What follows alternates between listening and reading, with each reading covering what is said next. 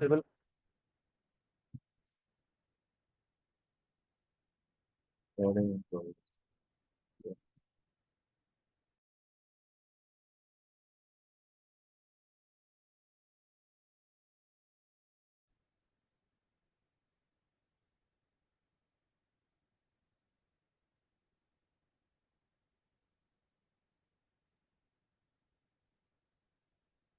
Assalamu alaikum and good morning, everyone. On the behalf of Sustainable Development Policy Institute and the Eventive Solutions, I welcome you all to today's Global Energy Conference with the theme Powering the Future Sustainable Solutions for a Changing World. So, my name is Obaidur Rahman, and I'm from SDPI, and I'll be moderating the sessions today. So, just to set a very brief scene before we go to the discussion, I think, given the importance of the subject of the matter at hand and the recent events such as the skyrocketing energy prices and the energy affordability, energy access challenges that Pakistan is facing, I think this is something that really we all need to sort of bring it into the discussion. And especially given the, first of all, again, I would like to thank you all for being here and we'll shortly be joined by other participants because given the unforeseen and unfortunate circumstances outside, but still, we want to bring this conversation on the table and again look at what some of the real solutions are. So I think just a bit of a recap of the recent events. I think Pakistan has been actually doing a lot of debates. The government is actually scoping a lot of solutions to address the whole energy crisis that has been going on. But again, the challenges are pretty broad, especially for Pakistan. If you start sort of gauging uh, how if the needle has actually moved, because we have been discussing a lot about when we generally talk about energy transition, the uptake of the renewable energy, the transition away from the fossil fuels, the energy efficiency improvements, the demand side management, and all. But we really need to ask some of the questions that has the needle moved over the past year? Have we been how far we have actually come when we talk about how far the solutions have been implemented here as well? So anyhow, we'll be going into the depth of these discussions. So, but before coming to our formal opening of the session, let me set some very quick housekeeping rules. The conference is being conducted in a hybrid mode, just to sort of, given the situations we're facing, we'll be having the speakers as well as participants joining us both in person as well as online. The conference is being recorded and it will be available for each one of you. You can also go visit to SDPI's YouTube, Facebook, and LinkedIn channels to sort of revisit it later. And at the same time, the conference is also being live streamed on these social media platforms. And we would really like the questions coming in from our audience, both in person and online. We do have dedicated time slots for them for you, but if you want to sort of raise any questions on urgency, please do feel free to raise your hands. For the people who have joined us online, you can definitely raise your hands by clicking on the raise hand tab, or you can also sort of post your questions in the Q&A or the chat box as well. So now, again, talking a bit about the agenda, we'll be starting with a plenary session where we are very fortunate to have been joined by representatives from all key stakeholders, including academia. We have representatives from the private sector, the public sector, civil society as well, and we'll be seeing what each of their perspectives are when we generally talk about energy transition. Then we have three dedicated panel discussions, very importantly, initially talking about the financing side of renewable energy in Pakistan, what opportunities and challenges exist. Then we'll be going towards discussing how green diplomacy for countries such as Pakistan is extremely important and how we actually look at the future of energy and power over there. Lastly, we'll be having the final session on the just energy transition in the energy sector. We'll be looking how to sort of balance the economic growth with the transition or gradual transition when we talk about fossil fuels for environmental sustainability. So that's the agenda. We'll be doing a lot more technical discussions as we go forward, but let me move towards the formal opening remarks. We are very pleased to have been joined by Dr. Abid Qayyum Suleri, the Executive Director of Sustainable Development Policy Institute, has joined us online. Just very quick introduction. He's a leading expert on sustainable development, political economy of public policy, food security, and climate change. Has been serving in various national and regional policy making forums and has represented Pakistan in several critical official and civil society delegations. Dr. Abid is also currently a member of International Advisory Committee of COP29, the advisor of Asian Development Bank, member of Pakistan Climate Change Council and also in the board of directors of NDRMF and the board of directors of Benazir Income Support Program. So thank you so much, Dr. Abid, for joining us. Yeah, so with this, over to you. Thank you. Thank you, Ved. Good morning, esteemed panelists and participants, both who have joined us online as well as who are here in person. My gratitude to the partner organizations for joining hand and making this energy summit possible. And I think that while we are discussing all these issues, perhaps there could have been no pertinent time for this discussion than today.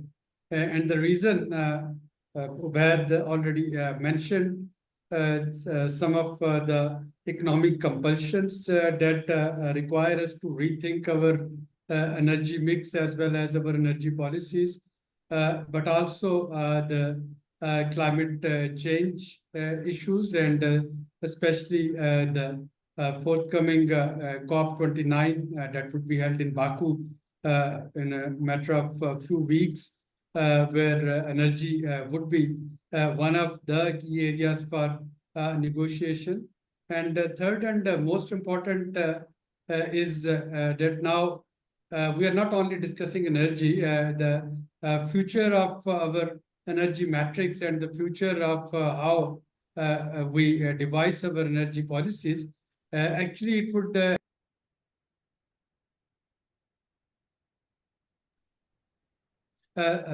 sorry, I realized I got muted. I was saying that it's not only that what we'll be discussing would have implications on Pakistan's economic and, of course, our climate change and environmental commitments, but energy policies, the externalities of energy policies, all of them, they have a direct bearing on our socio-political and socio-economic events, whatever is happening in and around countries like Pakistan. For example, just a few days ago when oil prices were hovering around $70 per barrel, we were in a quite comfortable position to provide relief on our petroleum prices in Pakistan. But then we saw that the events which are unfolding in Middle East, the prices of raw oil, crude oil, they rose by 5% overnight. And if, God forbid, this tension, it escalates and this war conflict, it escalates and prices, they start rising above $80 per barrel, that would have a great implication on Pakistan's socio-political and socio-economic stability, not only on our import bill, but also the pressure on government to carry on providing relief to consumer, something which would be beyond the control of government if this conflict escalates. And that is the reason one need to think of alternative energy paradigms. Another reason we need to think of alternative energy paradigm is to actually bring policy consistency in our energy policy vis-a-vis our IPP policy. We know that one of the major hindrance and one of the major obstacles that is stopping Pakistan from adopting renewable energy is our capacity payment charges. And the good news on this front is that only yesterday it was announced that the special committee, which is dealing with the task force, which is dealing with IPP issue, they have given some positive vibes. Perhaps negotiation with some of the IPPs, it is amicably being negotiated, some of the terms and conditions which would reduce the capacity payment charges for Pakistan. But beyond it, if it was not the socio-political pressure, if it was not the socio-economic pressure, I think the existence of and the survival of Pakistan's export competitiveness, that today is actually directly linked with our energy policy. And I'm referring to carbon border adjustment mechanism that EU has already started implementing. It would be fully implemented from 1st of January 2026. Just to give you brief detail. So any exports to EU whereby the carbon emission would be higher than the EU's permissible carbon emission level would be subject to additional taxes called as carbon pricing mechanism or carbon tax. And that would mean that the exporters, if they are not efficient and if they are not carbon producing climate smart manufacturing, they would be subject to additional tariffs and additional taxes. And countries like Pakistan, it means that we will have to compete with our competitors and our peers, not only in terms of ease of doing business and cost of doing business, but also in terms of how greener and cleaner manufacturer we are. And the thing will not stop at EU only. While EU is having this CBAM UK, which is no more part of this EU custom this pact now, would be bringing in its own carbon tariff mechanism. If EU and UK brings it, then China is already working on it, and one is expecting that after the elections in United States, US government would also be coming up with its own carbon border tariffs, which means that countries like Pakistan, wherever we will export, we will be facing with the dilemma of not only being cost competitive and being quality competitive, but also we will have to be climate friendly and climate friendly competitive. And the first and foremost prerequisite for it is our energy mix, whether we are producing using fossil fuel, whether we are, and which type of fossil fuel, coal, gas, furnace oil, or we are relying on renewable energy. And if it's renewable energy, then again, the cost of renewable energy, the business case of upscaling it, and also related to this policy is carbon markets. Can our industries, they can offset their emission buying carbon credits. So when we talk of policy of future, we are talking of policy of today, because our future is dependent on what we decide today. And it is in that context, I'm grateful to the worthy panelists as well as to the distinguished speakers and participants who will be providing their pearls of wisdom so that STPI can collate it, can compile it, and we can then try the remaining part of the solution and guiding the policy makers on this very critical juncture where we are already preparing our NDCs, the National Determined Contributions, then revised plan, and that would be presenting next year. We are working on various other policies, and we are under a very tight scrutiny with this IMF program that Pakistan has just started. So amidst all these policy compulsions, external factors, internal factors, of course, we require to navigate, sail through smoothly and find out a solution. And I'll advise and I'll invite all the worthy speakers and the guests today to guide us on reaching to a solution and reaching to a goal. My thanks to all the partners who have joined hands and made this conference possible. Over to you, Ubay. Thank you. Thank you so much, Dr. Abid, for your setting a wonderful scene, I think, and very relevant. I mean, energy is definitely going to be one of the key subjects when we're definitely going towards COP29, and a lot of deliberations are already happening then. And I think, Dr. Abid is one of the very key points, that how do we actually address the energy linkages or the interconnectedness it has with the regional socio-economic turmoil and how those turmoils and repercussions lead to various changes in energy pricing that eventually impacts the up communities and well. And I think also something that we really need to sort of address today is how do we actually address the issues of the constantly increasing capacity payments. We do have IPP agreements. How do we actually go about the renegotiations? And definitely these questions will come under the discussion. And I think the second phase is when we actually talk about the energy transition goes beyond the power sector to again look at how the industry needs to actually respond to that, because again it's not just the high energy prices. At the same time, these industries are facing those export uh, uh, compliance challenges as well. So definitely talking addressing those issues as well when we talk about green diplomacy, NDCs as well. So with this, perhaps we can, it's a good time to move towards the first plenary session, and let me invite the experts to please join us on the stage. So we are very pleased to have been joined by Professor Dr. Waqar Mahmood, Director, Center for Energy Research and Development. Sir, if you can please join us on the stage from University of Engineering and Technology, Lahore. Mr. Shahid Hamid, he's a Senior Advisor in Water and Power Development Authority, WAPDA. Sir, please, if you can join us on the stage. Mr. Numan Ahmed Zafar, the Project Director at National Incubation Center, Lahore University of Management Sciences. Ms. Sahar Malik, Board Member of Punjab Public Procurement Authority and ex-President of Women Chamber of Commerce and Industry.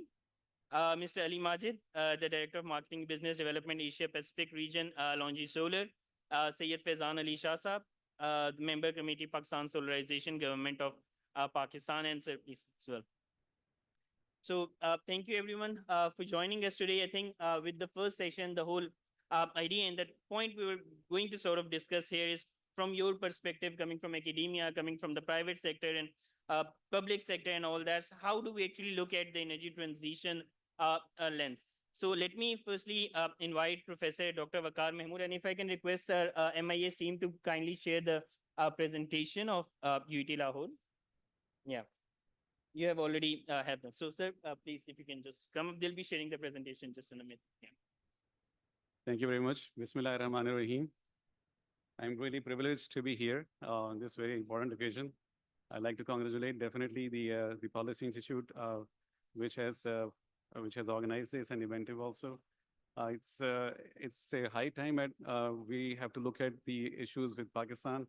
And I think the way we are moving at this time, there's a lot of research and collaboration is required between academia, industry, and the public sector.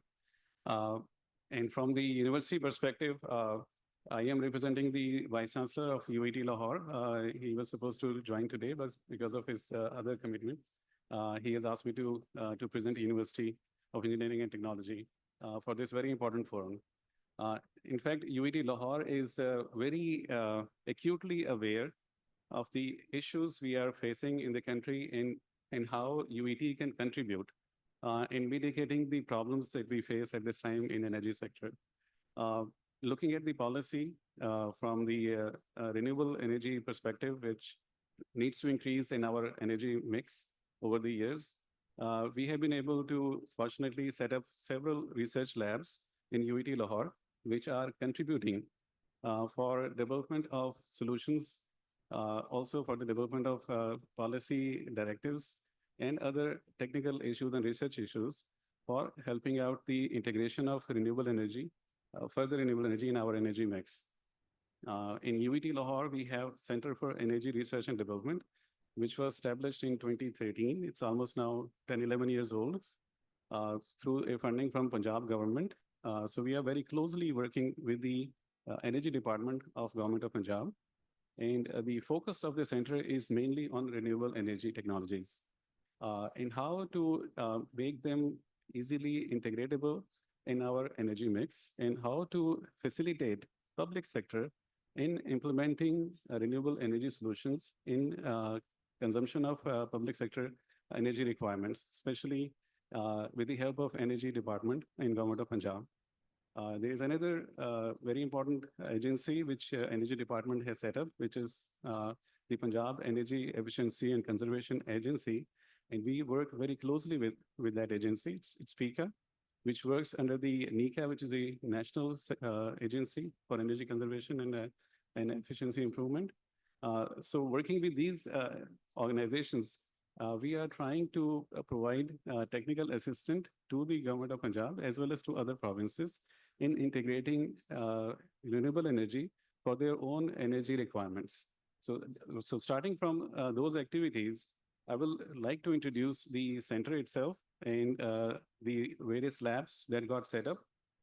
In addition to center itself, we have other areas also where we look into using the artificial intelligence for developing the forecasting model for the renewable energy generations, especially in the area of solar and wind. So we are very fortunate to have international collaborations, and we have been able to publish significantly, and that shows that we are at the state of the art at this time in terms of forecasting the renewable sources such as solar and wind.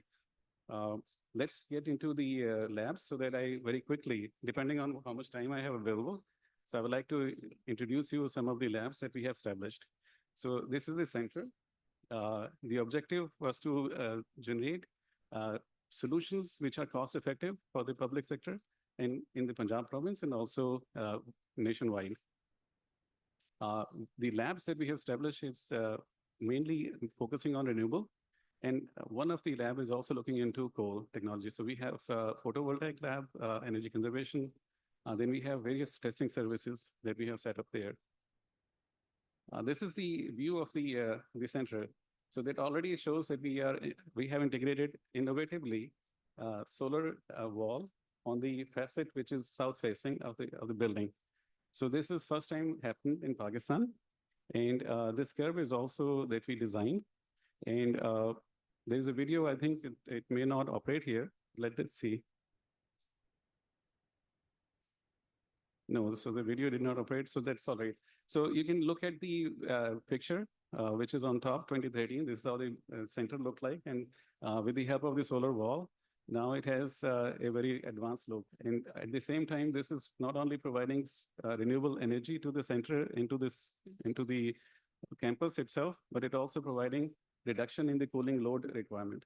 Since it is south facing, so it is removing the heat requirement, reduction requirement from the cooling load that we have in the center. So it has generated more than 978 megawatt hours since its inception. And we have recovered almost 55 million rupees of saving in electricity bills. So while we encourage, so we got another solar wall implemented at the admin block in the UET main. And there we also are been able to save significant amount of energy, which is now coming from renewable sources. So going forward, we have also developed, with the help of Punjab Energy Efficiency Conservation Agency, 1 megawatt PPA installation in UET Lahore. This is the first public sector university which has been able to integrate 1 megawatt under public-private, under the power purchase agreement, so which is an ESCO model. And here we have almost saved 75 million rupees so far in the last 3 years of its operations. And then with the help of our various labs, we have been providing support to other public sector universities all across the country. So that you can see the number of institutes which are getting technical help from UET Lahore, from our center. So we are providing them design specifications. We are providing them, of course, documentation, since they are public sector mainly, so they have to purchase through the PEPRA arrangement. So any kind of legal documentation that they need to provide, they need to prepare, we provide them assistance. And then we provide them evaluation services. Then we also provide them third-party validation, also do the installation supervision, and also do the validation at the end. And then we have a solar testing facility established, so which is providing services to the government of Punjab and other centers. So it is now ISO certified, and we are testing solar panels against IEC. You're not able to, I say, now is it better? Okay, I'm sorry. Okay. So these, the solar testing facility is testing the solar panels under the IEC standard, and it is one of the best center at this time, which is providing these services to the government sector as well as private sector. So we have been providing services to not only Punjab, but also to Sindh and Balochistan, and also KPK.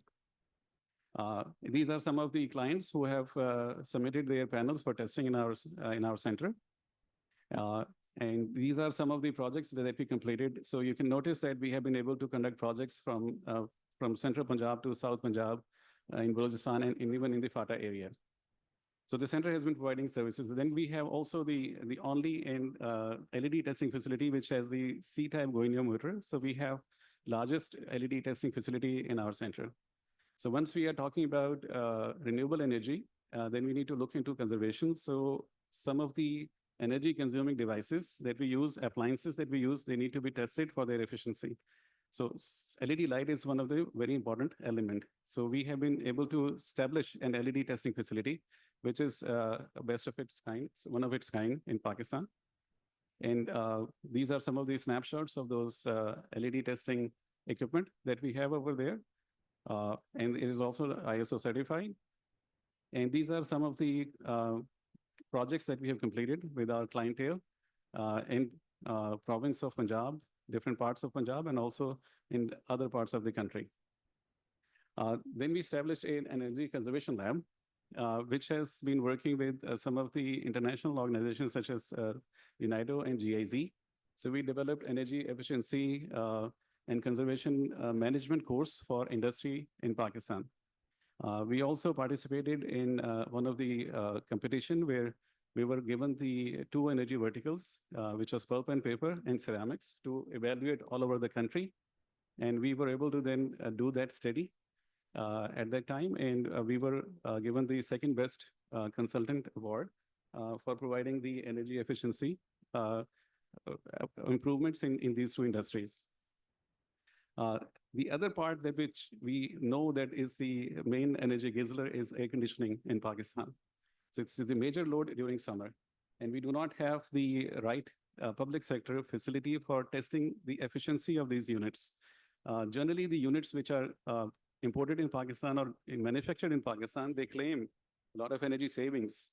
But once you start to test them, you will find out exactly what energy savings they do have. So in order to put them under the STAR system, which we have already for fans, PICA is working on putting the standards and bringing the ACs which are imported or manufactured in Pakistan under one standard.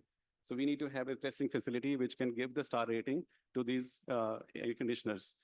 So this testing facility was initiated in 2021. It took us 2 years to have the equipment available, and now it is under the PNAC accreditation. So these are pictures of the testing facility. It's now operational, and we are under PNAC accreditation process. GRI and Dollins have already contacted us, and we hope to have their air conditioners tested. Then we have industrial load. Only 70% of industrial loads are motors. So this is another area which require efficiency testing, and we do not have in Pakistan such facility.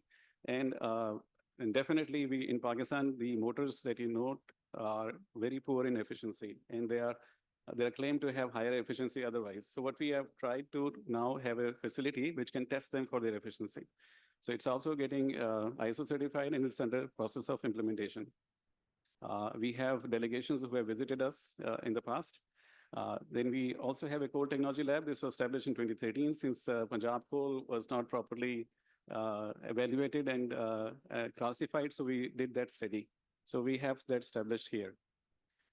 Then we also have on the in the solar thermal area, we are looking into development of solar concentrators, heliostats, and other technologies. So that's also there. Then we look into opportunities of automating the grids in Punjab and also in KPK. So this is an area which we have worked on under the under one of the funding from MEPCO and also from USAID. And you can notice that these are the outreach of our center in Pakistan. So it's providing services all across in the country. We also have established certain academic programs like MSc in energy engineering, and we also provide vocational training programs. And then we also conduct an international conference on energy conservation and efficiency annually. This has been a flagship event. We receive a number of papers every year, and we have panel discussions and then also exhibitions, expositions. So this is some of the snapshots from there. And these are our partners in the conference. And we also have This is the historical pictures. So we are quite aware of the energy efficiency situation in the country, and we are trying to make it more available to the general public through these conferences. And then we also publish the activities as a newsletter. So in the end, I'd like to just mention that in University of Engineering and Technology, Lahore, these are some of the labs that we established for testing services to provide public sector, private sector services. But in addition, we have research labs which are integrating artificial intelligence technologies and other technologies for in providing the solutions which are required in the country. So with that, I thank you all.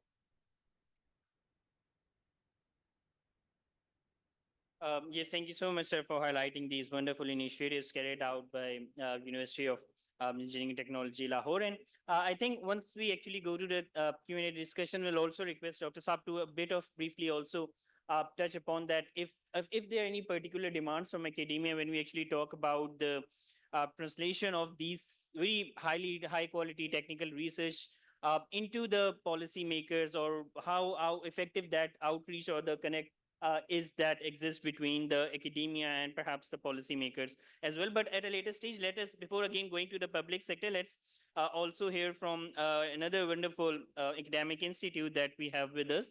We are very pleased to have been joined by Mr. Noman Ahmed Zafar, who is the project director of National Incubation Center at Lahore University of Management Sciences. So before going to the public sector, sir, if you can also sort of highlight what the LUMS has been doing, and also if there are any particular demands of academia for the whole energy transition debate that we talk about. Over to you, sir.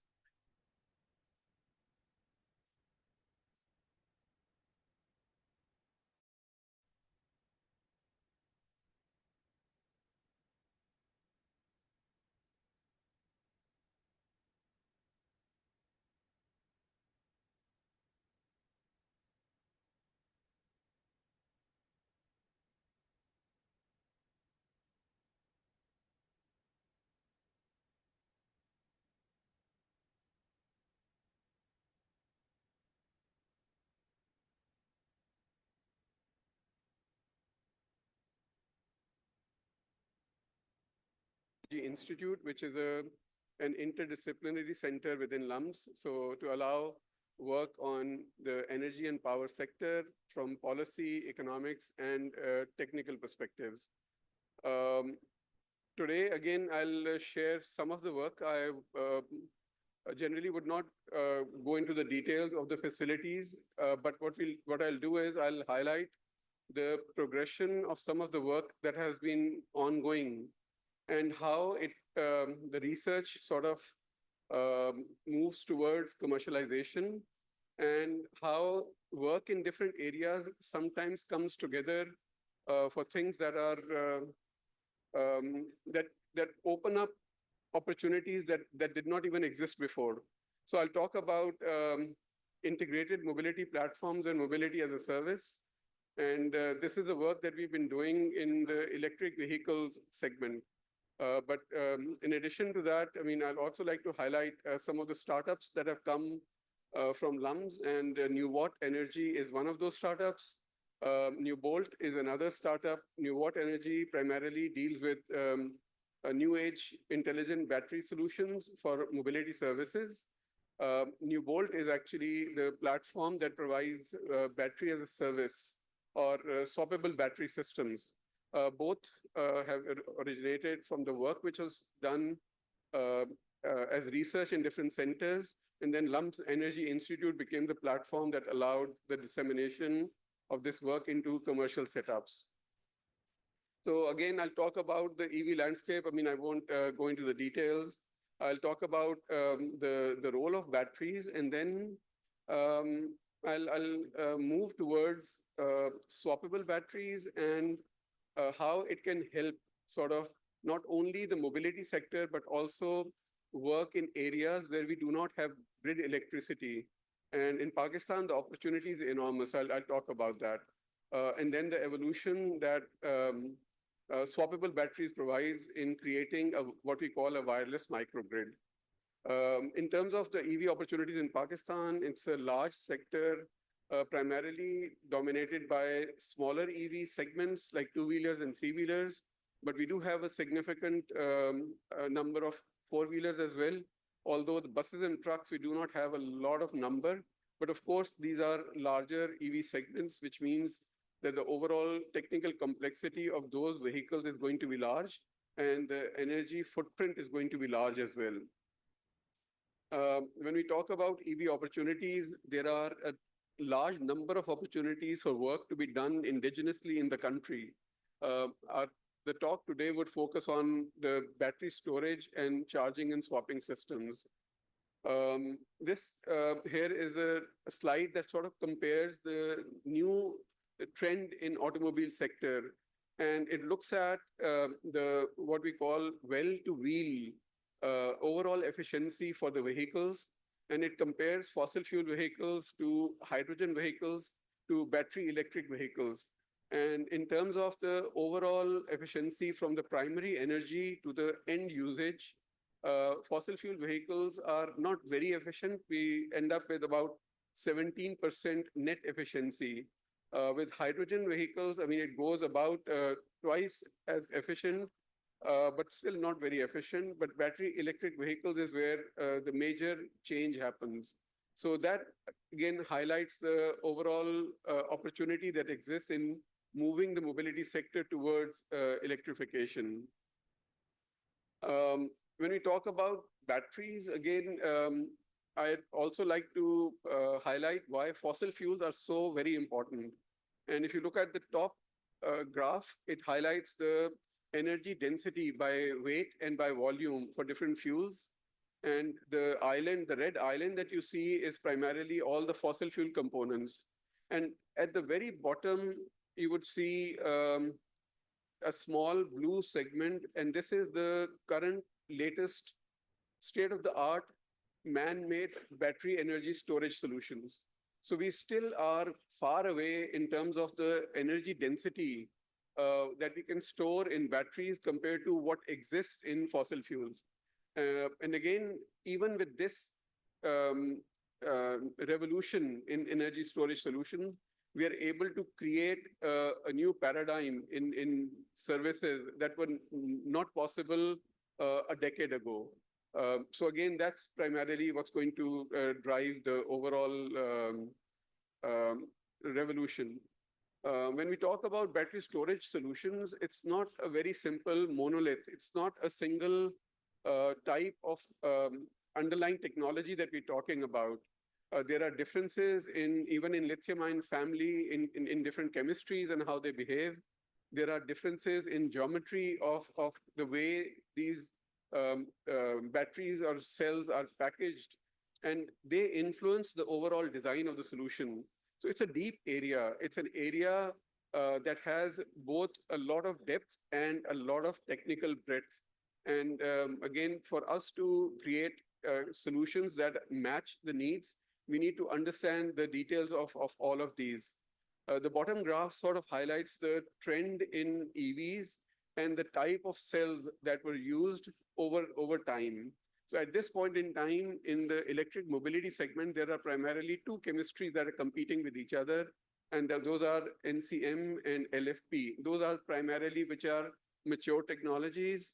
For those of us who are interested in the battery technology landscape, there's a lot of noise, there's a lot of activity which is happening, a lot of research on new chemistries and new types of cells and battery packs which are coming up, which is actually good, but it also highlights an important aspect of any commercial solution. This is going to take on an evolving nature in the times to come. So whatever investment we make in this particular sector needs to be future-proof. So we need to fully understand how the trends are and how we can design the technology around the challenges that are provided by the possible modifications in the kind of energy storage atomic units which are going to come up. In terms of battery opportunities, developing countries actually are a larger opportunity than even developed countries in terms of the diversity of applications. Here we struggle with the continuity of grid, the reliability of grid, the stability of the grid. And that allows to open up another whole segment that would utilize batteries. Developed countries, I mean, they look at applications in larger vehicle segments, so that's a larger segment overall. And they talk about grid-connected batteries. But here in developing countries, we have to worry about so many other use cases that need to be catered for. And again, one of the key areas would be to look at not batteries that people would own, but energy storage and batteries as a service, which is the sort of the paradigm that actually helps move things forward. At LUMS, we worked on the EV policy, the initial draft. We're also working on the current version of EV policy, which is being drafted at this point in time. While we were working, we realized that private sector has to be involved to make any significant impact in terms of adoption of EV policy. And for electric vehicles, the challenges for batteries can be mitigated if we divide the overall automotive sector into two verticals. One is the vehicle vertical and the other is the energy vertical. And if we take the battery out of the vehicle and make it a shared unit and part of the energy value chain, it creates a much more reliable and sustainable way in which things are done. In that, we talk about swappable batteries. There are almost 8 challenges of batteries in electric vehicles that can be mitigated through the swappable regime. And these include the charging time, the reliability of the battery solutions, the charging infrastructure, the life of the battery, the upfront cost, and so many other challenges. And all of these magically go away when we move towards a swappable battery system. Of course, there are new challenges in terms of developing a commercial framework that would allow that to happen.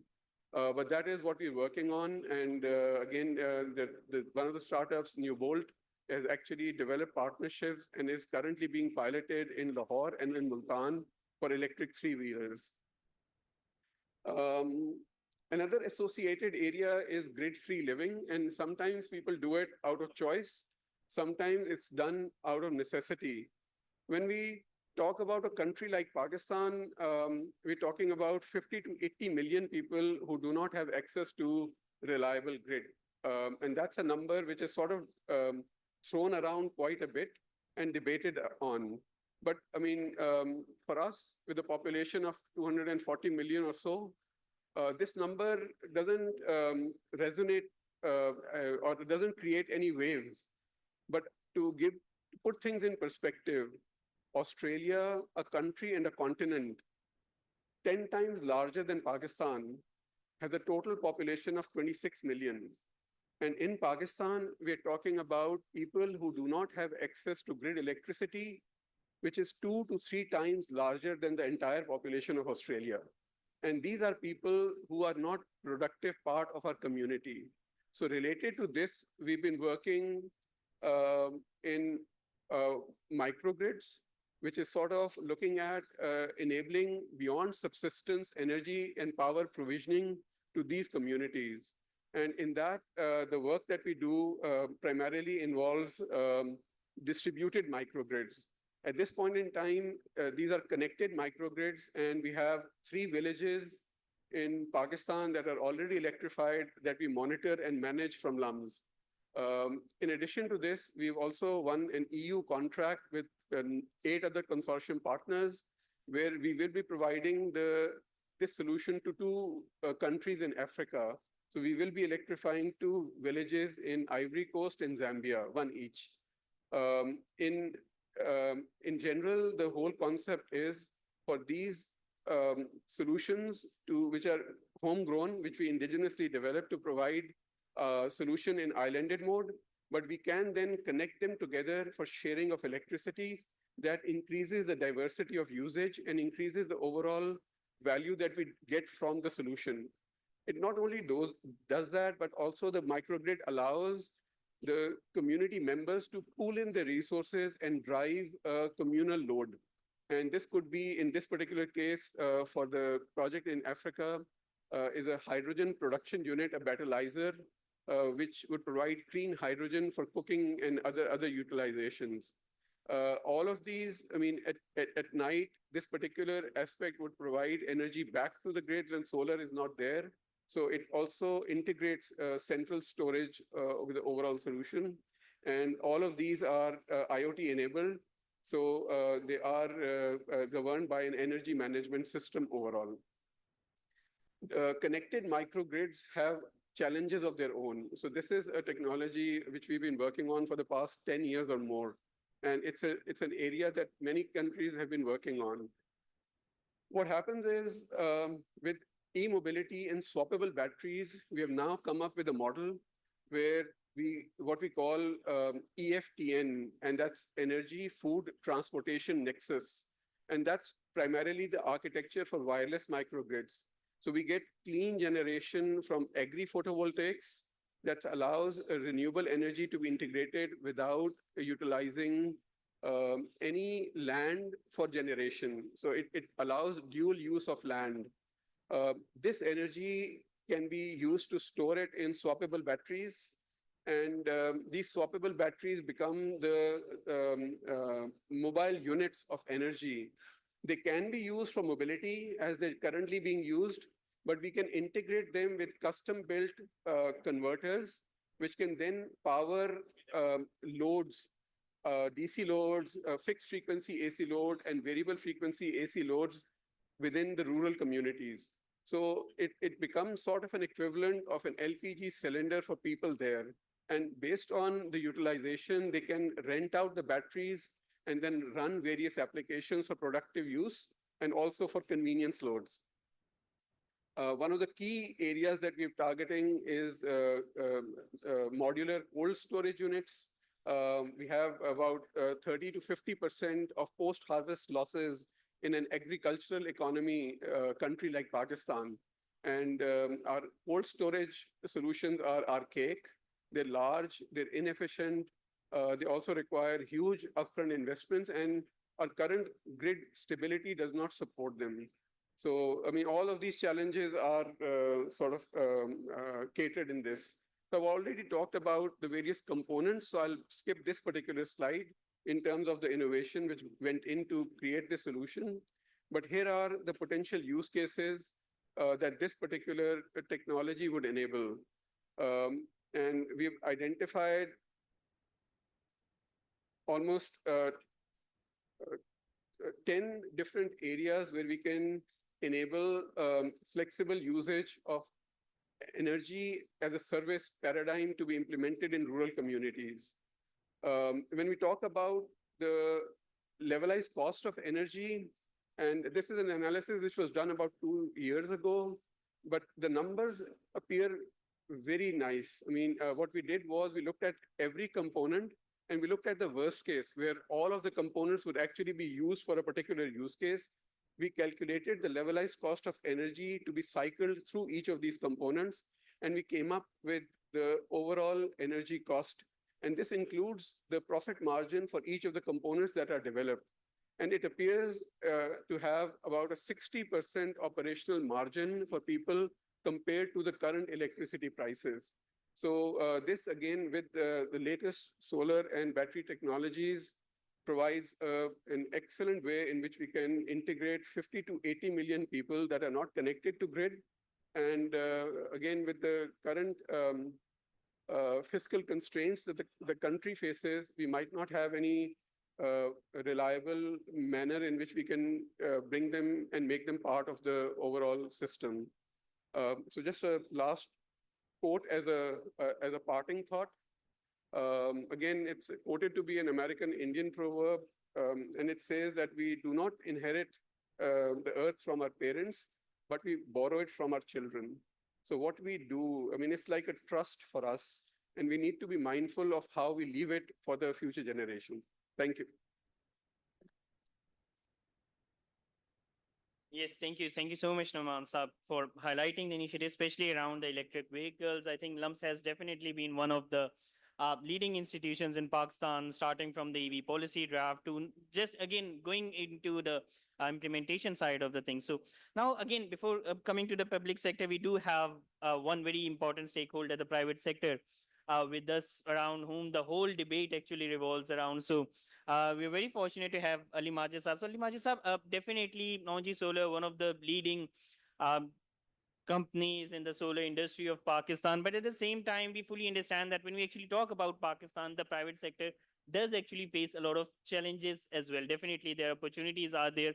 And I think many of you have been following. I think Fazan Saab perhaps later can also highlight that the recent Bloomberg report that recently came out that sort of highlight Pakistan's massive offtake in the distributed solar energy industry. But let's, I think before we come to all of our remaining public sector representatives and stakeholders. So let's hear from the private sector what their perspectives are, what opportunities do they see, and what challenges perhaps do they face when we actually talk about this whole energy transition and the uptake of renewable energy in Pakistan. So with this, Ali Majid Saab, along with any other points that you would like to highlight, the floor is yours. Thank you. Thank you so much. Hello. Hello, everyone. Thank you very much. So let me just introduce myself briefly. My name is Ali Majid, and I work for Longi Solar in Pakistan.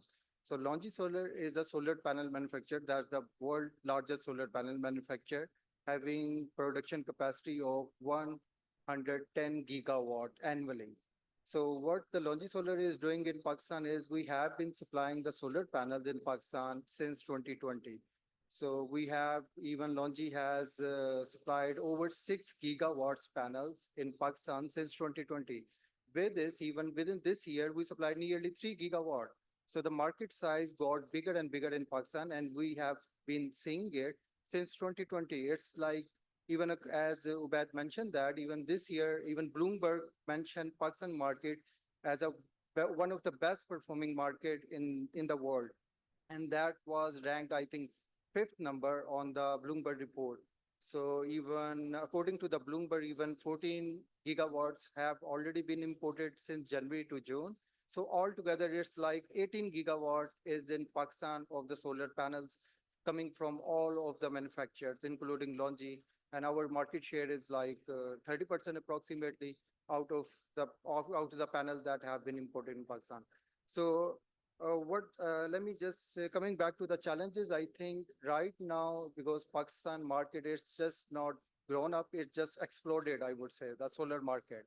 So a lot of challenge are ahead. We will be facing a lot of challenges when it comes to the solar, because even within this year, 18 gigawatts in Pakistan.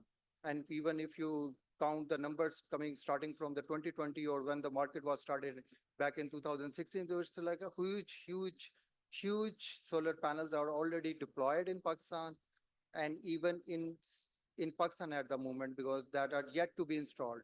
So it's like the even solar market is being crashed in Pakistan. Local prices of the solar market is being decreased just due to the oversupply. So the solar system is oversupplied at the moment. A lot of challenges are coming ahead. Even next year, I would say that I was even talking with Fazan, who is very well aware of all the circumstances, what's happening in the solar industry. So even though the saturation point has to come.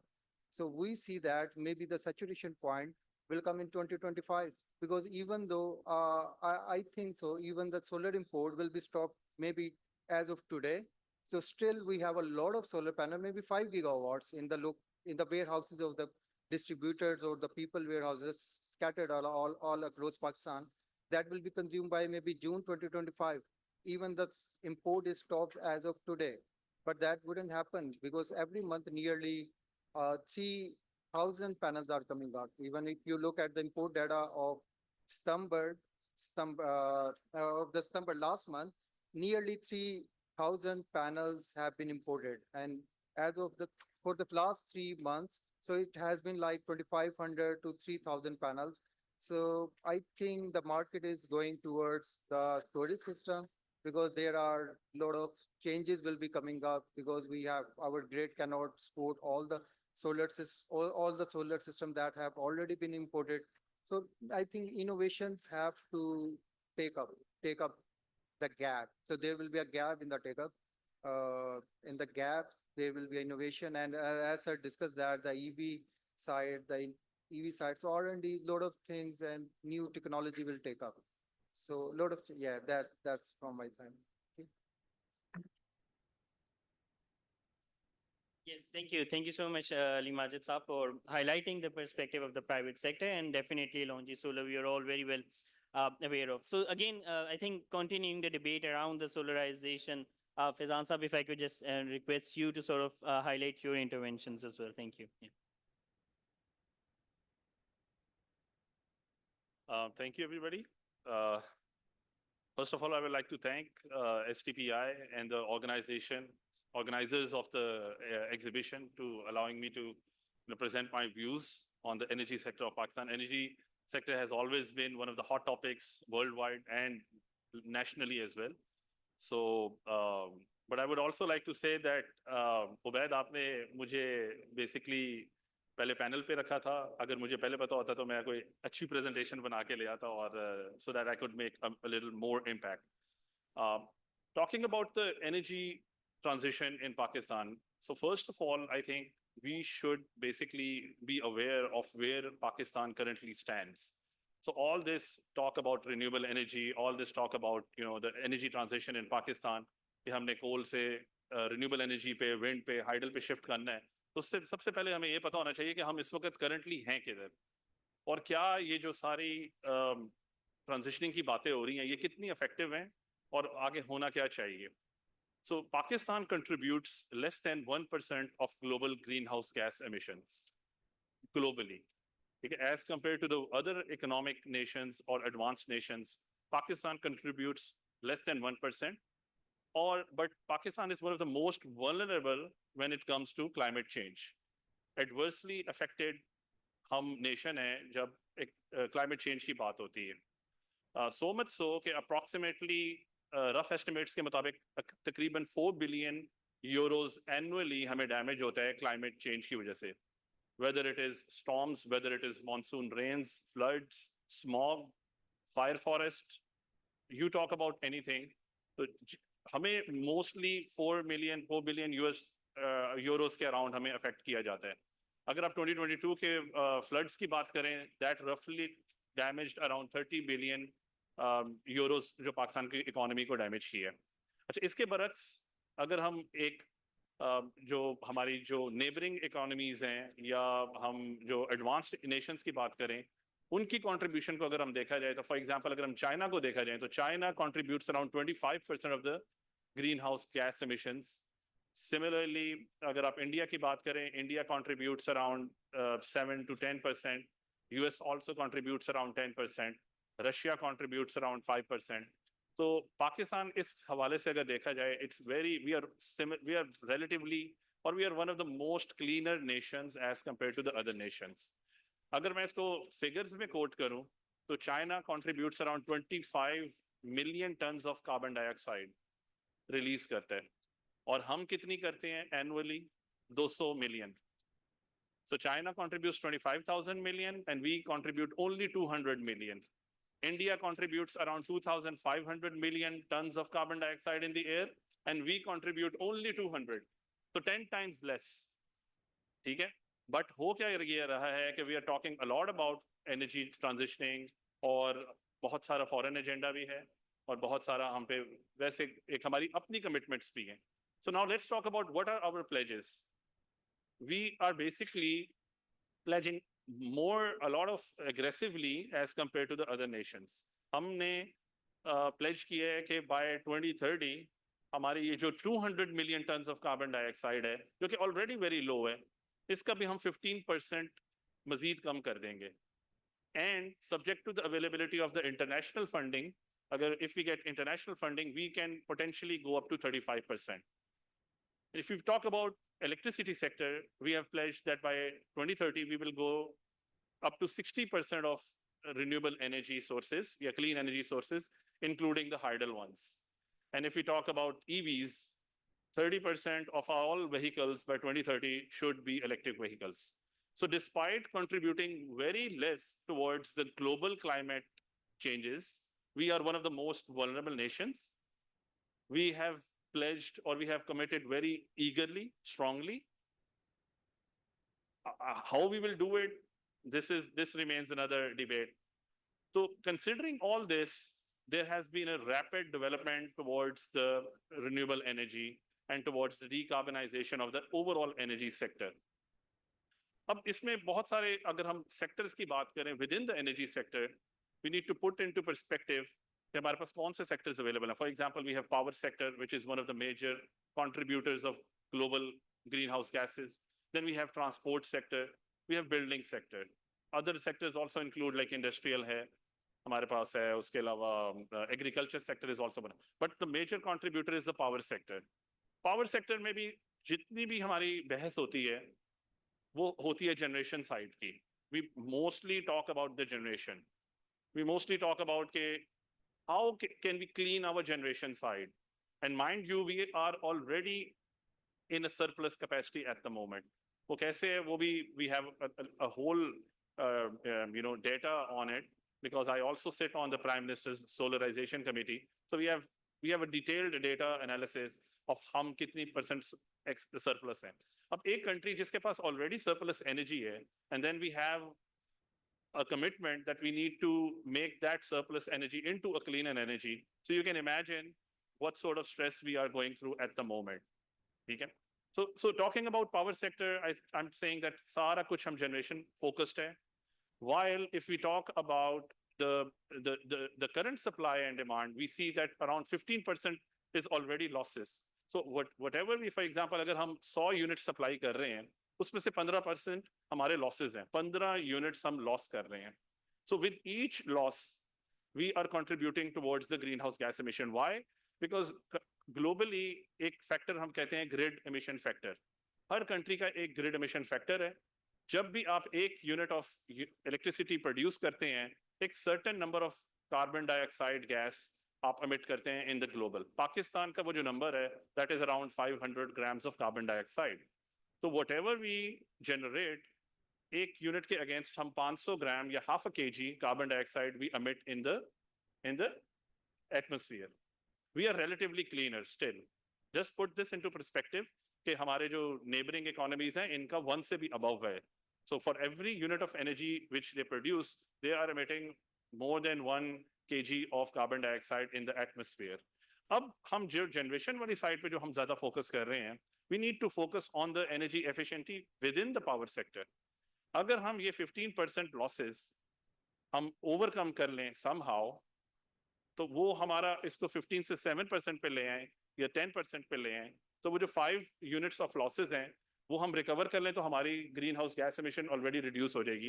Which is like a just transitioning towards the cleaner energy और reducing our losses so mind you हमारे पास अभी वो 200 million turns है जिसको हम बहुत ज्यादा समझ रहे हैं और उसमें से भी हमारे पास पोटेंशियल है मजीद इसको डिकार्बनाइज करने के लिए या मजीद इसको क्लीनर बनाने के लिए so what things need to be done in the power sector to improve those things right number 1 digitization is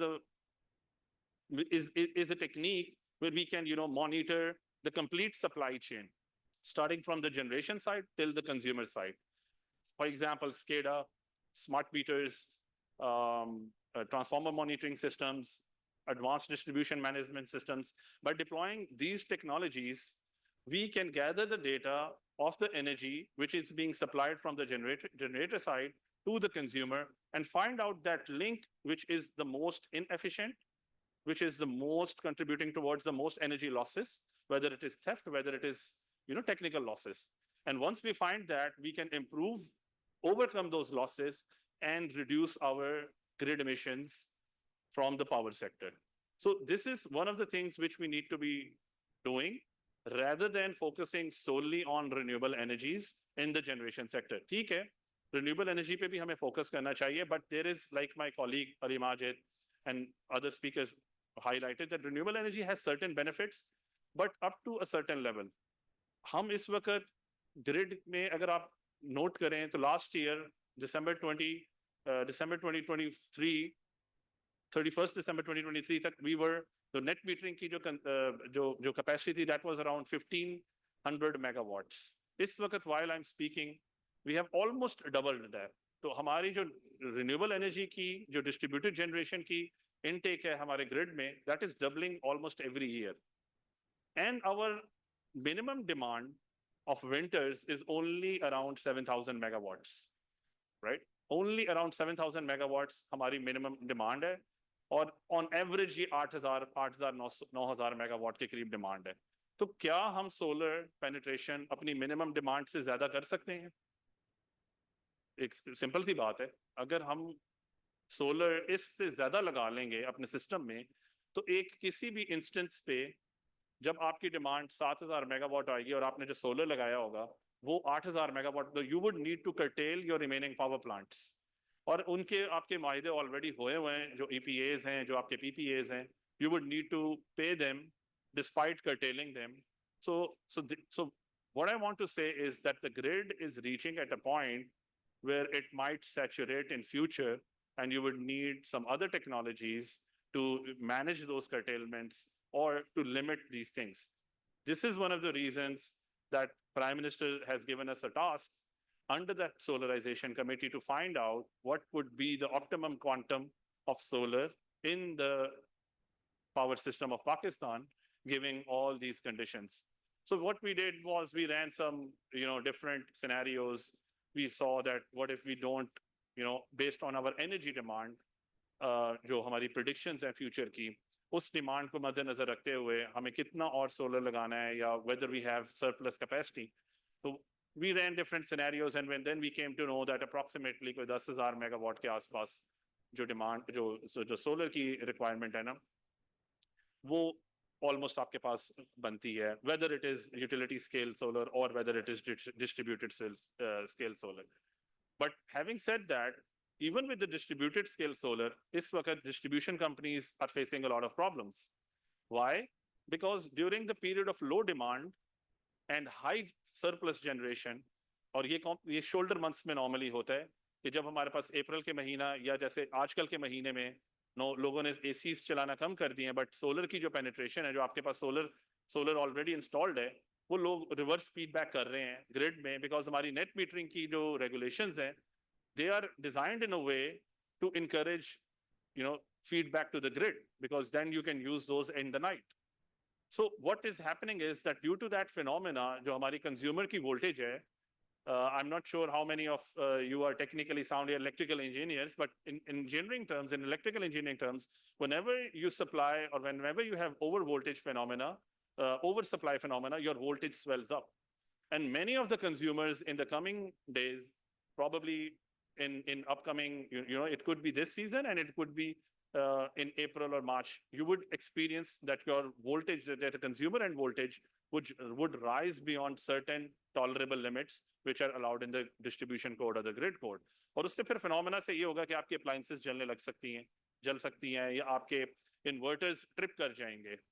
तो इन चीज को मद्देनजर रखते हुए we need to find an optimum conditions, and या तो हम optimal solar लगाएं, जो कि इस वक्त नजर नहीं आ रहा, जैसे अलीस ने कहा है कि लोग तो प्रोक्योर कर रहे हैं. अब 14,000 मेगावाट अगर सोलर आ गया, आपकी मिनिमम डिमांड 7 से 8,000 मेगावाट है, आप वो सारा 14,000 मेगावाट लगा लेंगे, तो वो जो सरप्लस है वो आप क्या करेंगे उसका? Obviously you would need to curtail your hydel power plants, या you would need to curtail your thermal power plants, या you would need to, या डिस्ट्रीब्यूशन यूटिलिटी अगर curtail नहीं करेगी, तो वो जब वोल्टेज स्वेल अप हो जाएगी, तो ऑटोमेटिकली आपके इन्वर्टर स्ट्रिप कर जाएंगे, या आपके पावर ट्रांसफार्मर्स जलने लग जाएंगे. So these are some of the conditions which we need to assess, and based on these conditions we need to find out what is the right scenarios, and distribution utilities need to work around it. And this is where we are considering in our committees as well as other areas, that how to manage the increased share of renewable energy.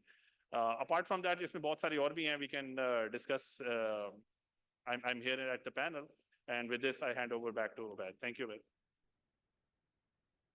Yes, thank you. Thank you so much, Fazan Saab, for also highlighting a lot of the issues I think that we sort of started discussing at the start as well, how to go about these different very pressing concerns that Pakistan is definitely facing.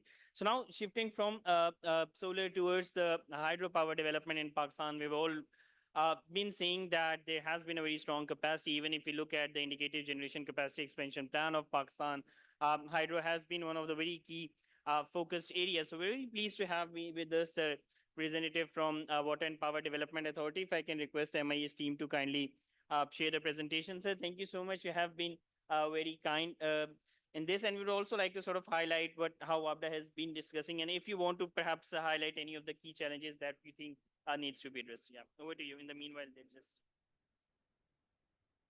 Assalamu alaikum. Bismillahir Rahmanir Rahim. We have a very good discussions on energy sector. I will discuss about the hydel energy and the challenges we are facing. Basically, the hydel energy depends on the water availability. And the WAPDA, Water and Power Development Authority, is responsible to develop hydel energy in addition to water sources as well as hydropower projects.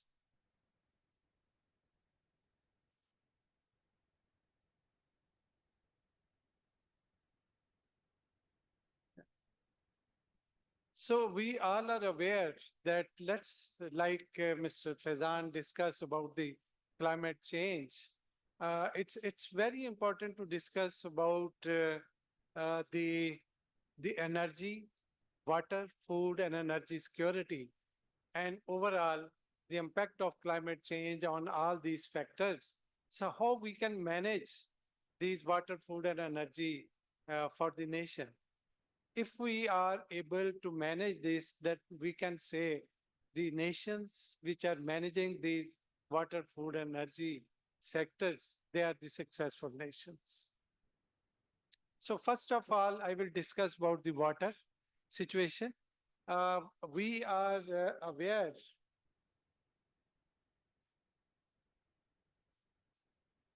that we have 3 mega dam projects. Along with that, we have the Link Canal system, which was developed under Indus Basin Treaty. And the main reservoirs are Tarbela, Mangla, and Chashma. And these projects were originally the storage capacity was around 20 million acre feet, which has been reduced to 30 million acre feet. So that means around 5 million acre feet have already been lost due to sediments.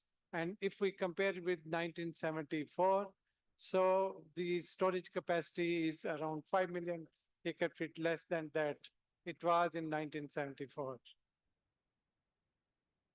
So WAPDA has a unprecedented development plan, which is under progress.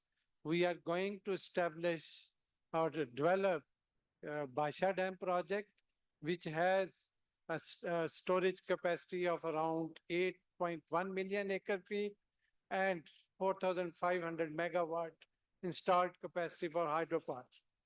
Similarly, this project will be completed by 2029.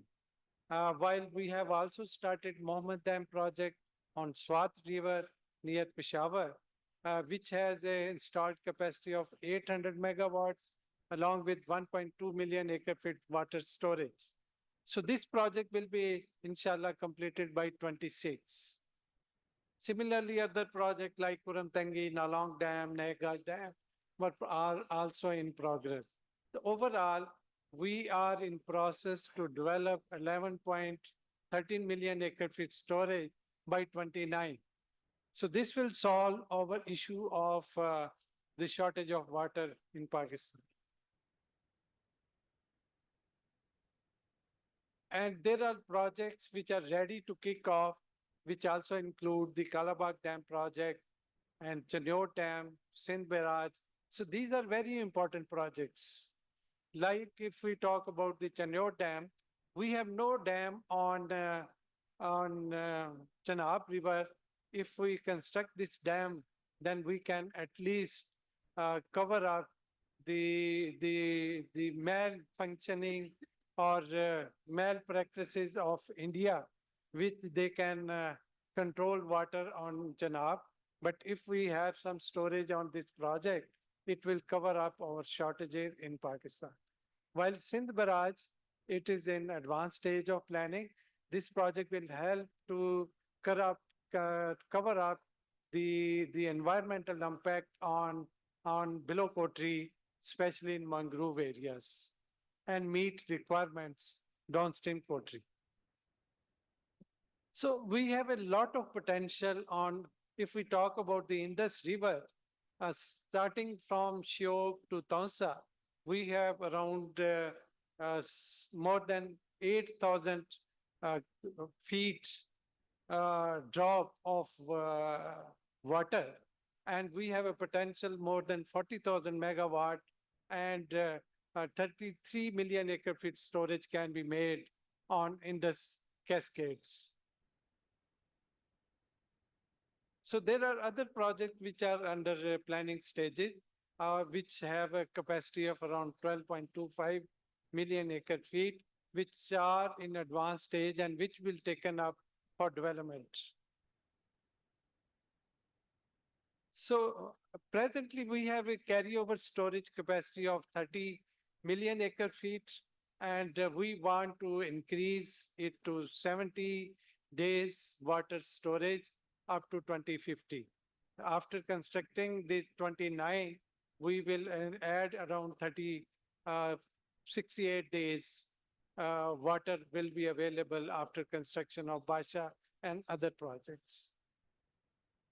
So similarly, storage will also add to 33 million acre feet. Presently, we have 13.5 million acre feet storage, which will be added to double by 29 and further up to 2050.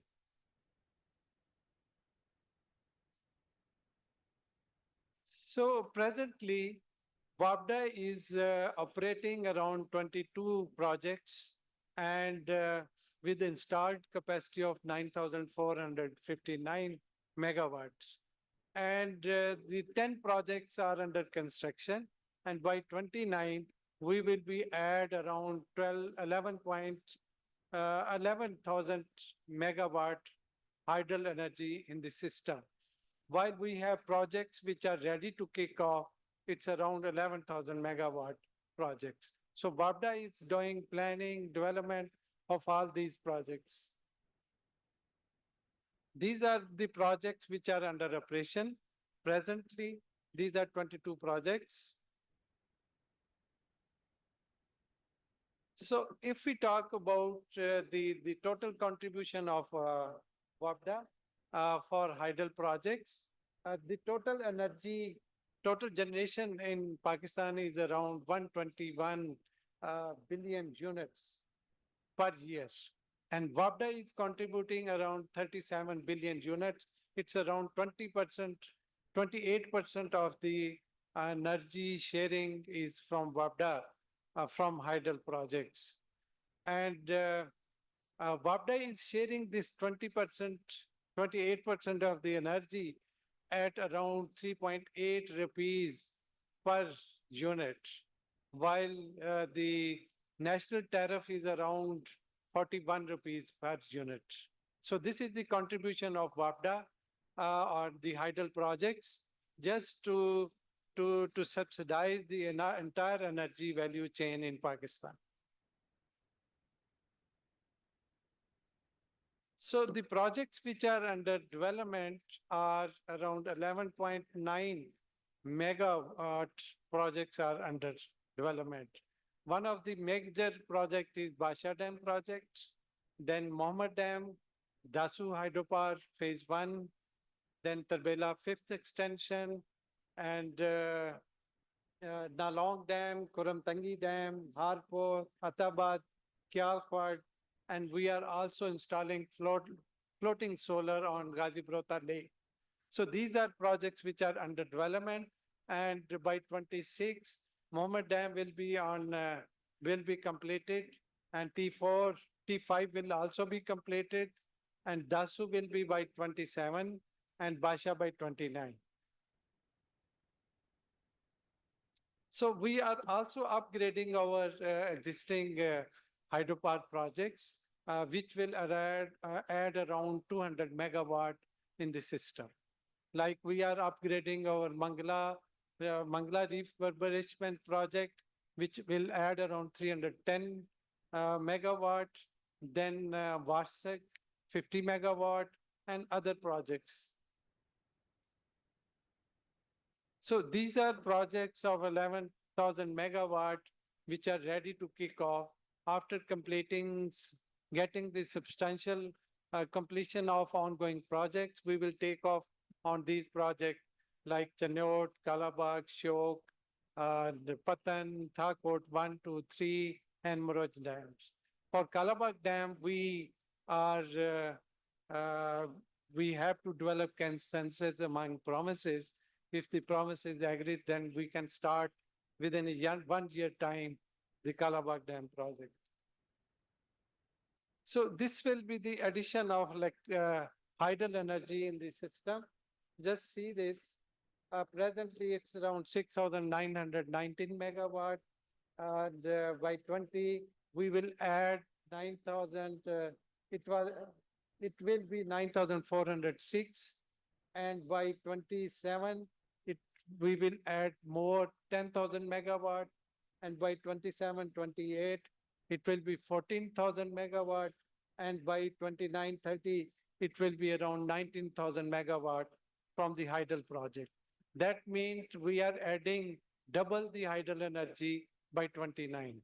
And these projects need around 26 billion US dollar. For these projects, financing is, we have an innovative financing mechanism that is around 15% is the cost sharing by the federal government through PSDP for land acquisition and settlement, while the remaining costs will be shared by WAPDA from its equity share and by taking loan from local and foreign banks and floating green euro bond in London Stock Exchange. And the interesting thing is that it will be paid back by WAPDA from the current, the future tariff we are already getting. Out of that, we operate our current projects. We are also using that funds for develop new projects. So with the help of this project, we will be able to add, currently we have around 28, 29% of hydel energy thermal mix, and by 30 it will be 40%, and we have a plan to increase it to 50% by 2050.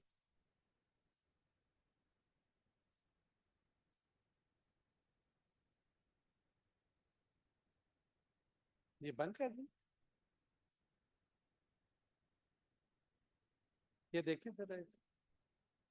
So the contribution of these projects will be that at peak time of construction of Basha Dam project, the maximum tariff we will get, it will be not more than 7 rupees. If we add Mohammed Dam, Basha Dam, and Dasu and T5 project, the maximum peak tariff will be around 7 rupees. So we need to continue to develop our water resources for water, food, and energy security, and we also need to continue to develop hydropower projects. So here it's very important to share that as we are adding more and more solar system, that means in daytime, we will have the solar energy, but after sunshine, after sun is not there, then from where energy will come? So WAPDA has planned that we are developing all our hydel projects as peaking plants that will at peak time, we will generate the maximum energy to meet energy requirements. Thank you very much. Yes, thank you so much, sir, for highlighting the significance of hydropower in Pakistan's energy mix. I think this brings us to one of the most important stakeholders. We have someone that sort of brings all this discussion together, the linkages between the academia and the industry. So very pleased to have with us Ms. Sahar Malik, who's currently in the board of Punjab Procurement Regulatory Authority. So Thank you so much, ma'am. We actually wanted to create a good scene for you to have both the private sector academia as well as some of the public sector perspective. So perhaps if you would like to comment on any, and then the key point that you would like to highlight about the linkage, that how that can actually be addressed. So when after this, we'll be going to Dr. Fayaz. Please, thank you.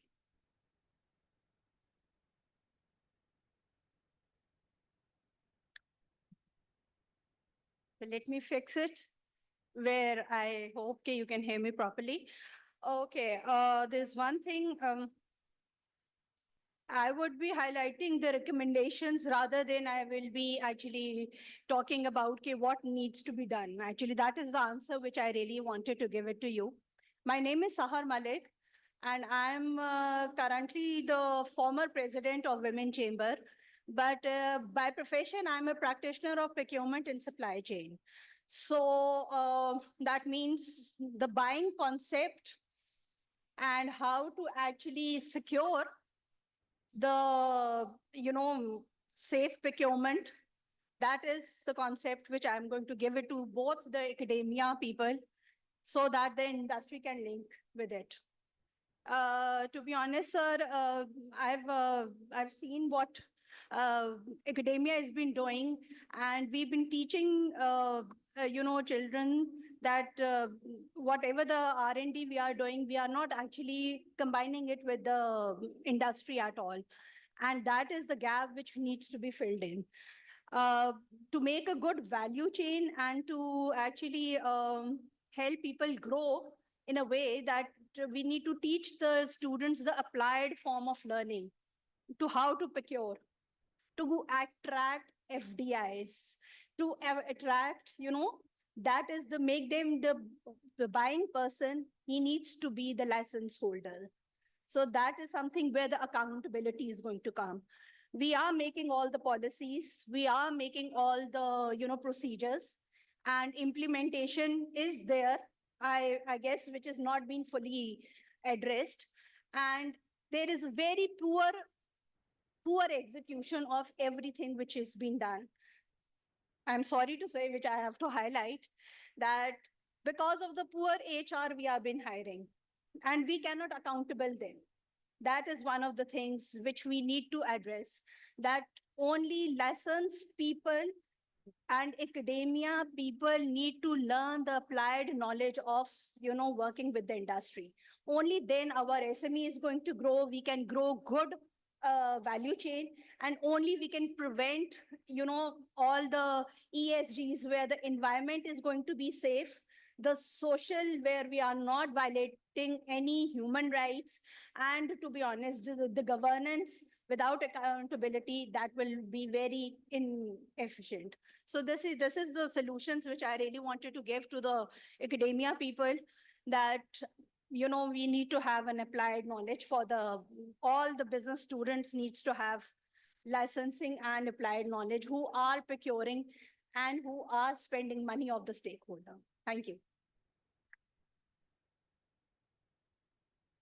Thank you. Thank you so much, Ms. Sahar, for again initially highlighting some of the very key recommendations of the session, and definitely very well noted points. So this brings us to the remarks from our plenary chair, Dr. Fayaz. Thank you so much again for joining us. Dr. Fayaz was initially supposed to join us from Lahore, but I think it's sort of the same issues that a lot of us face because of the ongoing turmoil. So thank you so much, Dr. Fayaz, for joining us online. Dr. Fayaz is currently working as the chairman of the board of National Transmission and Dispatch Company. He's also the senior advisor at the Lahore University of Management Sciences. So Dr. Fayaz, just to very quickly set a scene before you sort of conclude this session and we move on to, we have been discussing, from the starts, we actually looked at some of the energy transition diplomacy angle. Then we actually heard the representatives from the both LUMS Energy, LUMS as well as UET Lahore, what academia perspective is. Then we heard from the private sector, especially the Longi Solar, and then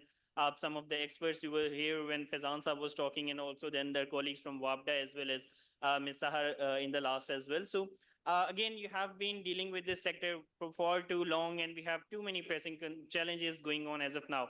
So how do you actually see this whole landscape, and if you have any particular points that you would wish to highlight from this platform? So with this, over to you, sir. Thank you. Ji, thank you. I hope you can hear me. Yes, Dr. Fias, please. Ji. Actually, if you can, give me a control for I can share. I only like to share maybe 1 or 2 slides so that the overall discussion that we had. Him to share the screen. Yeah. They're giving you the permission. In the meanwhile, you can please, continue. Yeah. So my dilemma is that we are already challenged and we are trying to create more challenges for ourselves. This is very, you can say annoying in a sense, as well as we do not want to learn from our past mistakes. We still have a developer mindset and we are not getting out of it. Whenever we talk about supply solution, and supply solution. We do not talk about that how can we conserve, how can we save. This is not in our agenda. I started, listening when Fazan Sahab was talking about that our demand at night goes to $7,000 odd number. Our peak demand is 31. And our peak demand in winter goes to, let's say, 12,000 and 13,000. And at that time, hydro is not even 1,000. The thing is, so where do we, end? So we do not want to learn what the country's process is. The country process is integrated energy and integrated system planning. And we have been violating these policies all along. And we are still, we do not want to, I just heard Wapda's presentation. From where these timelines has come from? Did anybody, tell them that, my dear, I need this project for that, on 2030 or 2050? So the country's process is that you have to follow electricity policy, then electricity plan, or then NEPRA as a regulator and NTDC as a planner of the country, they need to establish the need. When we have not listened to NTDC, then this is why we are in a challenge. We are 5,000 to 7,000 megawatt of more capacity, and let me share with you the statistics. In 2016-17, total energy business that this country has done was 107 terawatt hours. 107 terawatt hours. This year, we did 127. Only 20 terawatt hour business was added. But how much capacity did we add? 21,000 megawatts. So it means the previous 21,000 megawatts did a business of 107. The new 21,000 megawatt of capacity did a business of 20 terawatt hours. That's why your energy cost has gone from 10 rupees to 60 rupees or whatever, 41 rupees as a generation cost, because majority is your capacity cost. So you bought a bus of 50 passengers, but now only 10 passengers ride on it, for God's sake. Come out of this developer mindset. Now, where are we spending this money? ਸਾਨੂੰ ਪਤਾ ਨਹੀਂ ਉਧਾਰ ਲੈਣ ਦਾ ਕਿਉਂ ਸ਼ੌਕ ਹੈ. So the country has spent $84 billion, and we are trying to debt service. And also, with all due respect to my colleague, oh my dear, जो average cost आप बता रहे हो, why we are bringing Tarbela and Mangla, into it? आप बात करो कि मेरी जो marginal cost क्या होगी, आप उसकी बात करो. ठीक है, कि जो नेक्स्ट प्रोजेक्ट मैंने करना है उसकी कास्ट क्या है। ओ भाई, उसको तो इसी कंट्री ने पे किया, आपने थोड़ी पे किया। ठीक है, करबेला और मंगला को अगर हमने 50 साल इस्तेमाल किया तो उसको पे तो इसी कौम ने किया ना यार। ठीक है, सो अभी नेक्स्ट उधार लेने से क्या फर्क पड़ेगा, और क्या वो इलेक्ट्रिसिटी पॉलिसी के विदन है। तो आपके अगले 10 साल में हमने एनालिसिस किया, फैजान साहब जानते हैं, मैं भी उस सोलराइजेशन कमेटी का मेंबर हूं।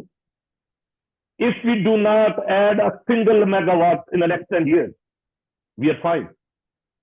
फिर सानू उधार लैंड का पता नहीं की शौक है यार। हम किस नशे में घुस गए हैं।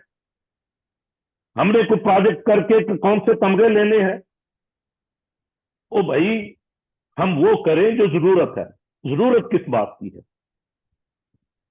जो 31,000 मेगावाट हमारी जो पीक है उसको रिड्यूस करने की जरूरत है, ये है। आप इधर बात करो, आप ये बात करो कि मिलियन एकड़ फीट जो मैंने ऐड करने हैं, अगर मैं फ्लड इरिगेशन से वही 14 बिलियन जो मैंने भाषा पे लगाने हैं उसका 10वां हिस्सा मैं लगाऊं अपनी इरिगेशन पे, तो I might be better of in conserving that water. तो हम लोगों ने यहां सहरा में दुनिया ने अपनी एग्रीकल्चर उगा ली, हम अभी भी उसी माइंड सेट से हैं। और मेरा जो एक घर का मुलाजिम है वो मेरी वो ड्राइवर धोता नहीं सकता। हम इतना पानी जाया करते हैं। तो let's think on the conservation side. वो जो 10-12 से सर्दियों की डिमांड नहीं बढ़ती, तो भाई 31 क्यों हो जाती है? Because I built my house is wrong. और सारी मेरी कंजप्टिव डिमांड है। और मेरी जो average utilization in winter month है that is 8 terawatt hour, 8.5। So if my country has been only exposed to the winter condition, I would have done a business of 102 terawatt hours. 102. So it means the next 8 months, the 127 terawatt hour minus 102 is only 25. So it means मैंने capacity तो 21,000 add कर दी अपनी दीवारें ठंडी करने के लिए, business किया 25 टेरावाट आवर। और यार इस इक्वेशन को समझो कि मुझे घर दुरुस्त करने हैं, मुझे अपनी ये जो एक्स्ट्रा जनरेशन है वो आपके 7,000 आपकी इंडस्ट्री है नहीं, ईज ऑफ डूइंग बिजनेस करो, अपनी इंडस्ट्री की डिमांड बढ़ाओ। जो काम करने के हैं हम पता नहीं किस तरफ लग पड़े। जो अभी जैसे प्रोक्योरमेंट की मैम ने अभी कहा, अपने प्रोक्योरमेंट प्रोसेस ठीक करो, अपने प्लानिंग प्रोसेस ठीक करो, अपने चैलेंजेस को डील करने के तरीके निकालो।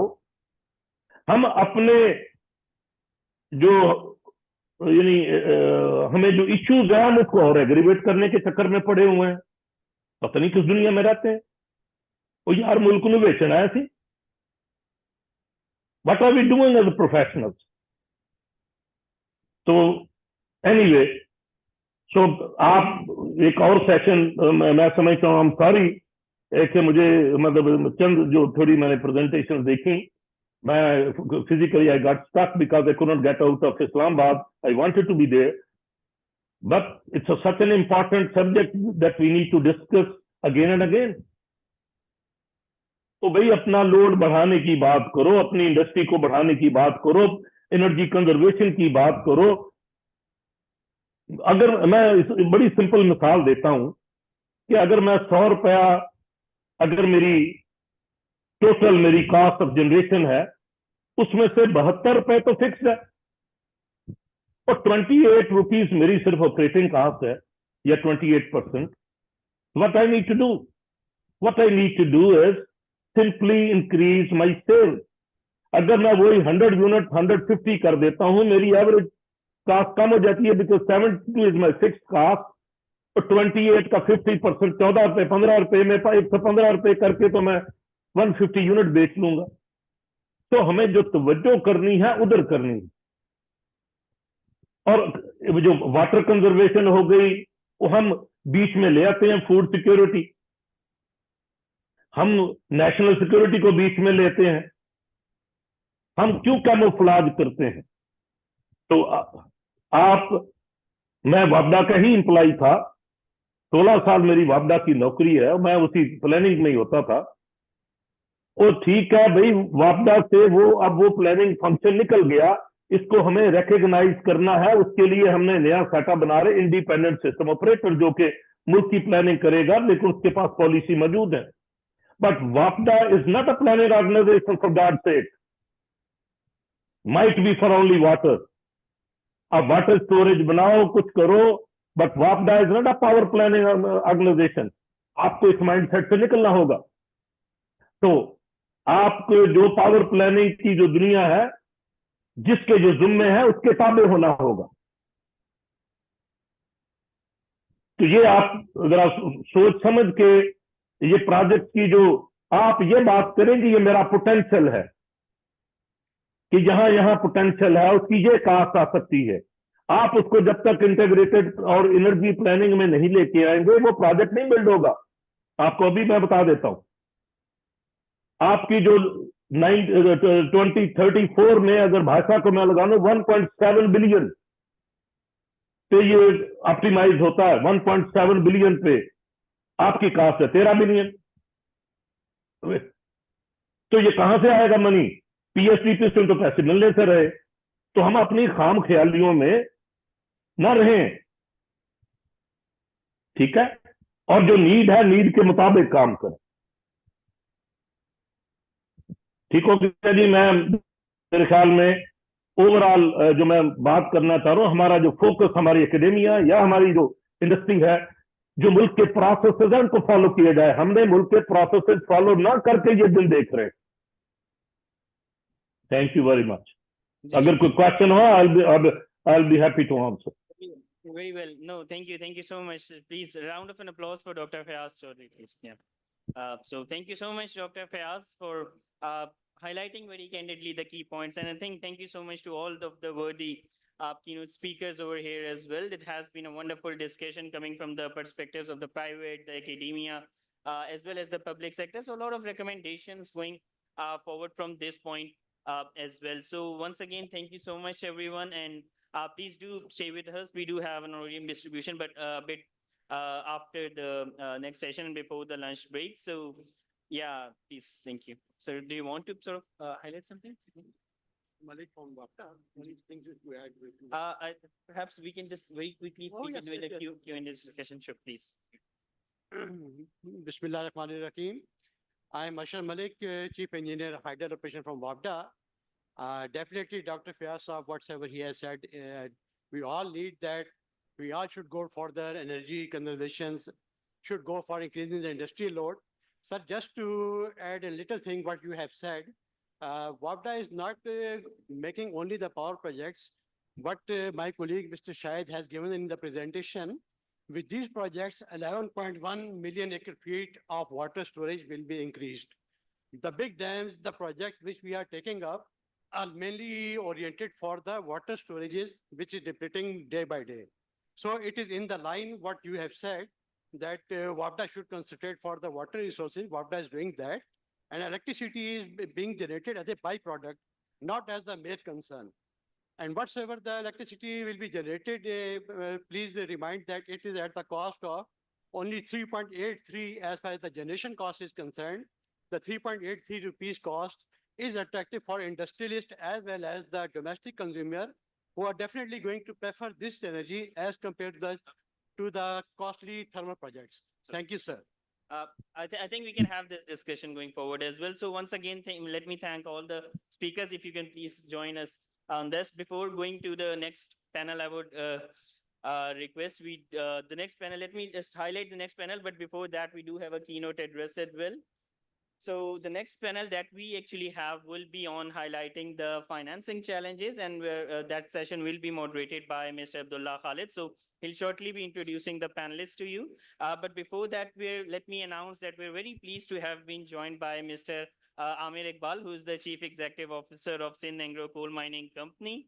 And sir, he'll be giving us a keynote on how, if we look at from the just energy transition perspective and all the debate that has been going around the just transition away from the fossil fuels, how should Pakistan align itself with the responsible consumption of coal in Pakistan as well. And definitely a lot of debate going around the nationalization of coal power projects in Pakistan. So, sir, thank you so much for joining us. Ladies and gentlemen, please give us a warm hand for inviting him on the stage. Thank you so much, sir. Thank you very much. जी अस्सलाम वालेकुम जी. So thank you very much for the for organizers के उन्होंने मुझे बीच में एक slot दे दिया. So देखें आज का जो सेशन है और ये दोपहर को इसके ऊपर एक फोकस ग्रुप भी है और पैनल डिस्कशन है on the just transition towards the sustainable energy needs. So in terms of अगर हम पाकिस्तान का देखें और आज अखबार में काफी इसके ऊपर आर्टिकल्स भी आए हुए हैं कि transition towards the sustainable energy is a must. It's matter of time, ये होना तो है और पाकिस्तान को भी इस जर्नी के ऊपर जाना है.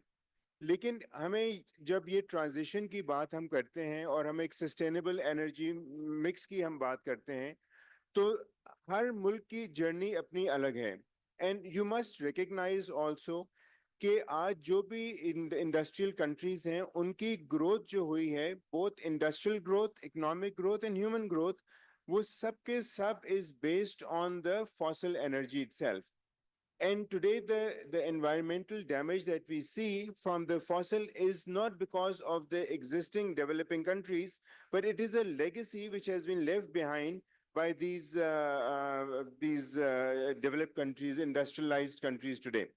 So, is transition ke andar, every country has to look at it pragmatically, holistically, but it has to look at it from its own journey point of view. Where are we today?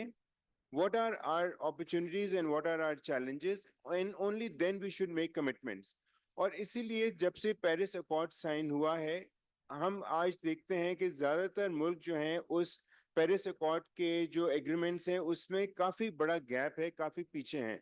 और उसकी वजह एक ये थी कि उस वक्त भी मुल्कों ने, इकोनॉमीज ने और जो पॉलिसी मेकर्स हैं उन्होंने एक होलिस्टिक प्रैग्मेटिक अप्रोच नहीं ली थी इस ट्रांजिशन में, बल्कि एक बहुत ऑप्टिमिस्टिक अप्रोच लेकर चले हैं.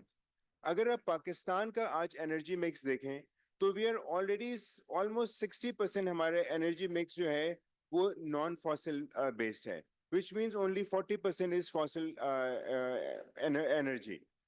इफ यू कंपेयर इट, और इस फॉसिल में भी अगर आप देखें तो अगस्त के अगर नंबर उठा के देखें, only 10% energy is produced by the coal. Otherwise, और अगर generation capacity के हिसाब से देखें तो 16% is coal. Whereas look at India. India में 70% of energy, 70% of energy is produced from coal. China आज is one of the fastest growing economy. And although they are increasing their footprint on renewable, but abhi bhi unki 60% energy is coming from coal, and they are the fastest growing country in terms of coal investment. तो जब और हम और 4.5 अरब ton 4.5 billion ton of coal they consume every year. Pakistan is consuming 20 million. 20 million versus 4.5 billion. India is more than a billion. So जब हम इस transition की बात करते हैं तो वो जरूर करनी चाहिए और हमें एक बैलेंस अप्रोच रखनी चाहिए towards environment and economic growth. लेकिन Pakistan has a huge opportunity today where we have 175 billion ton of coal in our Tharparkar region. और अगर आप देखें इसकी वजह से इस थर कोल को अगर हम आज यूज करें, this becomes the cheapest, not one of the cheapest, it becomes the cheapest source of fuel in the country.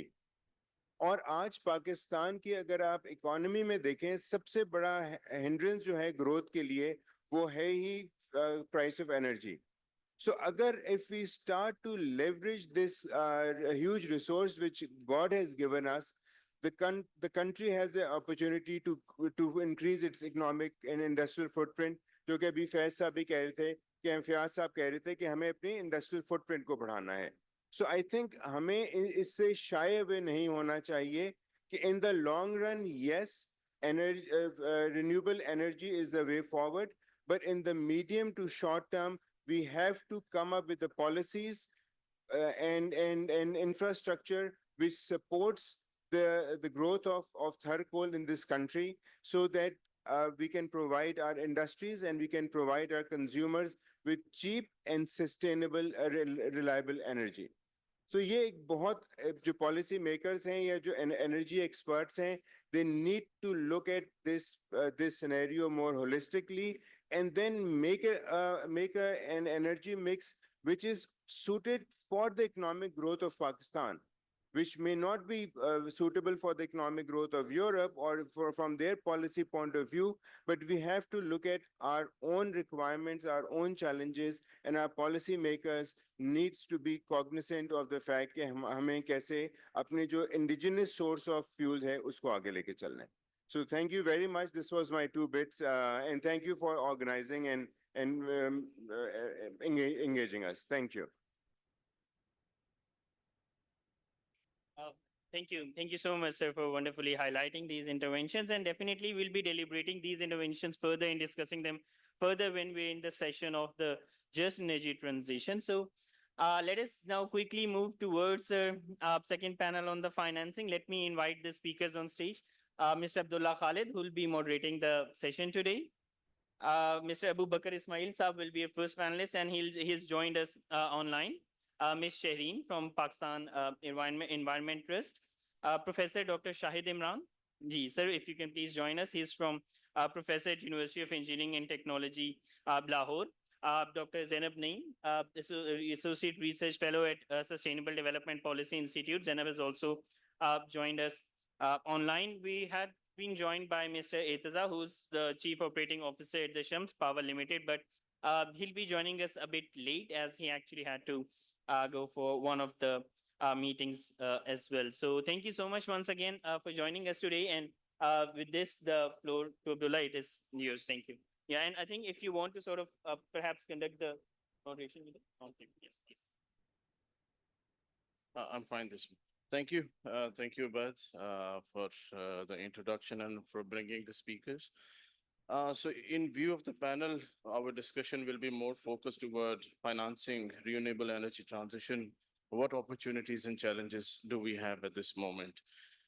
If we look into the overall ecosystem that we have currently, Pakistan faces significant obstacles. In the previous session, majority of the speakers have highlighted what we are going through and what issues are prevailing in the current system. So if we look, it's the high upfront cost for technologies like solar panels and the wind tribunes, which create economic instability, leading to a balance of the economic payment crisis occurs, and insufficient infrastructure is also prevailing, such as inadequate transmission lines, grid connectivity, which poses serious challenges. On the other hand, an important factor is the regulatory framework, which no doubt is evolving with the passage of time. But the inconsistent policies and limited incentives for private sector investment always have been a barrier, and it's still prevailing currently. Additionally, a lack of awareness among policymakers and the public restrict the development of supportive policies. So in view of this and how we can make a viable financing renewable energy transition ecosystem in Pakistan, what step could be taken forward? So in view of all these points, we have a bouquet of speakers who will be guiding us and also sharing their thoughts on how things could be improved.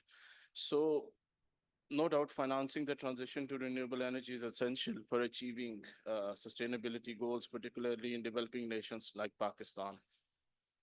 So I'll move first to the first speaker, Mr. Irtaza Ubaid, who is the Chief Operating Officer. He'll be back? Okay, sure. We'll move to Abu Bakr Salim Saab, Ismail Saab, who is heading energy and sustainability at Amreli Steel. Sir, as someone who's responsible for driving sustainability in the industrial sector, what do you think, what are the main barriers to financing renewable energy integration in industries like steel manufacturing, and what measures can industry take to overcome these barriers? Ji, Assalamu alaikum. I'm audible? Audible. Ji, thank you very much for inviting me, first of all. I think 2, 3 points you are already highlighted. That is obviously the first thing is high initial capital cost of the power plants, either it is wind or solar. The second thing in the grid infrastructure that you are talking about. So I will move forward. The the barrier at the moment, I think the first barrier is the wheeling policy. The reason कि अगर कोई भी industry है like at any location, at particular location, if I am discussing about Karachi, like side industrial area, Korangi industrial area, etc. So we don't have ample space to put up lot of solar, or you are not in the wind corridor as well. So to have a renewable energy from some particular wind corridors or any, you can say a cheaper lands, then there should be some wheeling policy. So this is I think the first barrier that still wheeling charges has not notified by the regulator, and this is make the first hurdle जिससे of site PPA जो है वो आगे नहीं बढ़ पा रहे। तो ये एक पहला पॉइंट है। दूसरा ये कि आपके पास हाई इनिशियल कैपिटल कॉस्ट के साथ हम किस तरीके से उसको आगे बढ़ा सकते हैं कि there should be access to the climate और ग्रीन सब्सिडाइज फाइनेंस, जिसमें आपने अवेयरनेस की बात की। तो आई थिंक वहाँ पे दो तरह से गैप है। एक ये कि आम कॉमन इंडस्ट्रीज को वो प्लेटफॉर्म, वो चीज़ें इतनी क्लियर नहीं है कि where to apply for climate finance और ग्रीन फाइनेंस। और उसके अंदर रेगुलेटरी साइड्स आई थिंक मैं ये समझता हूँ कि बैंक्स को भी शायद कोई इतना पुश नहीं है कि वो एक पार्टिकुलर फंड जो है, जो हमारे यहाँ मतलब लिमिटेड बैंक्स हैं जिनके पास, जैसे जेएस बैंक है तो उसने जीसीएफ के साथ कर लिया या कुछ और। तो बैंक्स के ऊपर कुछ कंपल्शन होनी चाहिए कि उनको फॉर एग्जांपल अपना 30%, 20% अमाउंट जो है वो ग्रीन फाइनेंसिंग पे देना है, और किस रेट्स पे देना है इसके ऊपर कोई स्टेट बैंक ऑफ पाकिस्तान की पॉलिसी होनी चाहिए। जो कि एक पास्ट में हमें पता है कि सोलर पे और रिन्यूएबल पे 6% की एक पॉलिसी होती थी सिमिलर स्टाइल के अंदर।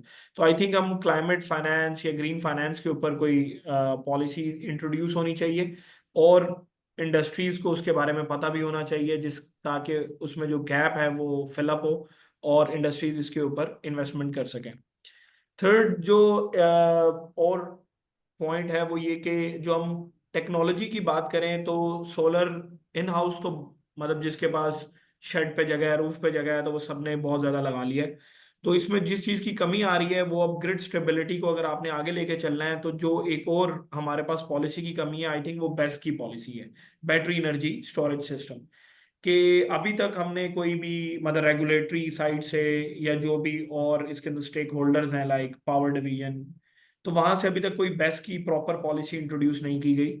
तो हमें बेस्ट की पॉलिसी की जरूरत है इस टाइम फौरन, ताकि हम जो ग्रिड स्टेबिलिटी को भी बेहतर बना सकें, जिस तरीके से सोलर हमारा इंटीग्रेट करता जा रहा है, पेनिट्रेट करता जा रहा है पूरे सिस्टम के अंदर। तो ये पॉलिसीज जब आएंगी तो मेरा ख्याल है कि इसमें चीज़ें जो हैं वो आगे की तरफ बढ़ सकती हैं। और एक और पॉइंट जो कि गवर्नमेंट सपोर्ट जिसके अंदर रिक्वायर्ड होती है वो है आपके पास लैंड। कि अगर आप कहीं पे विंड या सोलर लगाना चाहते हैं तो आपके पास मतलब जैसे वी नो के जम्पीर कॉरिडोर में सिंध गवर्नमेंट से प्रॉपर लैंड एलोकेट होती हैं 30 ईयर लीजिंग के ऊपर। So there should be some mechanism for the industries as well कि उनको भी लैंड्स जो हैं वो अवेलेबल हों, ताकि वो वहाँ पे अपने रिन्यूएबल्स को लगा के वहाँ से विलिंग करके अपने पास ला सकें। तो वो land policy for particular industries के ऊपर भी काम होना चाहिए। मतलब वो आइदर मैंने तो सिंध की कॉरिडोर विंड कॉरिडोर की एग्जांपल दी है, सेम इसी तरह मतलब आप हमें पता है कि कायदे आजम सोलर लगा हुआ है, या ऐसे हमारे पास बहुत सी जगह हैं जहाँ बैरन लैंड है। तो उस बैरन लैंड को आप इंडस्ट्रीज के लिए एक नॉमिनल रेट के ऊपर दे सकते हैं लीजिंग के लिए फॉर 20 ईयर्स 30 ईयर्स, ताकि वो अपना रिन्यूएबल लगा के वहां से आगे बढ़ा सके। तो ये अगर ये कुछ बैरियर्स हैं जो मैं समझता हूँ कि अगर ये हल किए जाएं तो इंडस्ट्रीज के लिए जो है वो आसानी हो सकती है कि वो रिन्यूएबल मिक्स को आगे बढ़ाएं। और एक तो उसमें कॉस्ट है, और सेकेंडली ऑब्वियसली वी नो कि जो कार्बन की पॉलिसीज इंटरनेशनली सी बैम वगैरह जो आ रही हैं उससे भी इंडस्ट्रीज के ऊपर ये पुश बढ़ता जा रहा है कि वो अपने स्कोप 1 स्कोप 2 इमिशंस को कंट्रोल करने के लिए अपनी एनर्जी को जो है वो रिन्यूएबल की तरफ शिफ्ट करें। Thank you. At the moment यही है, नेक्स्ट कोई पॉइंट होगा तो I will add. Thank you.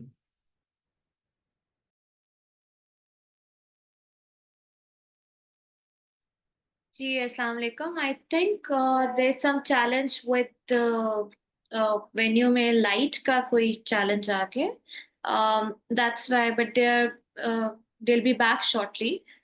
I think they are getting connected.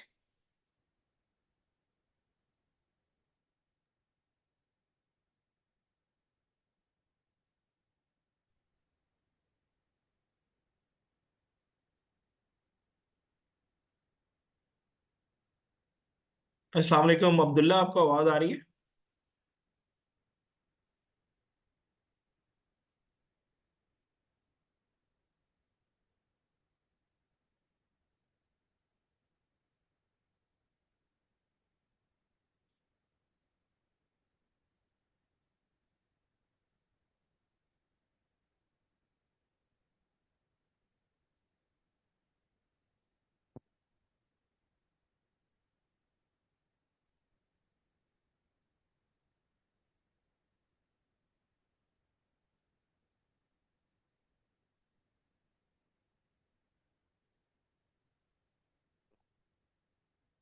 Hello.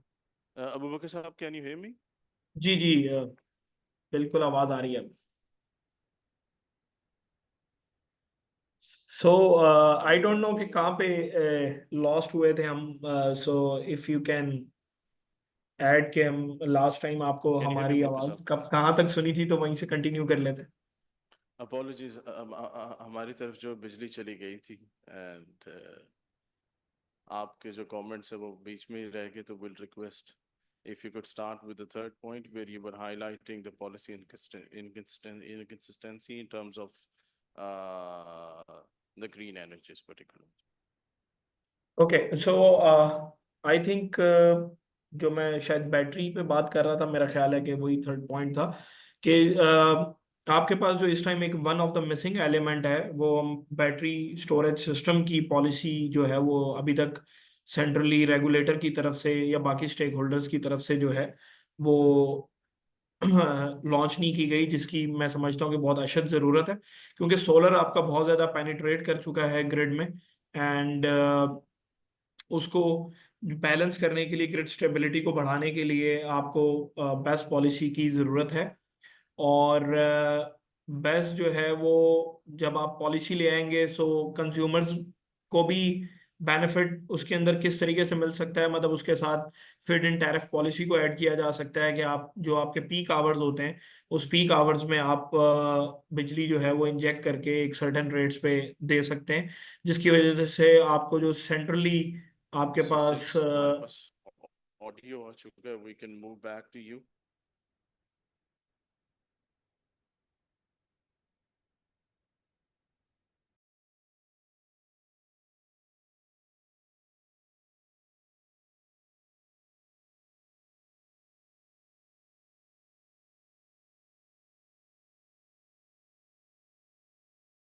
Energy technology for Pakistan future, and how academia can play a very pivotal role in securing the necessary financing for their deployment.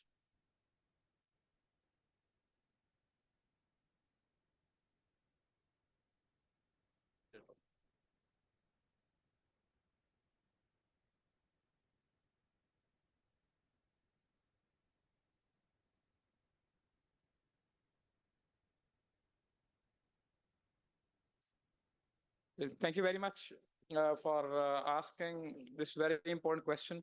Before I respond to this question, this is a what question, that what exactly are the renewable sources that are available given the geographical conditions of Pakistan. Before I answer this what question, I would like to add a point on why we need to go or think or start thinking about the alternative energy resources. Because luckily I was a part of the listeners. We have listened to the plenary session and I've got some feeling. And I think that why question need to be addressed very carefully. if we have to think about the future, let's ask ourselves a question that how do we see the globe in 2050s?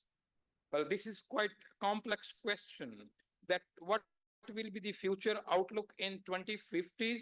Well, if we can't answer this question, at least we can list the factors which are going to influence the shape of the globe in 2050s. So let me list very briefly the 5 factors which are going to influence the future outlook of the globe. And in the light of those 5 factors, I would be answering your question. So what factors are going to influence? Number one, population.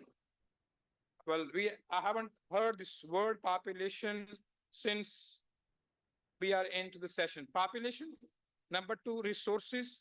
Number three, climate. Number four, globalization. And number 5 is the technology. Now, if we have to work in the Committee of the Nations, we will be producing something and definitely not consuming everything. We cannot be the producers and consumers of everything.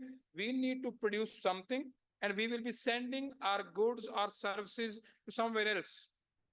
So it is not enough to see that what exactly we are doing. We have to take a look what others are doing. Those others who are going to buy our products and services. If those others are getting green, isko to chhod dein. What India and China are doing, the comparison of the absolute number is misleading.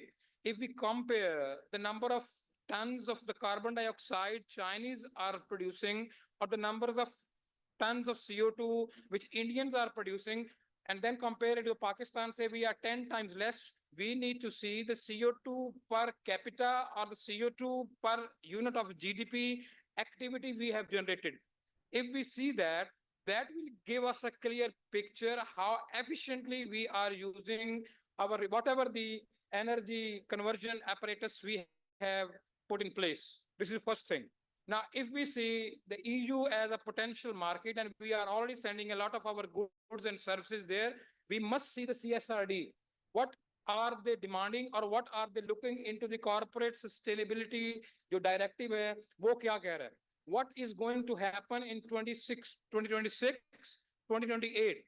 What if we produce a lot of things, we utilize our coal, we remain thermal, we don't go renewable, but those who are going to buy our products, they bring in such constraints that if the carbon footprint of your facility or of our national, the formula which we are using, the energy mix we are using, if that is not there and the CBAM that is implemented, what are those products and services of any use if there is no buyer to our products? Because if there are no customers, there is no business.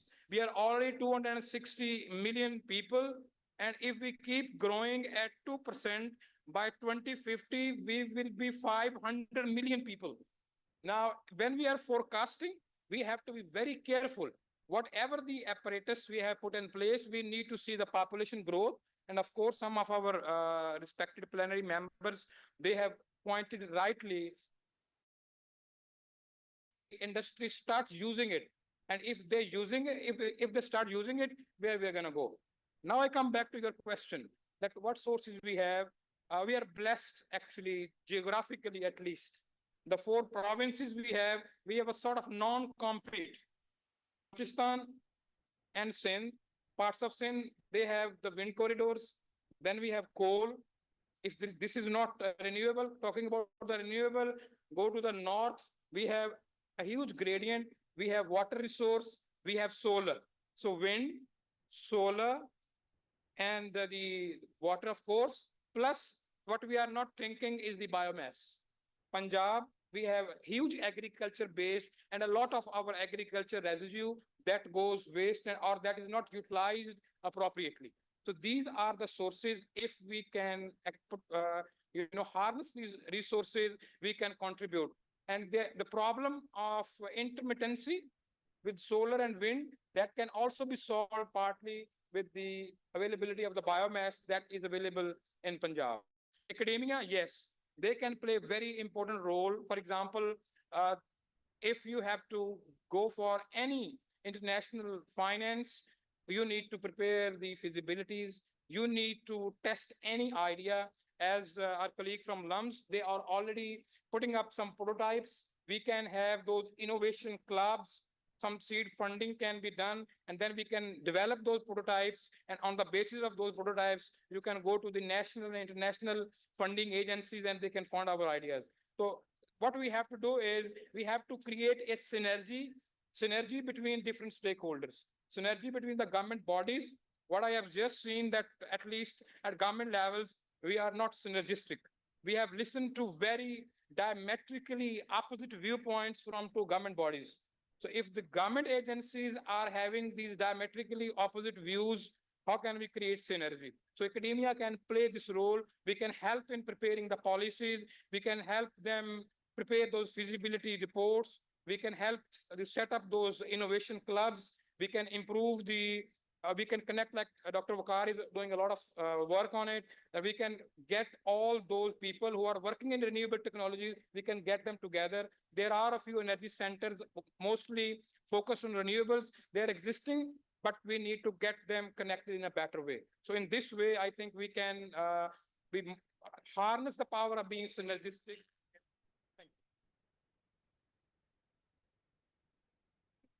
Yes, thank you. So thank you very much for highlighting very crucial points. I believe the important factor that you've highlighted is the product diversification that's required at this moment.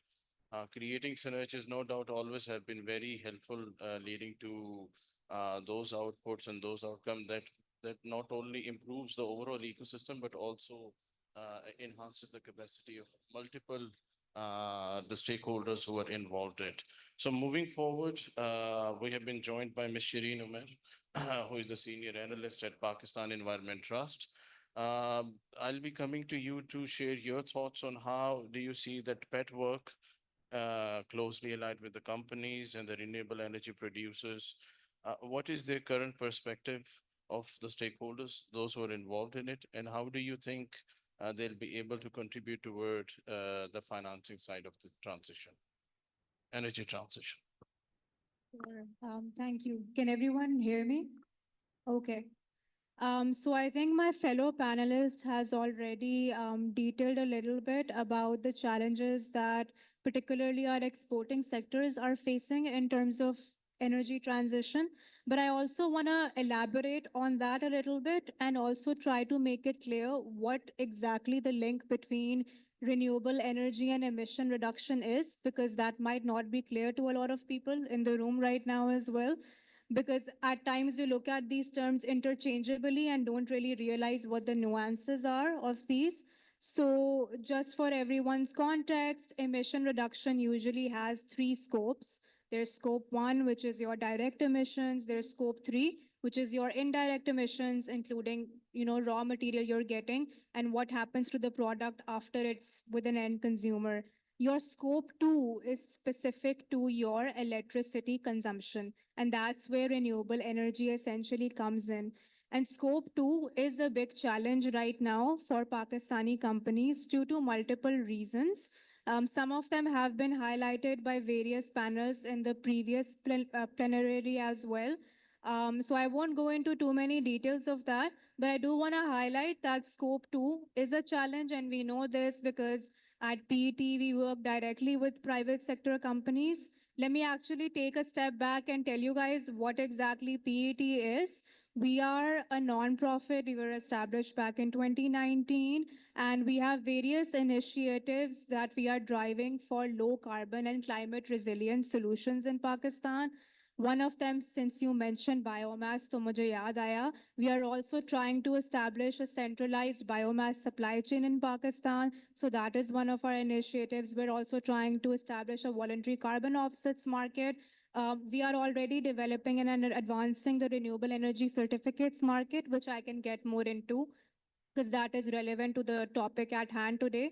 And we have a business coalition by the name of Net Zero Pakistan, which is helping private sector companies, especially the textile sector, set their net zero targets and also help them with their GHG reduction strategies. So because of the work that I have been engaged with as a part of PET, I know what a big challenge scope 2 is, not just for these big private sector companies, but also their suppliers. क्योंकि suppliers उन companies के scope 3 में आते हैं, उन suppliers का भी अपना scope 2 होता है. So it becomes like this butterfly effect where scope 2 generally electricity consumption becomes very relevant for the sector to tackle. And how do they tackle that?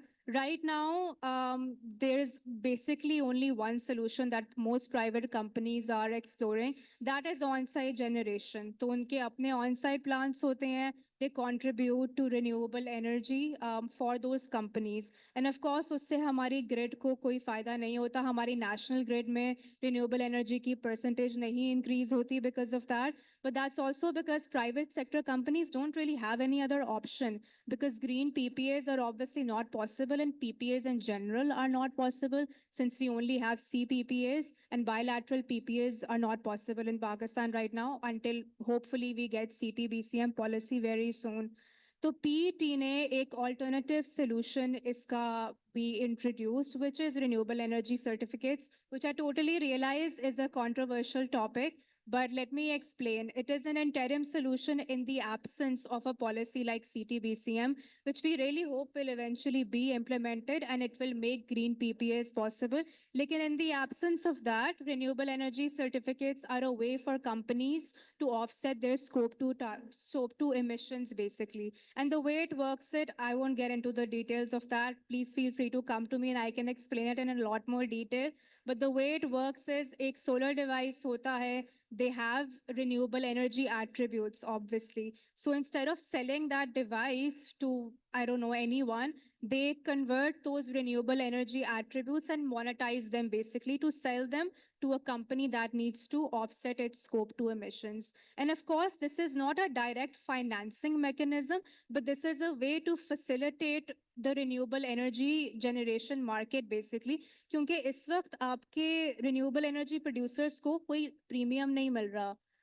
Eventually, hopefully, the green PPAs will end up happening and your RE producers will end up getting some premium. But in the absence of that, this is a way for companies to tangibly demonstrate their commitment to RE by paying that premium to these producers directly, right? So this is one way we can facilitate RE generation in Pakistan, obviously in the absence of better policies.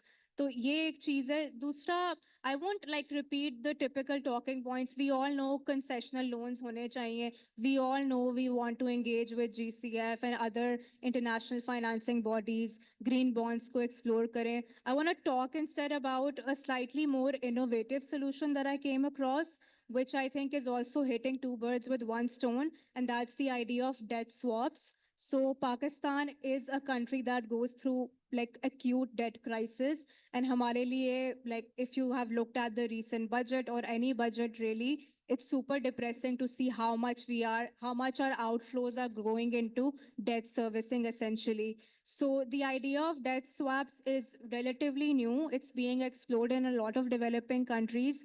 And essentially what happens is you convert some of your debt to green financing or climate financing in general. I don't know how government and negotiations with IMF work, of course, but this seems like a very cool, innovative financing solution to some of our debt challenges as well as our green financing challenges. So yeah, I'll stop there. Thank you very much for sharing your thoughts. I agree on the last point, particularly one major chunk of the debt should be looked into the debt swap thing. And this is something that what STPI has been advocating for a very long time. And I believe we can mutually sit and start working on it. Moving forward, we have Zainab Naeem with us. She is serving as Associate Research Fellow at STPI and is also heading the circular economy component at STPI. I'll request Zainab if you could share your thoughts in perspective of the gaps that current policy framework has, which particularly hinders the inflow of the international climate finance into renewable energy projects, and how these gaps could be addressed? Thank you so much. Abdullah, can you hear me? Am I audible?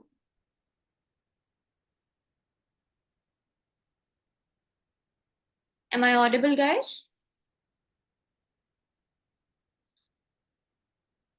Yes, we can hear you. Okay. Thank you so much, first of all, and it's been a pleasure listening all the experts in the panel. So just very briefly, I'll point out one of the key challenges that I think hinder the flows of international climate finance in Pakistan in context of the renewable energy projects. And one of them is the lack of technical capacities through which we need to develop the projects, you know.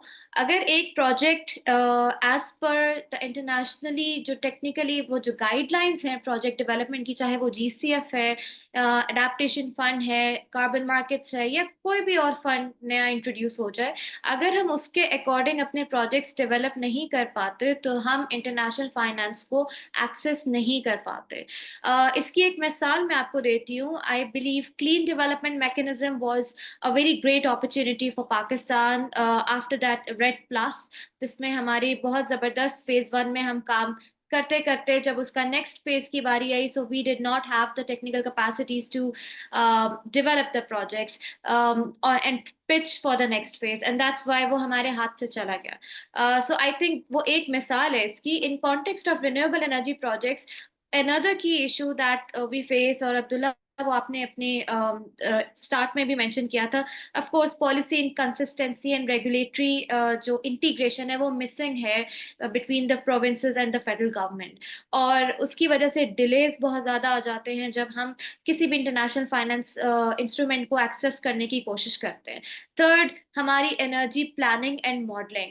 अभी 2007-8 में जो supply demand का nexus था हमें तभी नहीं पता था, उसके अकॉर्डिंग हमने प्लानिंग ही नहीं की, जिसकी वजह से हम अभी बहुत सारे इश्यूज से गुजर रहे हैं.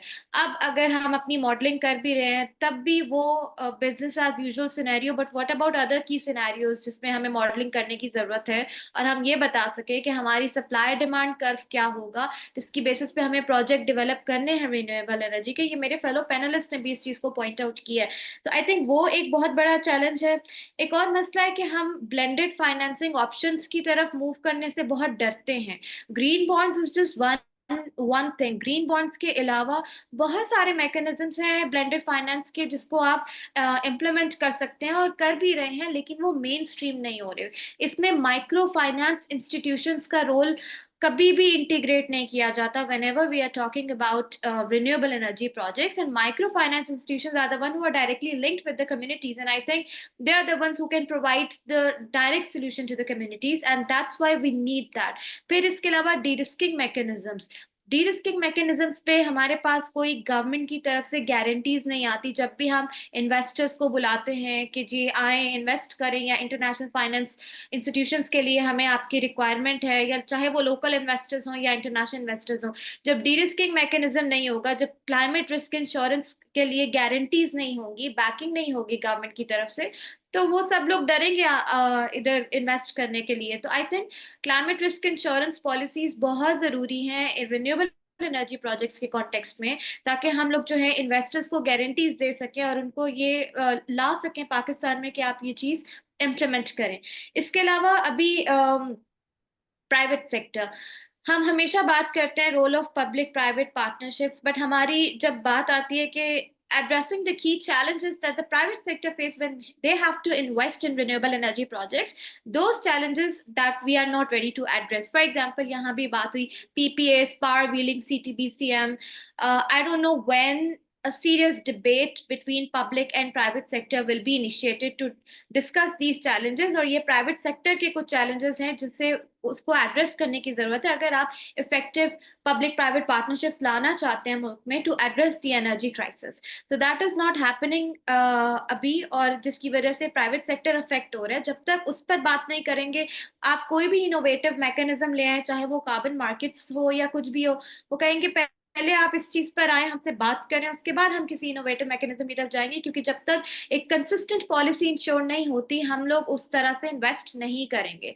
ऑल्दो देयर प्राइवेट सेक्टर में बहुत बेहतरीन प्रोजेक्ट्स हो रहे हैं, लेकिन जब तक गवर्नमेंट की तरफ से सपोर्ट नहीं आएगी, वो प्रोजेक्ट्स का उस तरह से हम इम्पैक्ट नहीं देख पाएंगे। उसके अलावा भी हमारी COP29 आ रही है, उसको हम कह रहे हैं क्लाइमेट फाइनेंस कॉप होगी। कुछ नए इंस्ट्रूमेंट्स अनाउंस हो रहे होंगे, कुछ इंस्ट्रूमेंट्स जो है और एग्जिस्टिंग है उन पर बात हो रही होगी। लेकिन हमें क्या ये पता है कि लोकली हम किस काबिल हैं क्लाइमेट फाइनेंस जनरेट करने के, हम कितना कर चुके हैं, हमारे पास वो नंबर्स हैं। फॉर एग्जांपल फ्लड्स 2022 की ही बात ले लें, हमने कितना लोकल क्लाइमेट फाइनेंस जनरेट किया। And this is very important, why? Because हम अपने NDCs में बात करते हैं कि इतने % हम लोकली जनरेट करेंगे।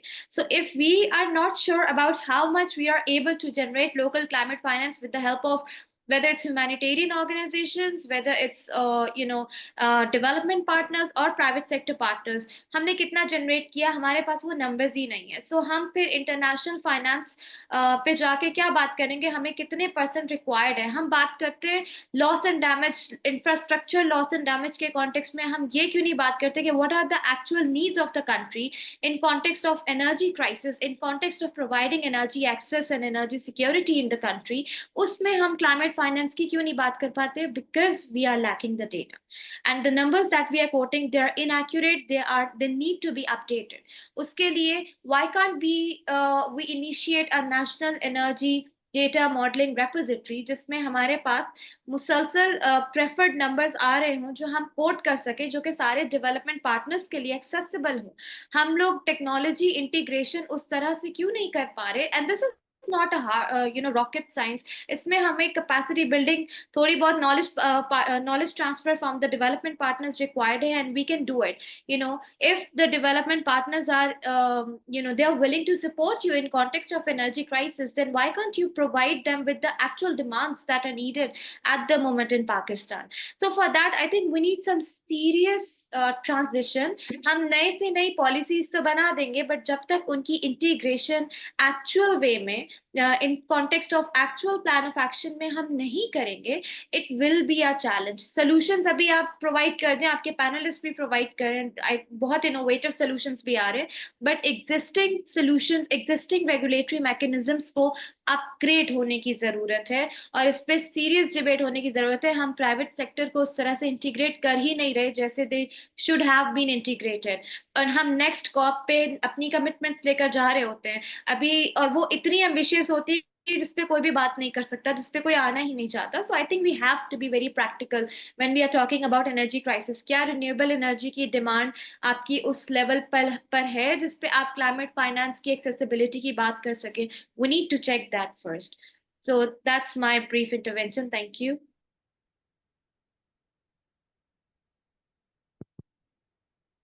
Thank you. Thank you very much for highlighting many critical factors that needs to be looked into. In view of the points that you have shared, this leads to the next question that I have. It would be the same question that I'll be taking to each.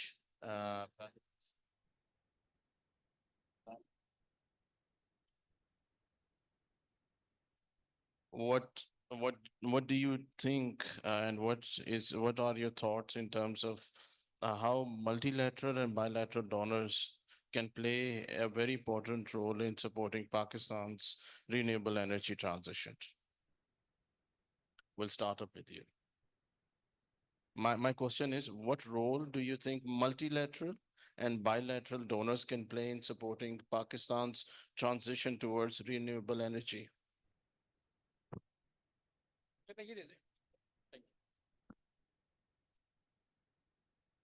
I think before we go for the donors, we need to get our own house address, as she has very rightly pointed out, that if you are looking for any sort of green funds, your own intentions reflected through your actions, this is critical.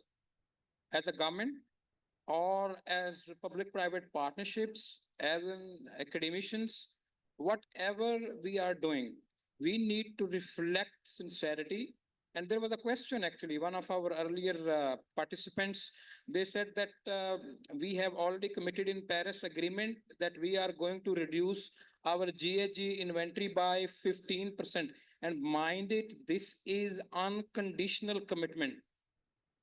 And we are just like 6 years away from that deadline. What exactly we have done by now? And if you want to go for money into the green funds or into your green projects, it will not be funded if we are not credible in terms of believing that we have to go green. By going green doesn't mean that we have to solarize everything. We need to create a better mix.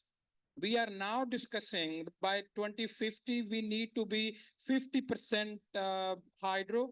We were 70% hydro in 1970s, 50 years ago. So we are going back to square one.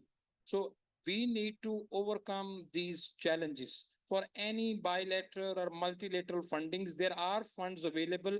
And I think when we criticize the developed world that yes, we have less role, we have played little role in terms of making this very beautiful planet dirty. They had actually industrialized their continents irresponsibly. But I think now they are showing some signs of responsibility and some funds are flowing into the developing economies. It is up to the developing economies and like us, we have to put our own house in order and show that we are credible in terms of taking actions. We are serious.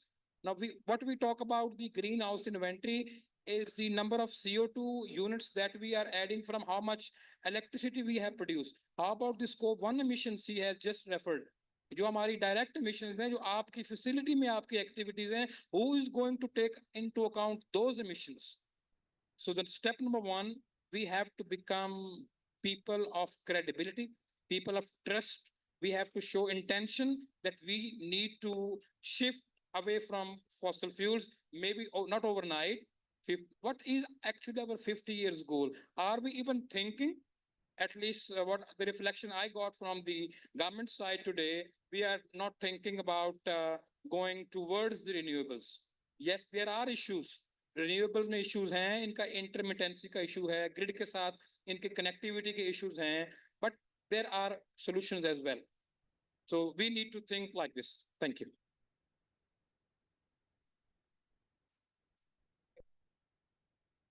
So, yeah, I to a large extent agree with what has already been said.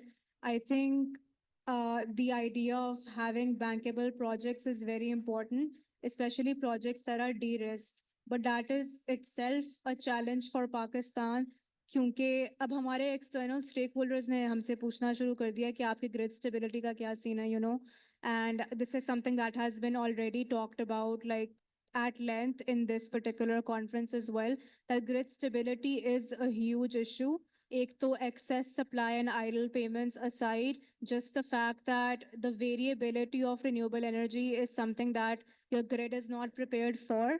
I feel like that is the biggest challenge right now, because if you want to present bankable projects for funding, then these are the local challenges that you need to tackle in order for your projects to be viable for large scale funding. छोटी मोटी तो आप ले रहे हैं already and लेते रहेंगे, but if you actually want to tap into something substantial, this is, and I feel bad even highlighting this as an issue because I have no idea how it's going to happen.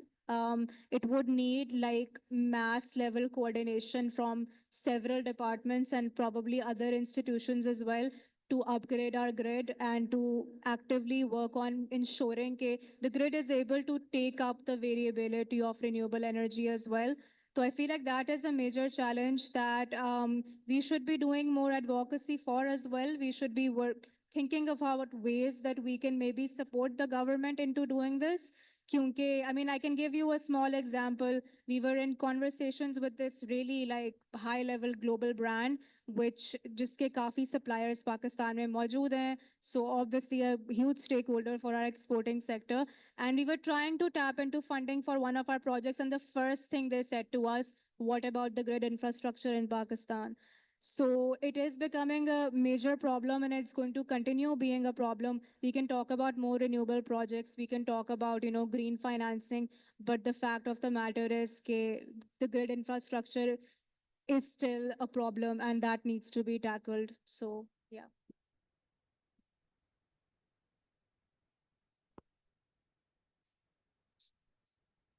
We'll take this question to Zainab now, if she's around. She's online.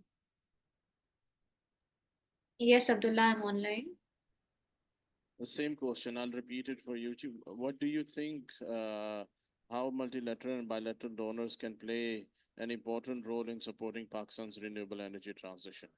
And also any set of recommendations that you would like to add in. Right, thank you. So I'll reiterate in context of what I have said earlier. But उससे पहले I think आपके पास जब international donors आते हैं तो उनके कुछ के बहुत बड़े programs आते हैं, कुछ के छोटे programs आते हैं. But चाहे वो program बड़े आए या छोटे आए, जब तक आप उनको नहीं बताएंगे कि आपकी actual needs क्या है energy sector में, तब तक आप वो tap in ही नहीं कर सकते. For example, एक डोनर अपना एक बड़ा प्रोग्राम लेकर आता है कि हम इतने % इन्वेस्ट करेंगे आपके रिन्यूएबल एनर्जी प्रोजेक्ट्स में, बट आप क्या उनको बता सकते हैं कि हमारी इस वक्त करंट सिचुएशन सोलर की ये है, विंड की ये है, इसके अलावा बाकी सोर्सेज की ये है, हमारे नेक्स्ट 20 ईयर्स में हमारे सप्लाई डिमांड कर्व ये होगा और हमारा एजिंग ग्रिड है, तो हमें यहाँ यहाँ और यहाँ इतने % इन्वेस्टमेंट चाहिए. Are we able to do that? No, because हमें खुद ही नहीं पता कि हमें एक्चुअल रिक्वायरमेंट किधर है. इसके अलावा आई थिंक सेकेंडली जो मोस्ट इम्पॉर्टेंट एस्पेक्ट इसमें आता है कि अगेन डी रिस्किंग मैकेनिज्म्स, जब तक हमारे डी रिस्किंग मैकेनिज्म्स नहीं होंगे, हम मल्टीलेटरल डोनर्स को उस तरह से इनवाइट नहीं कर सकते इन्वेस्टमेंट के लिए. वो आ भी जाए तो वो उस तरह से स्केलेबल नहीं कर पाएंगे सोल्यूशंस जिस तरह से होने चाहिए. Third, we do know that we have an aging grade, तो हम उधर टेक्निकल कैपेसिटीज को क्यों इनवाइट नहीं कर पाते? हमने एक्सेप्टेंस लानी है अपने अंदर कि हमारे अंदर कुछ कैपेसिटीज एग्जिस्ट नहीं करती, and that's why we need capacity building programmes, technical capacity building programmes, and that should not only be tailored for the government officials only, that should be tailored for everyone, whether somebody is from private sector, whether somebody is from academia, so that उस context में, उस nexus में research produce होना शुरू हो.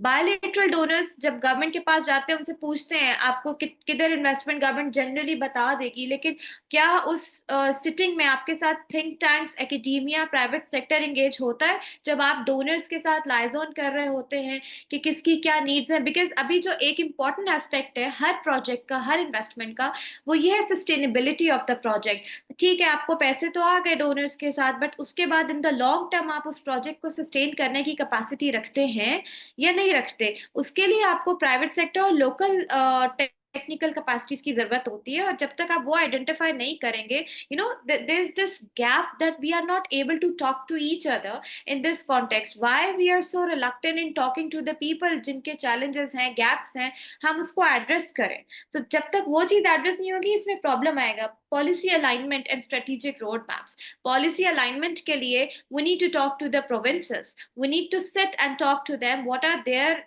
priorities at the moment, what kind of investment do they need, and उनके लिए वहाँ challenges क्या, एनर्जी थेफ्ट का किसी प्रोविंस में इशू आएगा, एनर्जी एक्सेसिबिलिटी का किसी प्रोविंस में इशू आएगा, तो उसके लिए हमें टेलर्ड प्रोग्राम्स की जरूरत होती है ताकि हम डोनर्स को उसके अकॉर्डिंगली पिच कर सके. हो सकता है एक डोनर आपका केपी में इन्वेस्ट करने में इंटरेस्टेड हो और उसको आप वहां पे कनेक्ट करवा सके, एक सिंध में इन्वेस्ट करने में इंटरेस्टेड हो. So you need to come up with tailor-made solutions.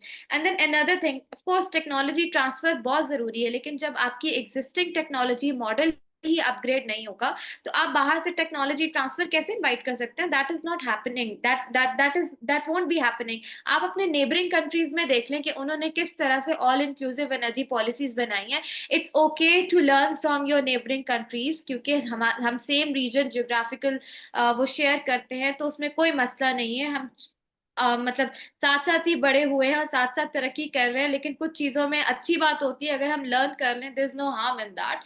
Secondly, I think हमें कुछ अपने donors, there is a donor fatigue as well with in the country, क्योंकि हम बायलेटरल डोनर्स में बहुत ज्यादा एंगेजमेंट कर रहे हैं. I think intra-regional and inter-regional energy diplomacy हमें बहुत ज़रूरी है कि हम उस पर आ जाएँ। और उसके लिए आपका एशियान रीजन है, आपका अफ्रीकन रीजन है, मिडल ईस्टर्न रीजन है, उसमें आप किस तरह से वहाँ से कैसे डोनर्स इनवाइट करते हैं, उसके लिए स्ट्रैटेजी बनाना बहुत ज़रूरी है।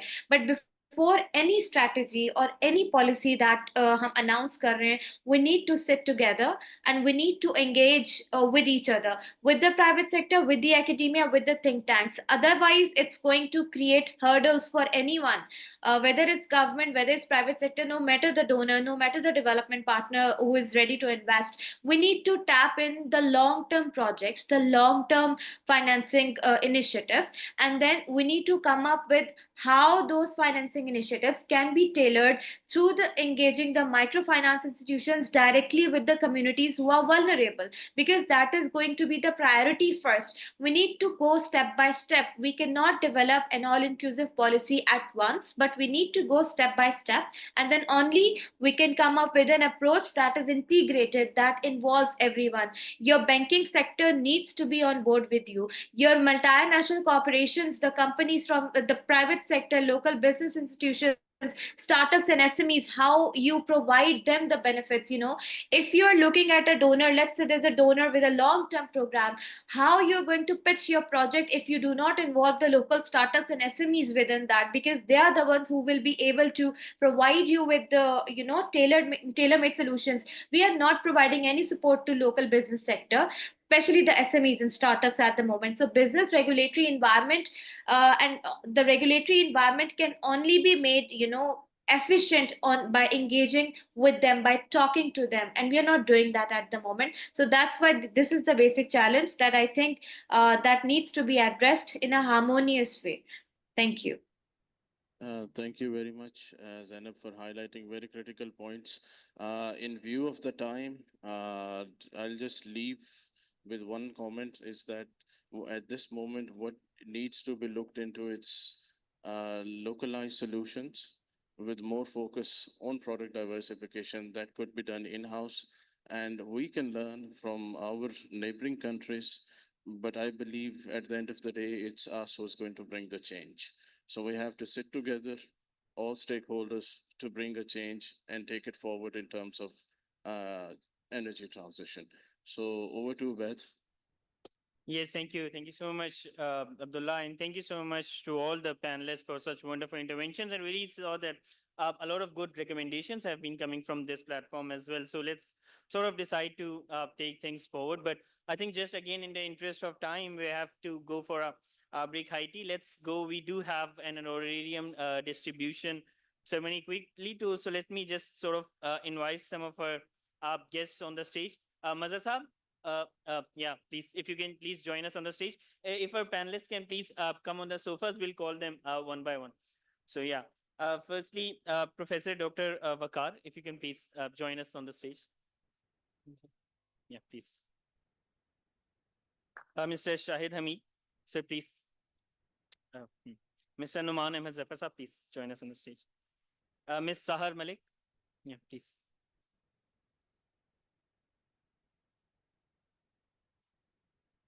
So as for our online speakers, thank you so much. We'll be I think Peak will be sending you some of the honorariums via the mail post. But let me just sort of firstly invite Ms. Shehreen, if you can please join us on the stage. Thank you.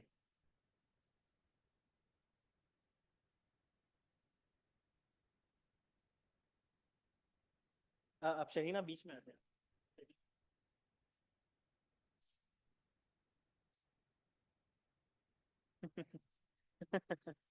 Please, thank you.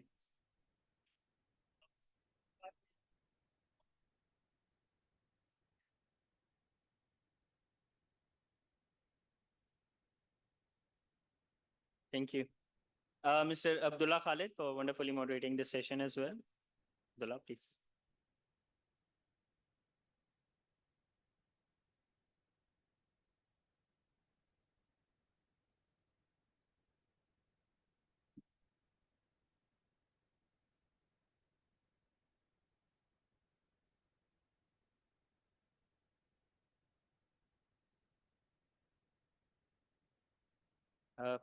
Professor Dr. Shahid Imran.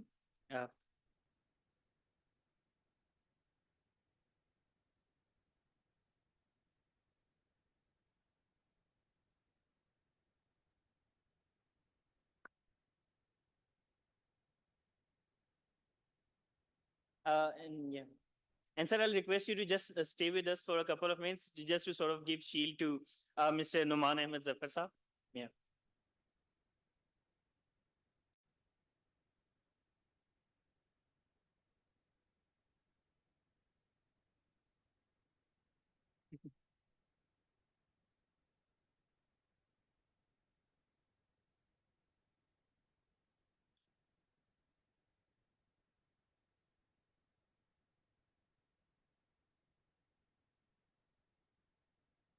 Now to please Professor Dr. Waqar Mahmood.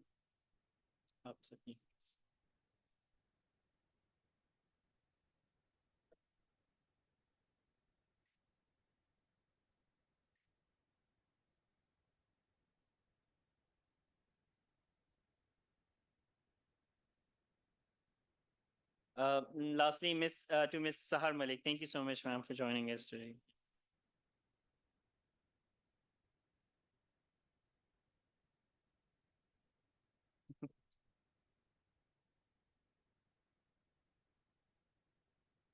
Thank you.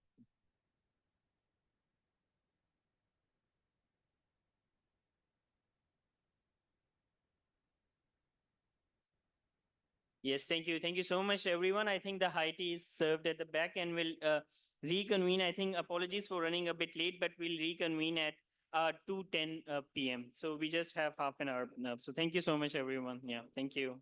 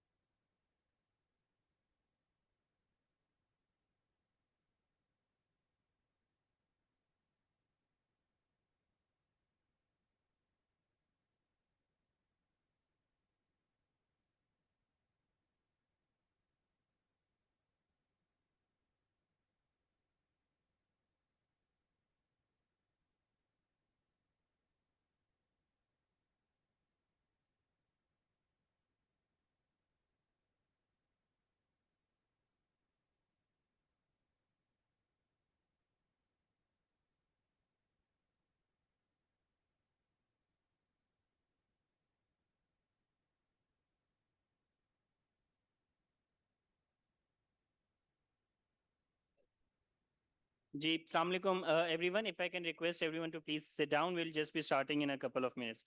Saleha, I hope the online speakers can hear us.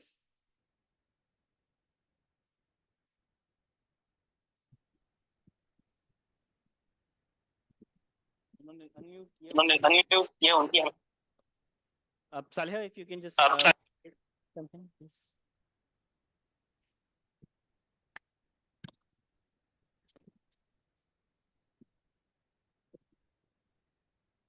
Ji, Assalamu alaikum. Ji, you're audible. Hello. Thank you.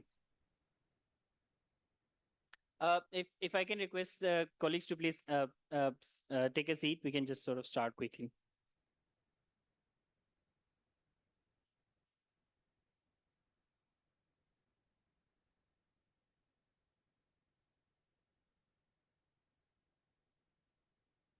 आप लोग आके बैठे, we can start.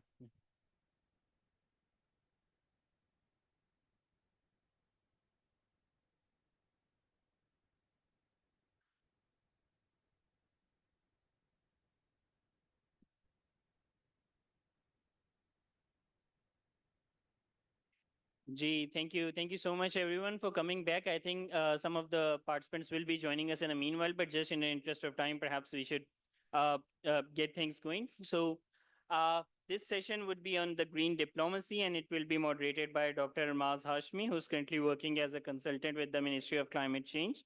So let me just invite speakers on the stage, Mr. Numan Ahmed Zafar, Project Director at National Incubation Center of Lahore University of Management Sciences. Ms. Sahar Malik, if you can please join us on the stage. She's also a member of Punjab Procurement Regulatory Authority. Ms. Selina Irfan, she has joined us online. Thank you so much, Ms. Selina, for joining us, as well as Ms. Saleha Qureshi, who's currently the lead of decarbonization initiative, industrial decarbonization initiative of Pakistan at the Sustainable Development Policy Institute, as Ms. Selina is working as an advisor of at Sustainable Development Policy Institute. Next, we'll shortly be joined by Mr. Waqar Ahmed Rana, who's the CEO or COO of Nimir Energy Limited. And last but not the least, the panel chair for today, Ms. Mariam Khalid, who's the manager lead of Punjab Energy Efficiency and Conservation Authority. So Ms. Mariam, if you can please join us on the stage. So thank you so much, everyone. I think with this, I'll be handing it over to a moderator of the session, Dr. Maz Hashmi, for taking it further. And I think just in an email, I'll be bringing some of the colleagues back in the room as well. So over to you, Dr. Maz. Thank you.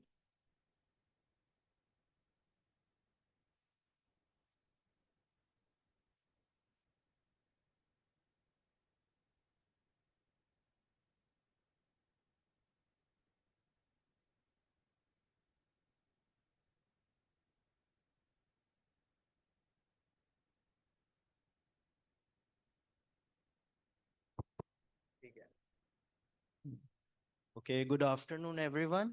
I am Dr. Maz Hashmi, as Ubaid has introduced already. So we'll be talking for next few minutes on green diplomacy. So just a few words on green diplomacy before we proceed with the panelists. Green diplomacy actually refers to diplomatic efforts and negotiations focused on environmental sustainability, particular focus on energy. So it is aligned to sustainable development goals, ensuring that energy transitions consider social equity and environmental sustainability. So there will be a lot of talk on it in next short while. So without wasting a second, I would like to move on with Mr. Noman Ahmed Zafar, Project Director, NIC LUMS. So please have your words on green diplomacy, please.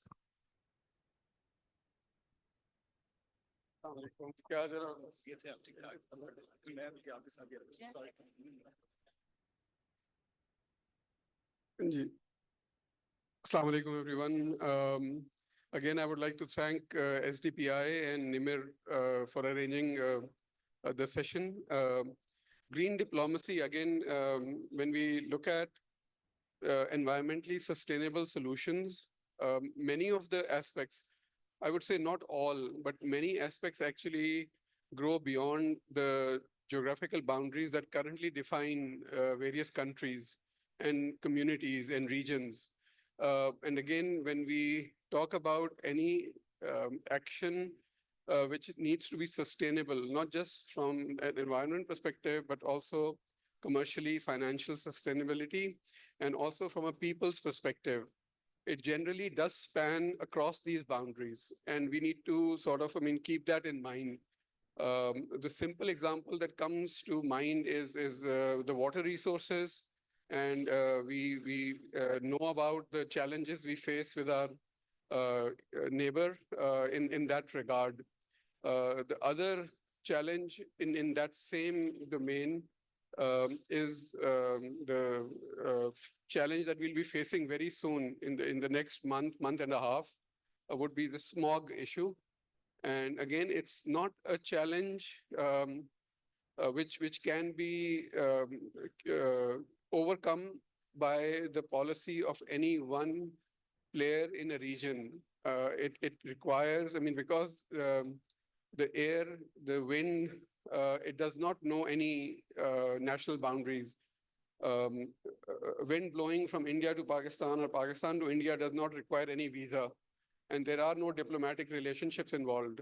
And when we talk about green diplomacy, this actually opens up doors for interaction where a sustainable growth in different regions can actually be undertaken, and environment and sustainability can actually become the platform where various other actions and activities can take on a more progressive, sustained growth in those domains. Yeah, so that in again, as I mentioned earlier, not everything green may actually require this, but there are various aspects that actually do touch upon this, and some which absolutely require this as a mandatory step to be taken into consideration. So, thank you very. Hello. Yeah, thank you very much for your words. Just one thing, as you mentioned that pollution or air doesn't require any visa. Maybe there are some better aspects that I would like to mention, as you are leading the one of the best incubation centers in Pakistan. So can you say something on the digital transformation and its inclusion towards green diplomacy in terms of energy and climate? Maybe. So once again, entrepreneurship in general is an area which is in vogue. It's something that everybody sort of, is paying attention to at this point in time. It creates a platform, and the platform allows people to sort of plug their energy and effort and their resources into creating a solution to problems that are generally widespread. Many of these problems actually can be adopted from other regions and areas. But again, the one common theme, underlying theme, is the technology backbone that exists. When we talk about green diplomacy in that particular context, so there are, areas of clean tech, green tech, where a lot of innovation is happening. And again, in that, we could think of solutions that are homegrown, but we could think of domains that exist and have already been explored in other geographies that we can learn from. And the best thing would be where we do not have to start from scratch on these initiatives. And if we can adopt and create partnerships, irrespective of boundaries, where it can jumpstart the efforts in any particular geography, that is crucial to reduce both the time to market and cost to market. So yeah, in that regard, there is a potential. We at LUM Center for Entrepreneurship, where we used to house National Incubation Center Lahore as well till December 2023. We do have various partnerships. We have in excess of 25 partnerships that exist with different other centers of innovation, incubation, and entrepreneurship across the globe. Again, unfortunately, we do not have any partnership with any of the neighbors, including China. So these are partnerships that are generally more farther away. But we have partnerships in Middle East, in Europe, in US. And again, there's also talk about partnership in Far East, in Hong Kong, and other areas. So again, in that regard, maybe the development can actually be accelerated if there are partnerships which are available. Uh, the neighbors have the same geography. Many challenges are similar. I mean, I know we work in, not from the Center of Entrepreneurship, but from LUMS Energy Institute, that also is where I work. The domains are very similar. The microgrids work that we do at LUMS has a high similarity index with the work which is happening in Bangladesh. SolShare is a startup that exists in Bangladesh that's already monetizing energy sharing at neighborhood level. There are some stark differences between the different solutions, but there is a huge overlap in both the domain and the components of the technical solution that exist. And I know for sure there are different other initiatives within India which are happening in the microgrid domain as well. And again, this region is sort of, I mean, at the forefront in terms of creating solutions in this particular domain. Thank you very much, Mr. Zafar. I'll again like to excuse upfront. I have to leave a little bit early, so I might leave the panel in the middle. So again, For sure. Thank you very much for your contributions. Now I would like to move to Ms. Malik, Ms. Sahar Malik.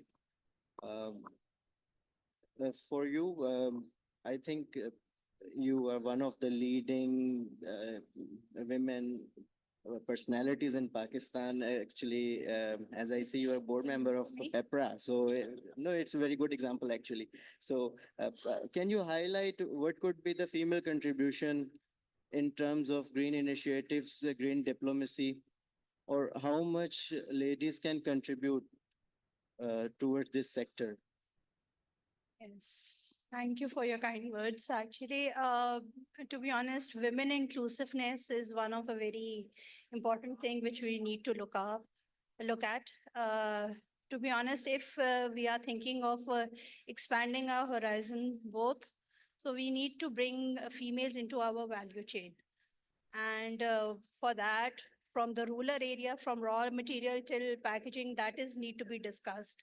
For females, I believe that this is very important that, their product needs to be according to the international standards. So when we talk about green diplomacy, we should be actually, we need to think that, how these females can come into the due diligence. If they are going to come into a value chain of an exporter or an importer or any buying house, how they'll be able to do, how they'll be, come into the value chain if their product is not being, designed or for the raw material wherever they need to design, make this initiative. So this is one of the very important things that we really need to address, that if we want females to be part of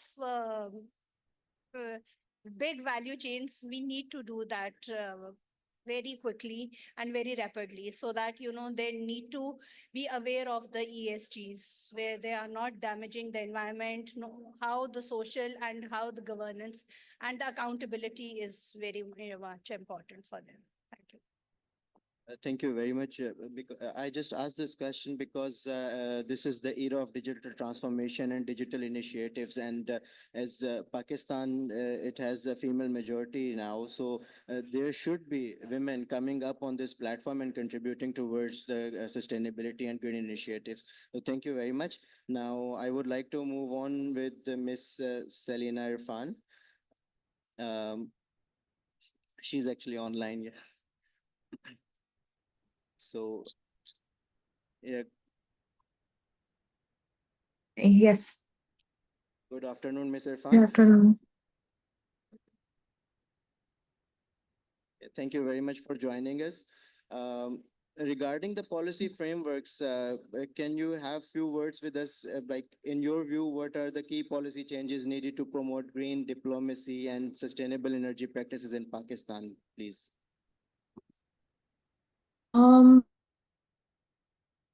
First of all, I think we also need to understand that, the SDGs, the Sustainable Development Goals, or even sustainability is not a new concept. We've moved from the Millennium Development Goals to Sustainable Development Goals. And now we're looking at an era where the Sustainable Development Goals are now being redefined into the 6 transitions of the Sustainable Development Goals recently by the UN. They've highlighted the 6 transitions, which is the food systems, energy access and affordability, digital connectivity, education, jobs and social protection, climate change, biodiversity, loss and pollution. For Pakistan, what is more important is in all of these, there are 3 main areas to look at. It is infrastructure development. It is developing the capacity within our systems. And then thirdly, it is our socioeconomic development. Within that, energy is a very core area. There has been a lot of debate about mitigation and adaptation. And my concept is that because Pakistan is not an emitter of that level, we are still a very small emitter. We have to look at resilience as a vulnerable country. So from our point of view, sustainability means resilience, and it means the socioeconomic development of our people and our community and our economic stability and energy security. So the green energy sort of comes within that. In terms of policy, again, I would say that the policy frameworks for green diplomacy, there is a lot happening already. We have bilaterals involved already. We already have a lot of, we already have multilaterals already involved. We already are signatories to a lot. We've recently signed, the methane pledge as well. We're on the path. It's the implementation for the policy that we have to work on. And we have to work on that on not as no silo level, but at a coherent level, where all our policies sort of talk across each other. Because energy will always fall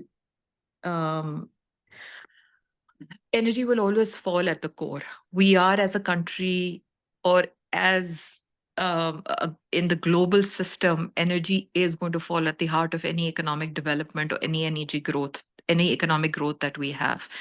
Whether you're talking about digital transformation, whether you're talking about entrepreneurship, whether you're talking about food and agriculture, you are going to need energy at some point, at some place. We have to start looking at sustainable, resilient energy infrastructures. We have to start looking at clean energy tech as a solution. And we have to start looking at practices that will start with the decarbonization process also. We have to look at that also somewhere in the middle. And that is how these key policy changes. Abhi, in the last panel, we were talking about this, and my colleague Zainab also talked about this, that in order for us to talk about policy, in order for us to go into diplomacy, where we have to go talk to multilaterals or bilaterals or any development partner or any country for that matter, including aajkal hum IMF ka sun rahe hain, we first have to know what it is that our country needs are. For that, we need data, we need planning in every part, in every sector of our country.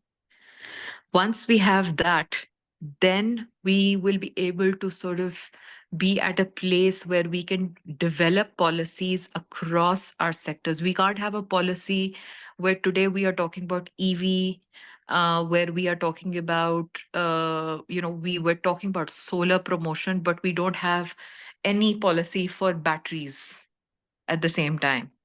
We cannot talk about agriculture tube wells, but we are talking about small farmers We're talking about food security, where we are not able to, we're talking about those farmers that will not be able to sort of have the resources for agriculture tube wells. So we have to look at how our policy planning is going to develop so that we can provide those agriculture tube wells, solar agriculture tube wells, for example, if we're going to move towards that. And then at the same time, we have to sort of stop making ad hoc policies. We have to look at their sustainability. We can't say one policy is good today and then 3 years down the lane say that this is not good. There's a concept called leapfrog right now, which means that a lot of countries are sort of skipping that aspect of development that the developed countries did in terms of their practices, in terms of their sustainable development that the developed countries did, and learning from their mistakes that we can. Which is fine for us. We are an agriculture country. We are not a country which has huge amounts of money for, the sort of infrastructure that maybe the West has. We have to look at solutions that work for us. We have to look at our economy. We have to look at our infrastructure and what we have and start developing solutions for ourselves instead of importing the solutions from outside. And last week we had the Asia Energy Summit, and we were talking about this. It's okay for us to use coal because that is our indigenous resource. But then we also have to look at it not making the same mistake as emitting from the coal, but looking at solutions where we can turn the coal emissions into what is green coal. So we have to start looking at policy as a whole in a circular economic point of view for energy practices. The way to start that is to look at decarbonization. We have to bring decarbonization in. We have to bring in ESG. We have to bring in the concept of just energy transition. My colleague just talked about inclusivity. That inclusivity does not just talk about females. The just energy transition just doesn't talk about gender. It talks about all levels of incomes. It talks about marginal communities. It talks about those vulnerable communities that are vulnerable to constant climate disasters as well. We have to start thinking from their point of view. We have to start thinking about those people which are off the grid also. So I think the policy changes sort of have to stop being in silo. Our energy policies have to stop being made in silo. Each of our policies sort of need to stop working in silo, but our tax policies, our industrial policies, our import tax policies, and energy policies and our economic growth policies all sort of have to start talking to each other, including our building codes, including our, cement policies, our steel policies, our development policies, our infrastructure policies, all have to start talking to each other now.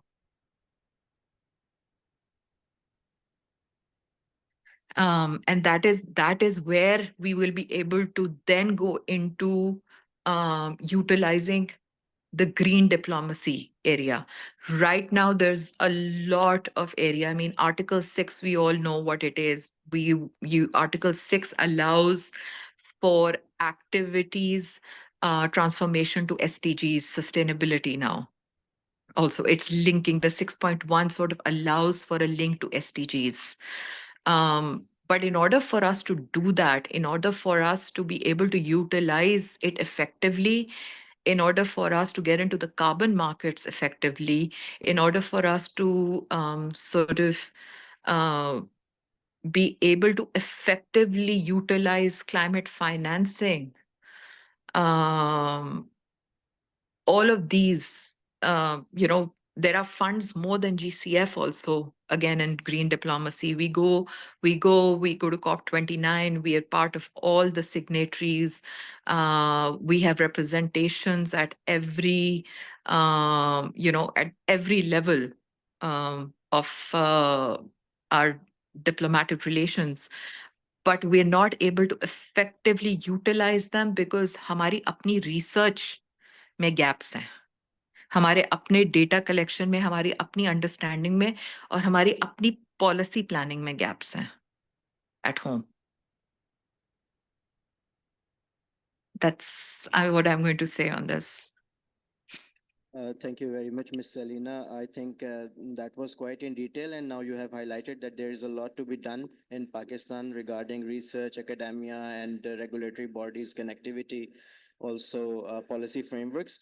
Now, moving on, we have Ms. Mariam Khalid from Pakistan Energy Efficiency and Conservation Authority. I would request you to please highlight some initiatives and what has been done by PECA and what could be the strategies for a near future. Assalamu alaikum. Let me just correct you slightly there. It's Punjab Energy Efficiency and Conservation Agency. We're actually a designated, I think this is a bit too loud. We're actually a designated agency under NICA, which is the federal body for energy efficiency. And I'm really happy that you guys have a panel rakha specifically on green diplomacy, because I still think there's a lot that is slightly perhaps misunderstood. For me, as a lawyer, the first time I heard the term green diplomacy was when John Kerry, who's a US Senator and has been a foreign secretary, foreign affairs, he was appointed as the head for climate change. And that made me realize this is the focus that US has on climate change. It's considered as a foreign policy matter now. And automatically, energy security is a foreign policy matter, and mineral security is a foreign policy matter, which Pakistan doesn't talk about as much. And I think it's very important for green diplomacy because these are traditionally areas जो बड़ी negative perception में समझे गए हैं. But the world needs to realize, and I believe they have, but Pakistan is a bit slow to understanding this, that mining is such an important part of the energy transition now. This energy transition is very mineral intensive. And Pakistan has a lot of resources that it needs to sustainably utilize. But I believe the problem is, and one of our speakers online has mentioned that policies to hamari bahut hain, lekin policy ke gaps ye hain ke there's no interconnectivity. Silos mein banti hain, even though they're all interconnected. And most importantly, I think governance issues hain. Even if I talk about mining, but actually I'll come back to that, I'm digressing a bit. But I want to also focus on energy efficiency because wo bhi national level narrative ab jaake bana hai with the coming of NICA. And energy efficiency is so important because most of our focus on energy is from a generation perspective. We're kind of obsessed with adding more energy into the grid, even though we should be realizing now that one of the lowest fruits is energy efficiency because it's easier and cheaper to save 1 megawatt of energy than it is to generate it. So PICA Punjab I think it took a lead with respect to provinces.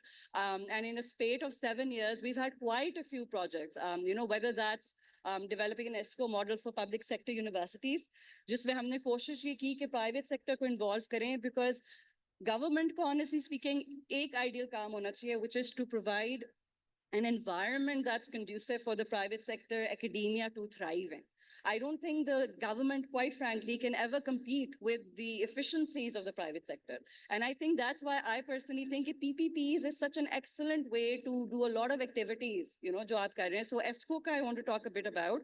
What we try to do was कि आपके जितनी भी highly energy intensive public sector universities हैं, जिनकी consumption बहुत ज़्यादा है, उनको हम pair up करें with private sector companies who were interested in, doing traditional PPAs for about 25 years. उनके लिए big set clientele थे. The only reservation they seemed to have was, will the government universities pay on time? Because, that is a general trust deficit we have with the public and the private sector.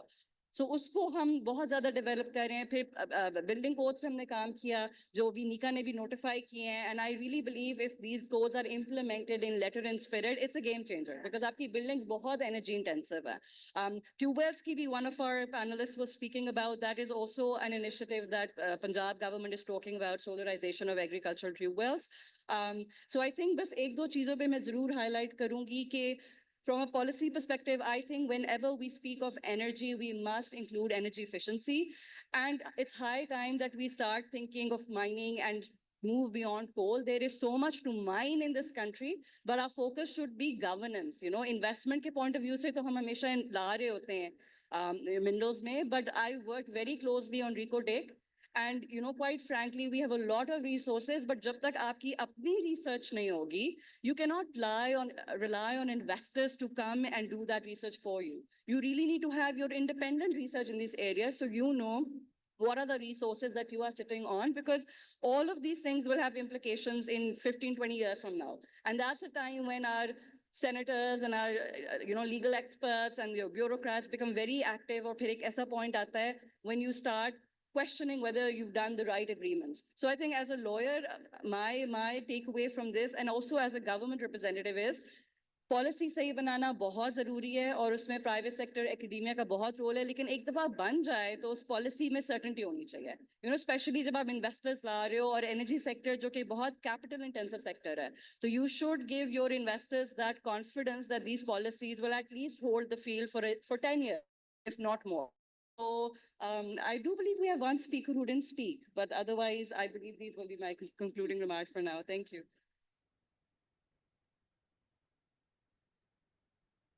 Thank you very much for highlighting several issues, particularly the implementation of policies and the research gaps. This is really critical here to note that we are missing indigenous research in Pakistan. And for that, I would like to listen to Mr. Waqas Ahmed Rana from Nimir Energy Limited. How do you see to address this gap in Pakistan? Like, how can you see the connectivity of the research institutions, academia, and the industry regarding green diplomacy and green initiatives? First of all, thank you so very much for giving me this opportunity to speak on this very passionate topic to me. For the listeners, I think it may be a good idea to first highlight what green diplomacy is and what the need is really. I mean, the underlying reason why we need to promote an idea like green diplomacy is because of like where our climate stands for now, right?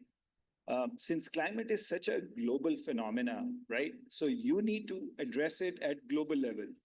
If you have a very geographically bound policy, you'll realize that, of course, you'll end up developing gaps like you have in the past 60, 70 years in a country like Pakistan.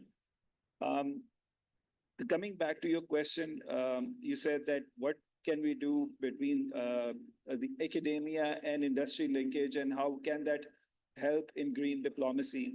I mean, running a company that is a very renewable energy driven, what we found is that even if you get the best professionals, there's always a gap between the research that is required to come up with like more robust technologies that can address your problems at society level, right?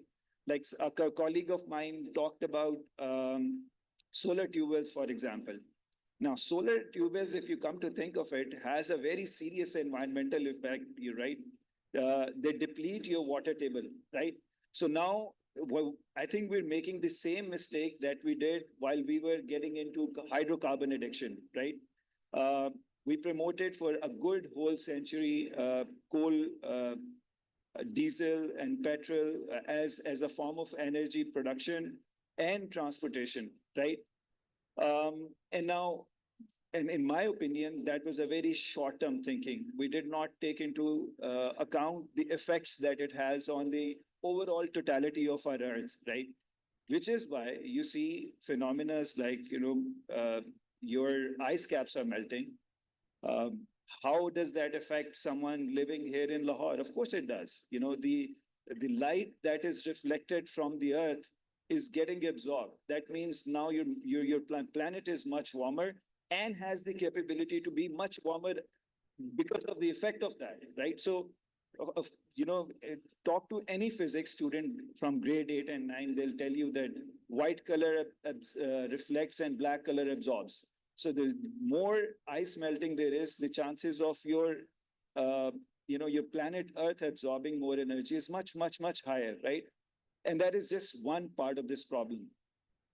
Now, similarly, I think some of my colleagues highlighted this very accurately, that green diplomacy is such a wholesome idea that if you start making policies that are either geographical bound or are at very short-term level, chances are you're basically completely missing the point altogether, right? We have to conduct a very serious research of our whole society as a whole. I mean, the problems we have here in Punjab, central Punjab, are not the same problems we have in Balochistan, right? So we have to have a very wholesome research of exactly what is required there and come up with a solution that is sustainable for good 5-6 decades. If we start, for example, making policies like electrification, and we were having this discussion at my office just today, it has such a diversified effect on your power structure and infrastructure.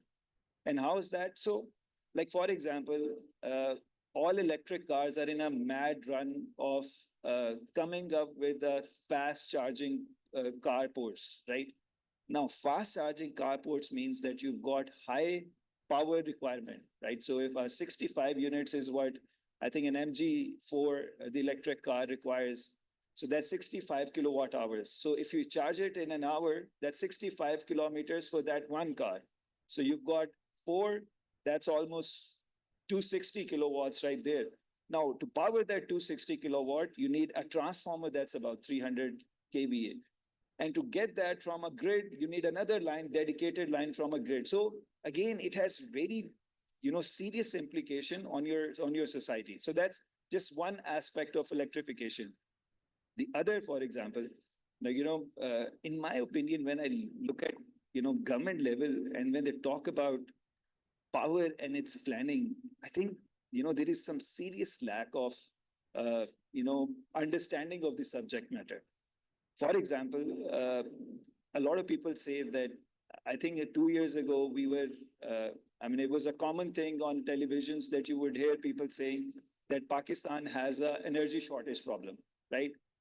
But in the last 2 quarters or maybe a year, a new word was coined in the society, which is capacity charges. So how did we develop our infrastructure so fast that we, just 2 years ago, we were in a shortfall and now we're in abundance household? Actually, the problem is, the seasonal effect. You've got high demand in summers and a very low demand in winters, right? And on top of that, all of your demand is very consumptive, which means that your peak is coming at 11 o'clock, right? So 11 p.m. peak means that, your residential users are the biggest contributors. So in a society where your load is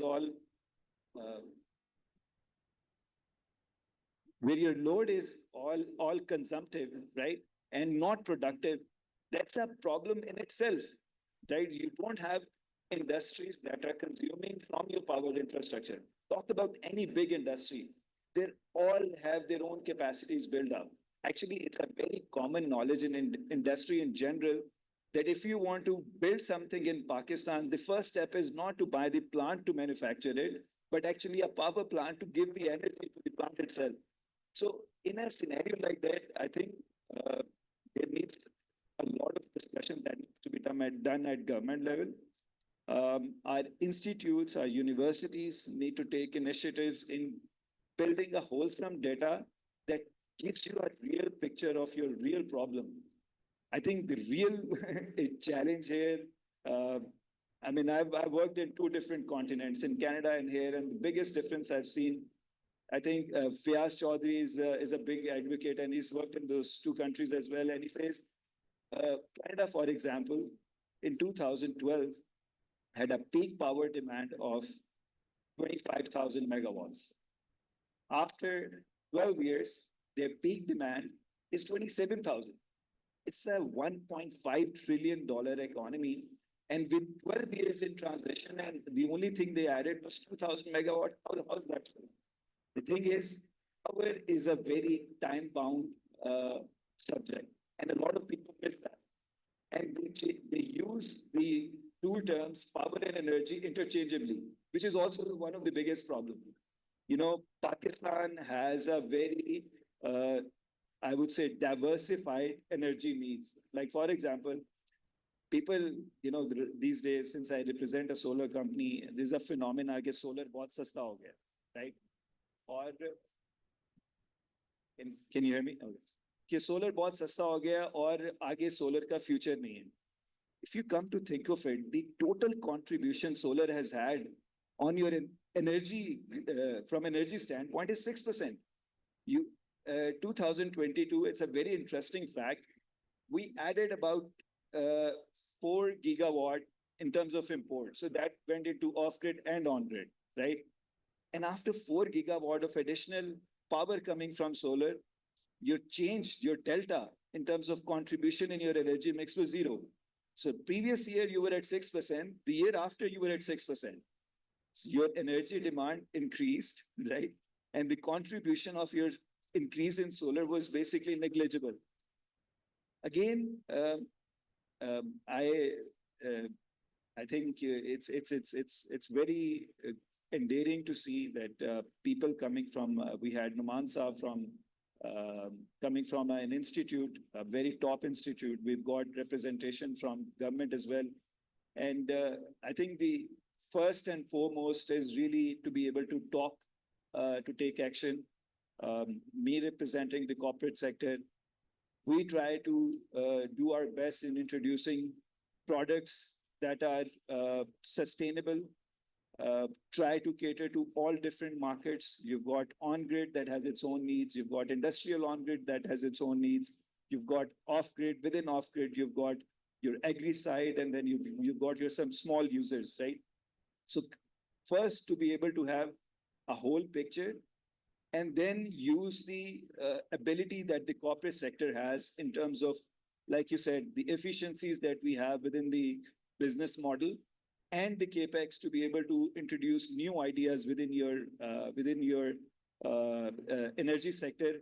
I think next few years, if our government level, if we have the support from the government, I think serving in Pakistan would be a very interesting challenge.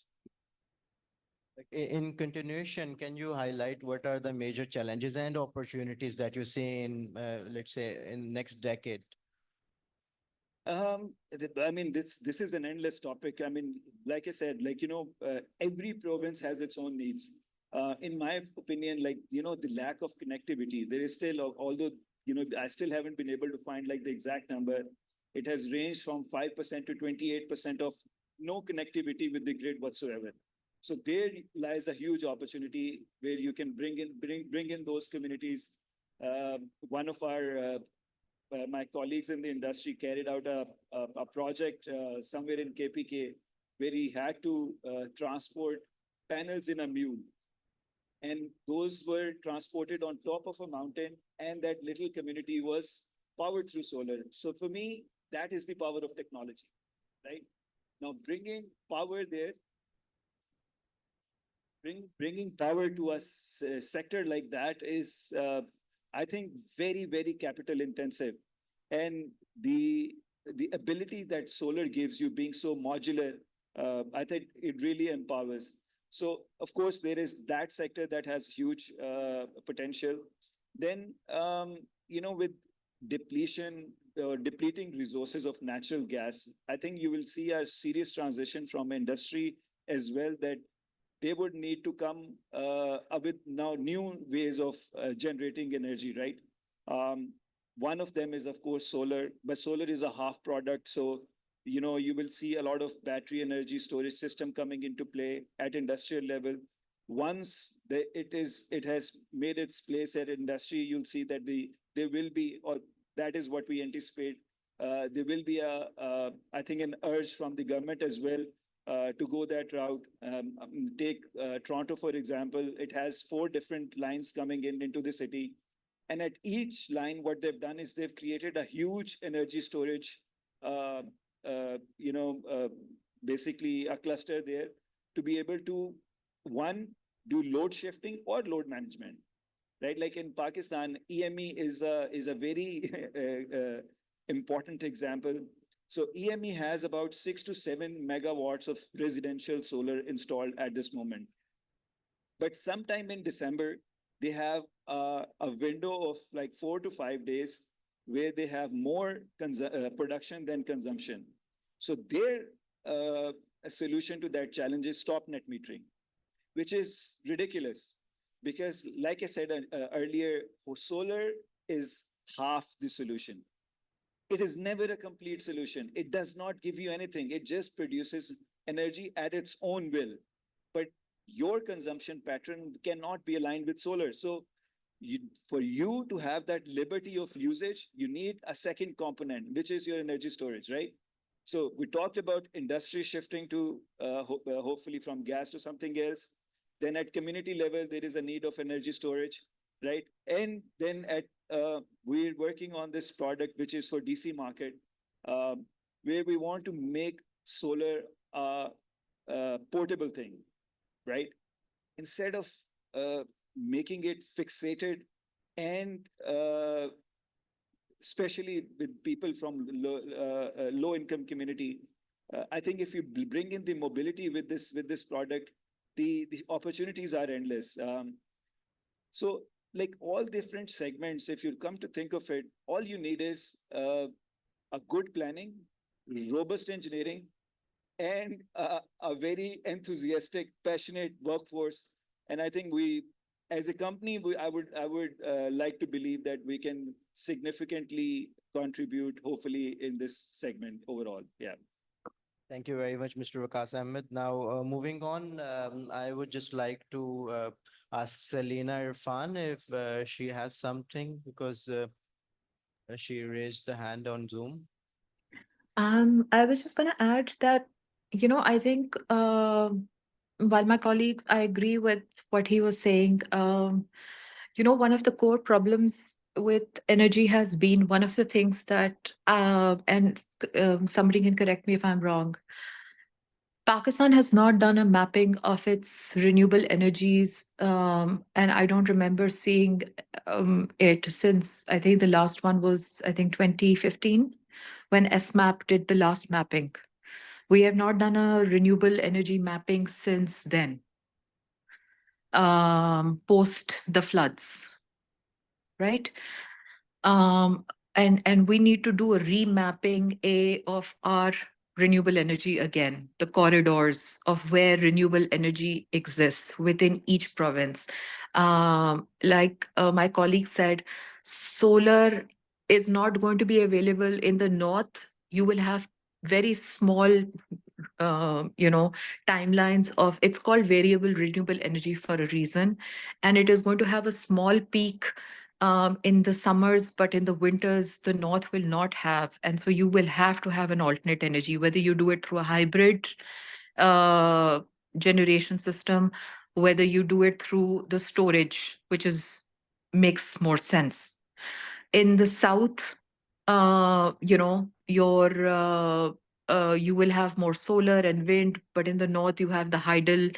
You also have the rain capture mechanism, which we still have not utilized as much. And this is a mapping that we need to do in terms of our supply. And then we also need to do a demand mapping. Our north and south have different demand peaks. We can't do a single demand peak also across the country. The peak demand of north and south is very different because of the seasons, because of the weather, because of different demand changes. And so just in the winters, the heating demand is more in the north comparatively to the south. but the South will have more demand in the summers. I mean, these are little things we have to learn to sort of start mapping and look at our demand and supplies and sort of start mapping them and matching them where our constraints is. Secondly, I think going forward, and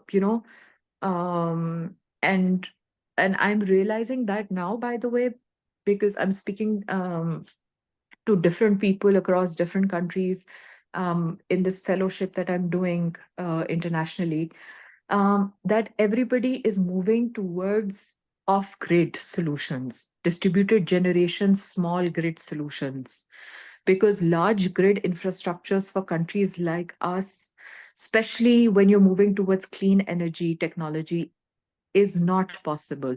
There is variations. The stability of the grid is affected. The transmission evacuation capacity is expensive to bring in. So yes, so we have to start looking at solutions beyond large scale. We have to start looking at solutions beyond the grid. We have to start looking at solutions for small grid distributive generation community projects, but also sustainability is a very big factor when we look at community projects. There are community projects that, I know of about a few projects of Heidel that started in the north in Gilgit-Baltistan that are shut down because they were based on a project-based, need-based project, and the tariff, there was no tariff structure for cross-subsidizing through commercial projects or commercial consumers, and they shut down eventually. So the sustainability of these projects has to also be built in. That's one other thing. But I also agree that conservation and efficiency is also a low-hanging fruit. So while we are looking at demand and supply, we also have to start looking at the other side of this. We have to start looking at our building codes. We have to look at all the mechanisms through which we can also start changing the consumer behavior towards efficiency and conservation. We have to start changing our consumer behavior. We have to start changing the way we use electricity. The idea that cheap electricity is our right,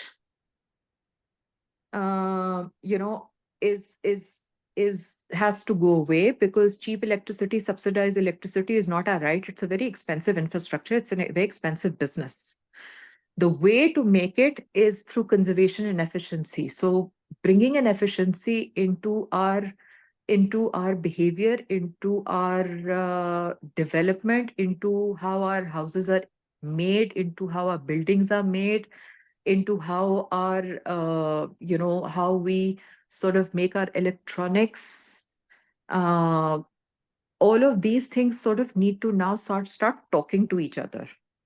Like I said, each and every way that we think has to sort of fall within these parameters. When we think about industry and commerce, we have to start thinking about efficiency and conservation at every level. It has to sort of start being a cross-cutting theme now. Yeah, And thank you, Ms. that's Salina. it. I would like to interrupt here because we have time limitation. So if you allow me, can we please proceed forward? Next, we have Ms. Saleha Qureshi. She is the lead industrial decarbonization initiative at SDPI. I would request her to please join us, and she already has joined. Please have your words, Saleha.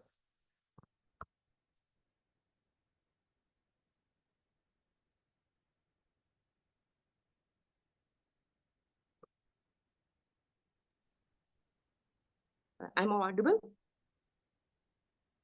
Yes, you are audible. You please continue.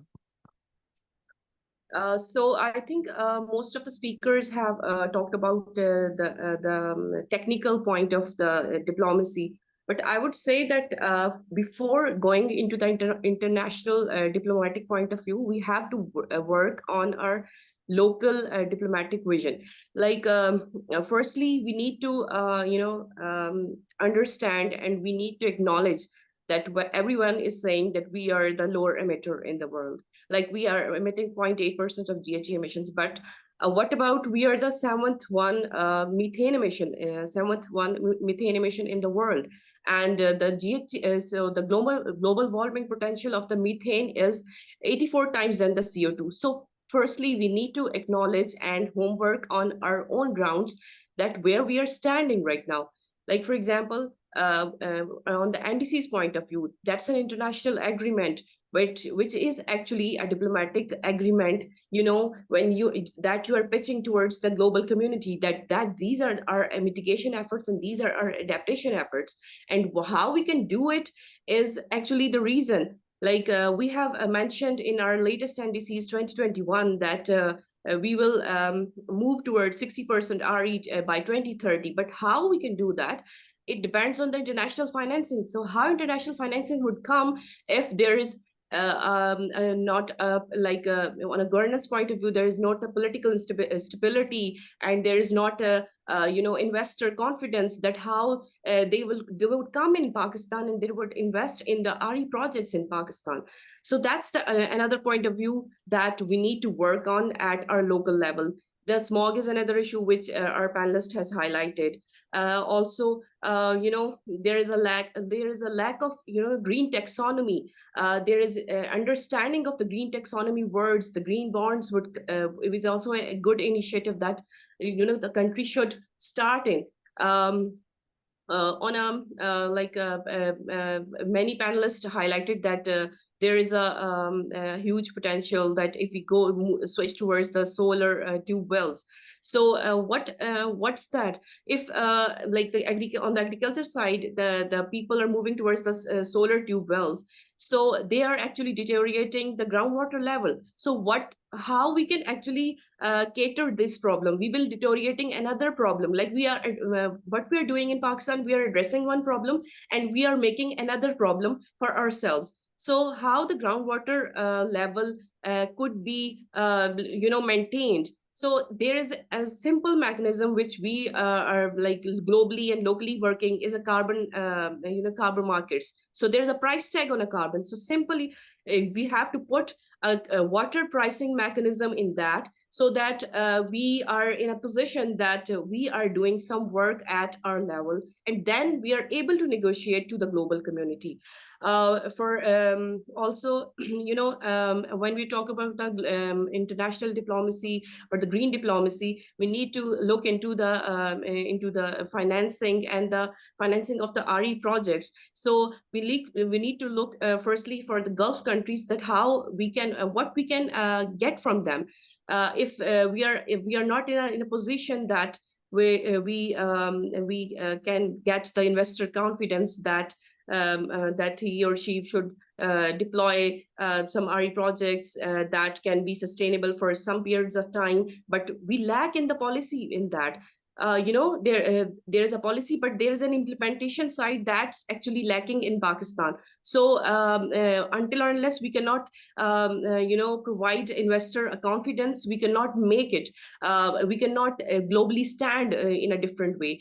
And COP is here, the Conference of Parties is here, COP 29. So this is a wonderful opportunity for the Pakistani community, from the energy sector, from the private sector, from the public sector, that they actually go there and they depict what we are doing and what we actually need from the mitigation side, from the adaptation side. So we are there. So we need to understand that what we are negotiating with the countries, developed countries, like from the Gulf countries, we can ask for the technology transfer, for the financing, or for the capacity building programs, for the training programs. So these are things that actually make our diplomatic vision or diplomatic procedure more convenient and more into the way. Yeah. Yeah, thank you very much, Saleha. Now we will move towards concluding this session, and for that I would request Ms. Mariam Khalid for her concluding remarks, please. Thank you, Saleha. I do like 2, 3 points that you made. Carbon markets are very important, although part of me thinks is that just a mechanism to kind of greenwash the entire situation, but there needs to be some kind of a taxing mechanism to deter, activities that are potentially environmentally damaging. But that is also something that takes us back to the conversation the other panelists were having. जब हम ये policies बना रहे होते हैं ना, we need to think in advance. I think there's a bit of a problem with the thinking process. We only think of our own lifetimes. And अच्छी policies, अच्छी laws, वही होते हैं जिसमें आप अपने lifetime का ना सोचें और आप longevity का सोचें. And I also somehow feel कि जब भी हमने energy की बात की है, for the longest time, Pakistan में energy meant the power sector. ये तो last 5, 6 years में I'm glad, there's been a lot of focus on the oil and gas. There's a lot of focus on energy efficiency. Climate change में बहुत काम हो रहा है. SDPI, I think, has been doing excellent work. The Ministry of Climate Change is very actively involved. It's so important for all stakeholders to have these conversations and really plan for the next 15, 20 years. I will come back to one thing which I think is very important, जो मुझे इस वक्त feel हो रहा है कि हमारे national narrative में misleading your manufacturing industries. Think really make energy a lot hostage by, cost brought on by imported fuel, imported technologies. I think I'm still loud enough. Or even your imported allied equipment. So I think aapki paas local capacity hai. This is one area the government is looking into. How can we create a local manufacturing industry and lend our support to academia and to stakeholders? I think if we can do that, even if that takes 10, 15 years, that will be something so important, because going forward, as I said before, aapke energy sector or aapke mineral sector mein bahut nexus hai. That nexus needs to be understood. I mean, for instance, when we're talking about electrification, copper wiring, kidhar se aa rahi hai, mining kar rahe ho. Aap EVs ki baat kar rahe ho, lithium batteries ki baat kar rahe ho, kidhar se aa rahe ho, mining kar rahe ho. So I know, not sure if the government has really focused on this, but private sector parties are. I know a few companies, Karachi mein, Islamabad mein bhi. I know NASL Islamabad is dedicating research in lithium. Ye cheezein, why has China been able to dominate these markets? Because they think in generational terms. They had a rare element policy in place 40, 50 years ago. US bhi piche reh gaya, and US and China ke aksar trade wars ab is pe ja rahe hain. So I think whenever we sit at conferences like these, we really should include focus on your manufacturing industry. This will provide tremendous employment. We're always talking about कि आपके engineers इतने आ रहे हैं schools में, where are they going? You don't have those opportunities. Look at how much focus that you have in the energy sector, in all these sectors as opportunities. So I think something that the government also needs to do is really, provide that atmosphere where the thought process is focused on the next few decades, not the next 2 years, not the next 3 years, but really that, because there's so much potential. And as we keep on saying, and one of the panelists said, कि energy sector तो backbone है आपकी, like everything is driven by energy. And I do think there's a lot of future for EV vehicles, but उसमें फिर आपकी environmental point है क्या आता है, the economic, the environmental aspects, which is why ESG is again is very important. So I do believe we're kind of running out of time, but it's always great having panels like these. But I think the takeaway should be we really need better coordination amongst our ministries, amongst the government, private sector, and academia. Thank you.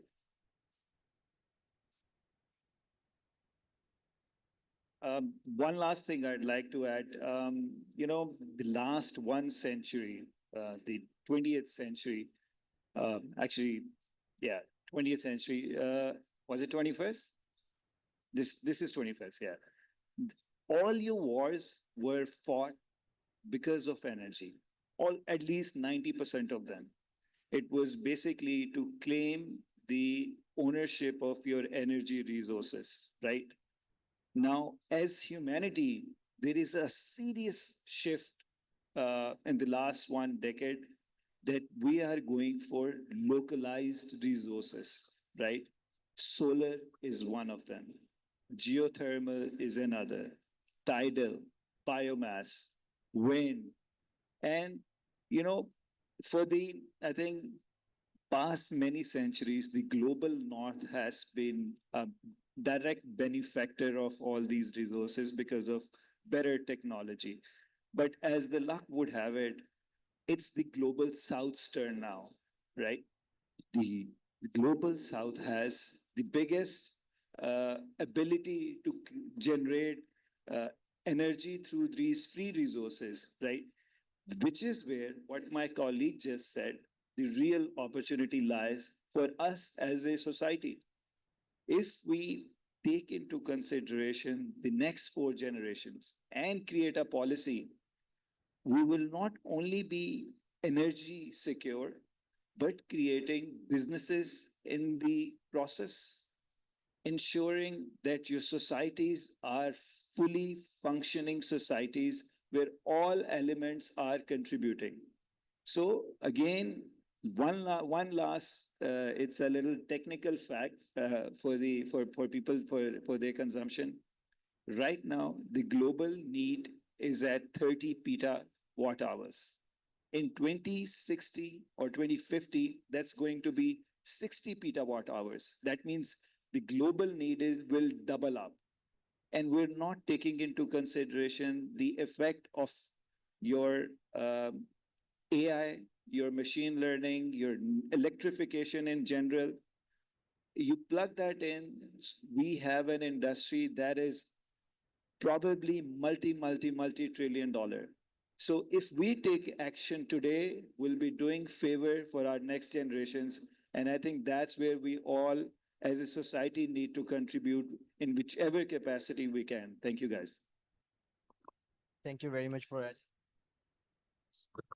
Thank you very much for adding. Now, just going towards audience, we can welcome a question from them.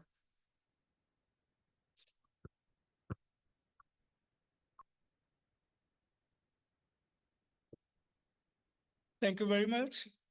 I would like to ask 2 questions, one especially from CEO Nimar Energy and one for all the panelists.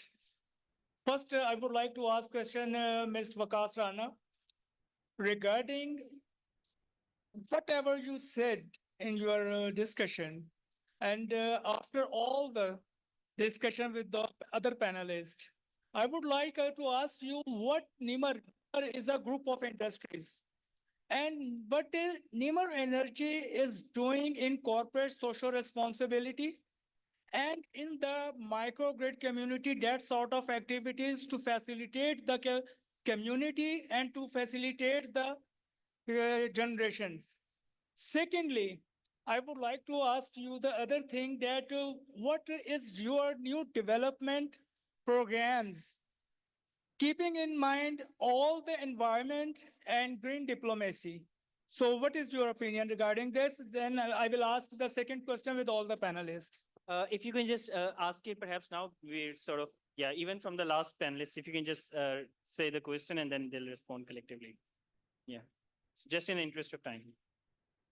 So the other question is there with all the panelists, because when we are talking about the methane emission and zero carbon, we always discuss on this, and it is really a hot topic right now. So what is being the corporate sector, government sector, and individually, what we should do regarding emission of methane? Because when we talk about the emission of methane, then the fossil fuels and the industries and our transportation industry, that will all involve in such kind of emissions. So being an individual and being the corporate and public sector, what should we do regarding to reduce or minimize the zero carbon?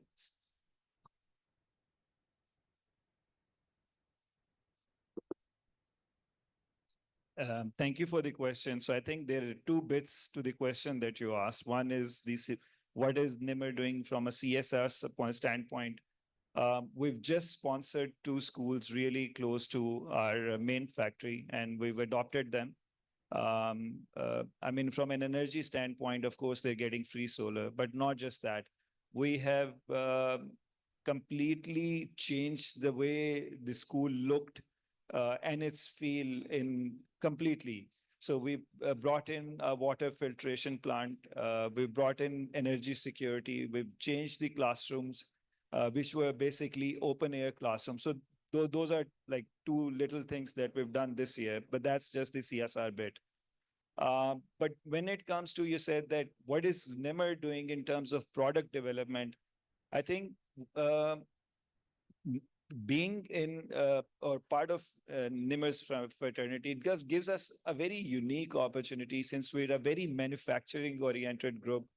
Our next goal is really to produce products within Pakistan.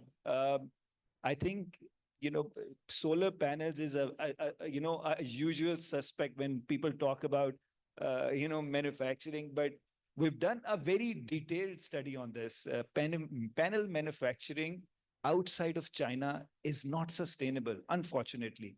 There are 5 steps to it, and China has grabbed them very close. So there's no chance for someone to produce elsewhere and still be profitable. A big example is Turkey. They installed 2 gigawatt capacity in the last 4 or 5 years, and they're still importing a 80-90% chunk of it. Just one last thing. So again, our focus will not be solar panels, but solar panel is just one small bit. I think there are many other different things or components that can be manufactured in Pakistan. And our target market would be, of course, 50% Pakistan and 50% Africa is what we're targeting, inshallah, in the next coming future. Thank you. Thank you very much. I think this concludes the session for this conference. I would like to thank all. Question which I would like to answer. Okay, but just a request, please make it short because we're short of time. Thank you very much. Yes, yes. The as you have asked that, what needs to be done. We keep on talking about, the policies. It's the same thing which I am repeating actually. The policy, procedure, and implementation is there, which we want to implement all the things. But if there is no accountability mechanism, the policy is not going to work properly at all. So this is one thing which with this green diplomacy, we need to bring accountability into action. Thank you. Thank you very much. This concludes the session for this conference, and I would like to thank to all the speakers who have joined us physically and also the ones online with us. But I think you can take over from now. Yeah, thank you so much. If you can please join us at the front. And I would request Ms. Mariam and Ms. Saha to just stay here for a bit. We'll just do a shield distribution. So yeah, let me please. Maza Saab, if you can please join us on the stage. Yeah. And firstly, let me invite Dr. Mas, please.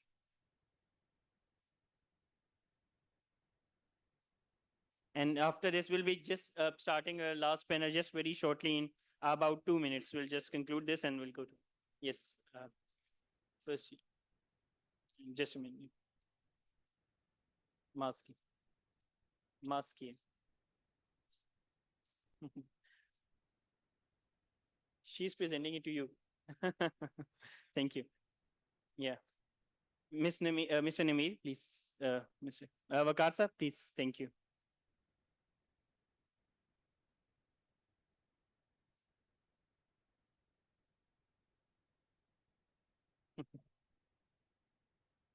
Right.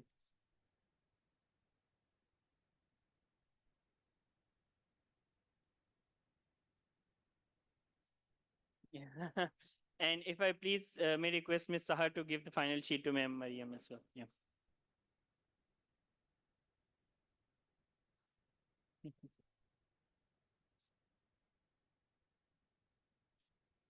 So, I am please.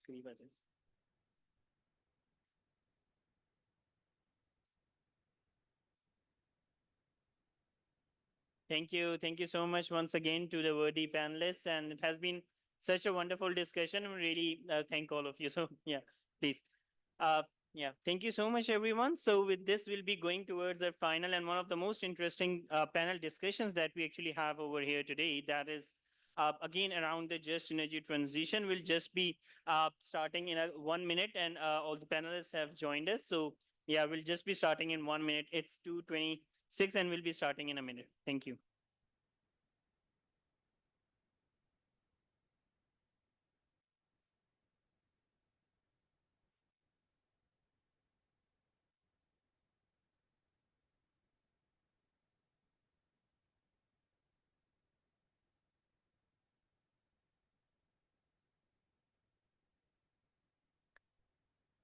If I can please request you all to please settle down. We're starting our last and one of the most interesting sessions we actually have for today. So yeah, please, Mazhar Saab, if you can please request them to sit down. Excuse me, everyone. I'll once again request to please sit down. We're just about to start.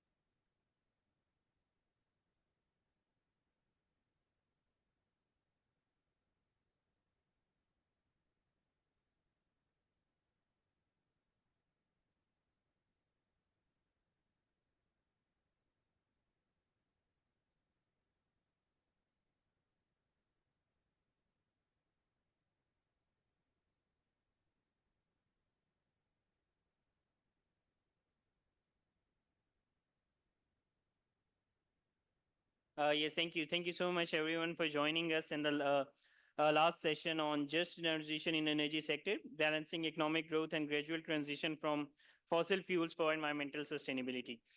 So thank you so much. Today, we have been joined by in this session by Mr. Shakib Ilahi, who's currently working as a senior advisor at Sustainable Development Policy Institute, and let highlight very shortly has been holding a lot of other positions as well, and has been one of the very key individuals that has been involved in the ESG angles and the carbon markets and other key works that initiatives that are going at SDPI.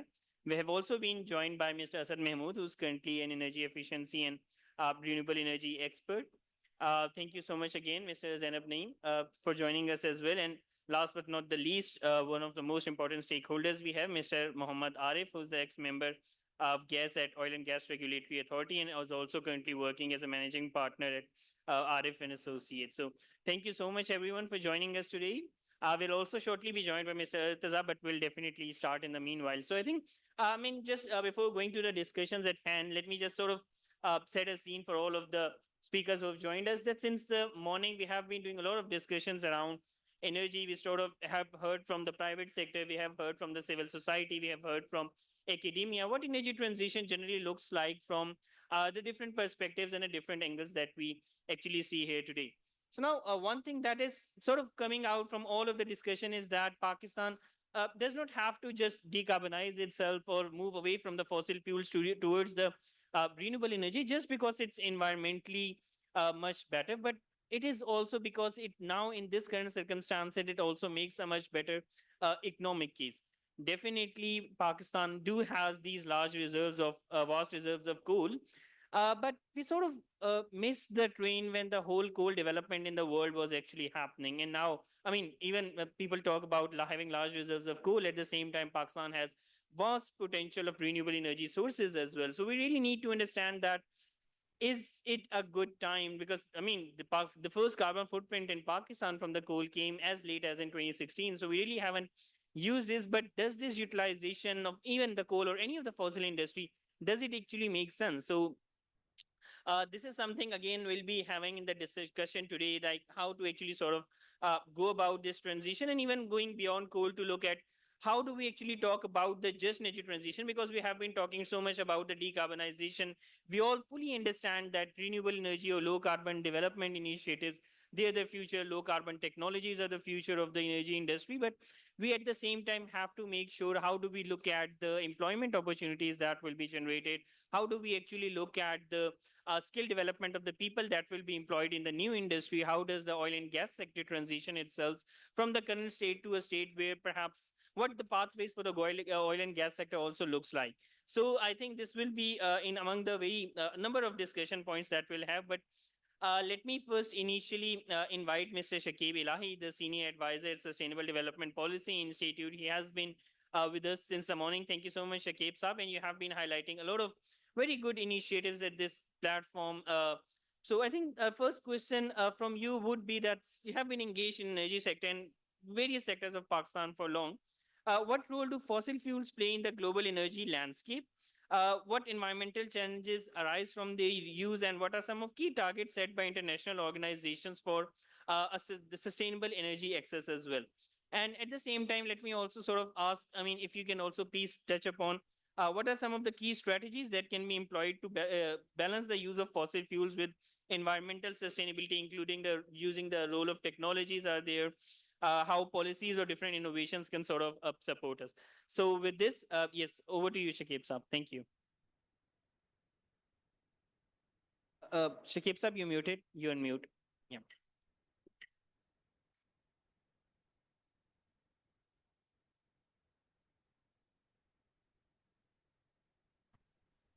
Okay, can I be heard now? Yes, perfectly. Can I be heard loud and clear? Thank you very much. Thank you very much. And I want to thank STPI for giving me this opportunity to be able to talk. It was great listening to you all today.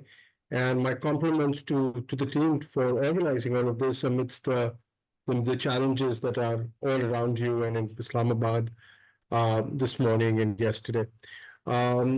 I have prepared a paper, but before I start with that, I would like to just make a few comments on what I saw and discussed, what I saw today.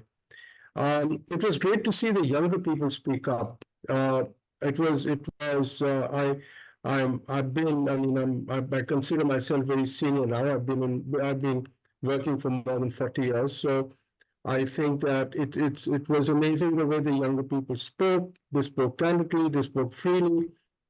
All of them had some great ideas, and they knew exactly where to get ahead and what to do.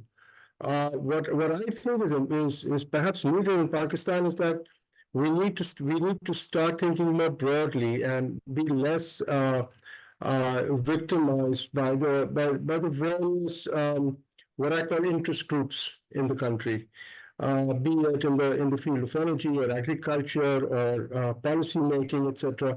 Because a lot is lost, a lot has been lost, and a lot is being continuously lost because of special interest groups that sort of come out of nowhere collectively and try to navigate matters in their own direction. Now, just starting with a few points that I have written down, and I will read through it very quickly, of course, in the interest of time. So, fossil fuels, including coal, oil, and natural gas, have been powering economies for over 150 years and supply nearly 80% of the world's energy. We all know that. Fossil fuels are formed from carbon-rich remains of animals and plants. When burned, the stored carbon and other greenhouse gases are released into the atmosphere, and excess buildup of greenhouse gases in the atmosphere has caused climate changes on our planet, and this will worsen over the fossil. This will worsen as more fossil fuel is burned. I mean, we already found out that it's going to double by 2050. So we need to find a way to mitigate it, to stop it. The 2030 targets laid out by the United Nations for the 7th Sustainable Development Goal are clear enough. Provide affordable access to energy, expand use of renewable resources, improve energy efficiency year on year, and enhance international cooperation in support of clean energy research, development, and infrastructure. Meeting these goals, however, will be anything but simple. Now, there was a lot of discussion here today about reaching out to the neighbors, learning from them. They are perhaps have within the same geography. They perhaps have faced the same challenges, and I think this is an excellent idea. And I think it's something which has been recently also being restructured. The SARC initiative is being brought back to life. I think that would be it'll be great to include climate change in that particular context and bring about a dialogue and a discussion of both learning, adaptation, um, and enhancing our own capacity and capability. And perhaps, also I had one of the speakers talk about minerals and Pakistan's rich capacity in that area, which perhaps is not that much in our in our neighborhood. It's something that we have to add to the agenda. So a lot has to be developed and learned and away from all the politics, away from all the territorial issues and whatever we may have between us. There is a commonality that we are all in the same region, in the same part of the world, and we should learn to work with each other. And I think SARC offers a good premise. Reaching ambitious decarbonization targets requires multiple measures. One measure is sustainable fuels. These include biofuels such as hydrotreated vegetable oils or bioethanol, and synthetic fuels such as ammonia or methanol. These can be added to fossil fuels in conventional internal combustion engines. Even these shall be costlier, but shall reduce greenhouse gases. Faster decarbonization will take place with greater use of electric vehicles. The demand for sustainable fuels is expected to triple over the next 20 years in the transportation sector, reaching 7% to 37%, depending on the net zero emission levels across countries. Now, I don't think we are going to get that far in this, purely because of the general habits that we have in our country. But at least we need to start working towards it. And it's fantastic to see that the academic area, the LUMS is working towards it. There are other universities and colleges that are working towards it, but they have to integrate within the industry as well. And they have to put out workable papers within the industry. I mean, I see that happening. I'm based in Dubai and I work in this part of the world. And I see a university here working progressively towards building EV batteries, and they are sort of integrating within the industry, and they're going out into the industry and reaching out and talking about it in order to excite capital. This is a startup that I'm talking about. And now following some consideration to balance the use of oil, gas, and coal with environmental sustainability. Number one is reducing emissions. Of course, carbon capture, storage, and improving efficiency. Number two, transitioning to cleaner alternatives, which is, of course, we've all spoken about renewable energy and sustainable fuels. And policy and regulation. Policy incentives for clean, green energy. There has to be an incentive. There has to be some sort of an incentive, either out in the open or structured. Not that we are giving an incentive and then taking it away. We should have, like somebody spoke, we should have a thought out policy which is effective over a 10-year period. Technological innovation. Now, we don't have to recreate the wheel here. There's a lot of work that has been done. There is a lot of work that has been done in the neighborhood. There's more work that's been done in China and Western Europe. We simply need to learn to adapt to it. And public awareness and education, most vital. This I think is the crux of the problem. Similar to perhaps trying to stay away and not be victimized by interest groups is public awareness. That fossil fuel and to educate and involve and get from an early age, everybody get involved with to reduce, reuse, and recycle. Get that into the mindset, that into the habit of doing things. Like everywhere else in the developed countries, we need to learn that, we need to adapt that. Is to reduce, reuse, and recycle. Conserve energy. Make it a habit to conserve energy. Reduce waste. Have energy efficient appliances. Promote energy efficient appliances. But energy efficiency at homes is a must. We should have energy efficient homes. We should, not just as a policy. I mean, I see the government of Punjab working towards it dramatically, but there has to be a similar step and approach from all the other provincial governments, from the federal government, is towards that. And support renewable energy, water conservation, support environmental organizations like STPI, that are actually making an effort. By combining these strategies, we can work towards a more sustainable future while meeting our energy needs. So that's my closure. Any questions anyone has, I'm open, but Yes. please carry on, Ben. Already Thank received you. one question, but I'll let you respond to it at the end. The person is asking on the LinkedIn that generally a coal power plant of 50 megawatt provides jobs to roughly around 150 to 200 people. But when you talk about renewable energy, the jobs created from a 50 megawatt power plant are roughly around like 50 to 60 at the maximum. How, if we're talking about the renewable energy transition, how do we actually address that employment gap that might arise? So I'll let you respond to it at a later stage, but let me now come to Asad Mahmood Saab. Asad Saab, you have been working around energy efficiency for far too long, and you've also been looking at the renewable energy from very different landscapes. How do you actually see the whole just energy transition part playing its very important role, especially because we have been seeing a lot of reports of the arena that sort of highlights that the energy efficiency can actually lead to a lot of job creations as well. So that's something which we actually have been hearing. For renewable energy, we're also seeing that they do require, the decentralization can actually support them. So do you have, if you have any other sort of specific projects that you would also like to highlight at this point? So yeah, over to you, Asad Saab. Thank you. Yeah, thank you so much. The transition definitely took a lot of time in Pakistan if we compare with other developed countries. Am I audible? Well, okay. So what I was like trying to refer to is like I will give you 2 or 3 examples. For example, when we talk about transition of any technology in any sector, definitely you need to develop an ecosystem, and the technical capabilities of the people around it have to be assessed as well. So let us so far in Pakistan, there has been sort of organic transition in most of the technologies. If we talk about in terms of compact fluorescent lamps coming in, taking the place of IBs, incandescent bulbs, and then this LED coming up.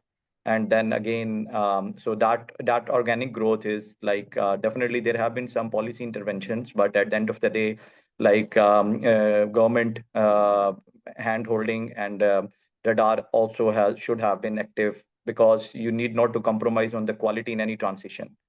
And don't put all of your eggs in one basket.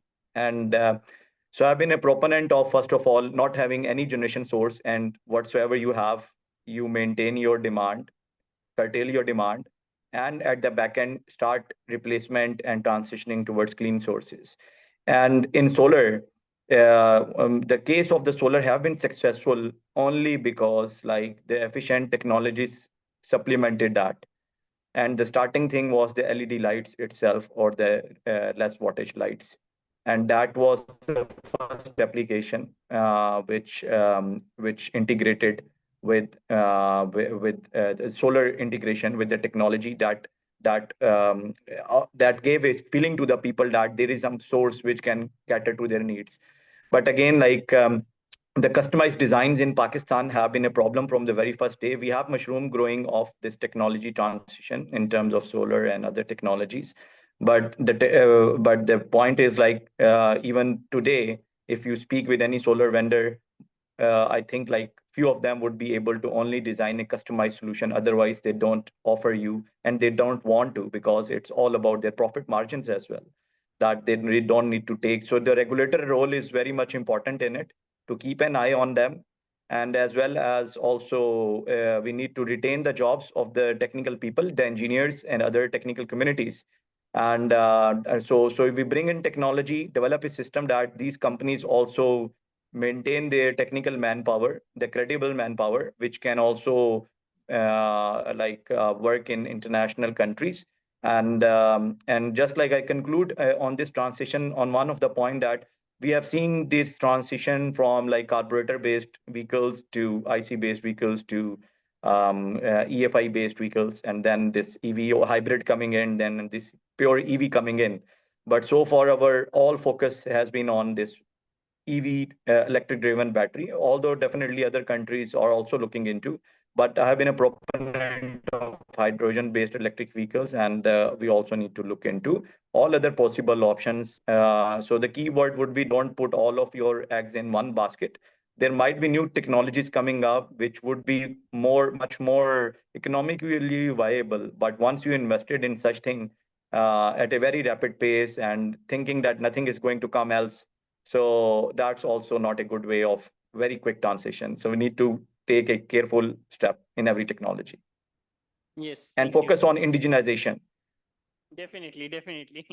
Thank you so much, Asad Saab, for highlighting these projects that have been going on. And definitely, I think, technological penetration, technological improvements is actually one of the very key and fundamental principles, because we have been lagging a lot, and Pakistan is actually, the whole point is that there's a cost of being a lagger, and sort of Pakistan has paid heavily for it. There was once a time where perhaps even the use of LNG made sense. It perhaps, I don't know, it pretty much does not make these senses now. So let me come to Muhammad Arif Saab. He definitely the panel chair and will be giving concluding remarks. But Arif Saab, let's perhaps after those, let's also sort of hear the views of the oil and gas industry from the perspective of an oil and gas industry as well. But just in the meanwhile, let me just update Itaza Saab. He's just joined us. Itaza Saab. So what we have been discussing in this panel is mainly around how do we actually ensure a just transition when we're talking about transition from a fossil fuel based industry towards the industry that will be dominated by renewable energy resources or low carbon development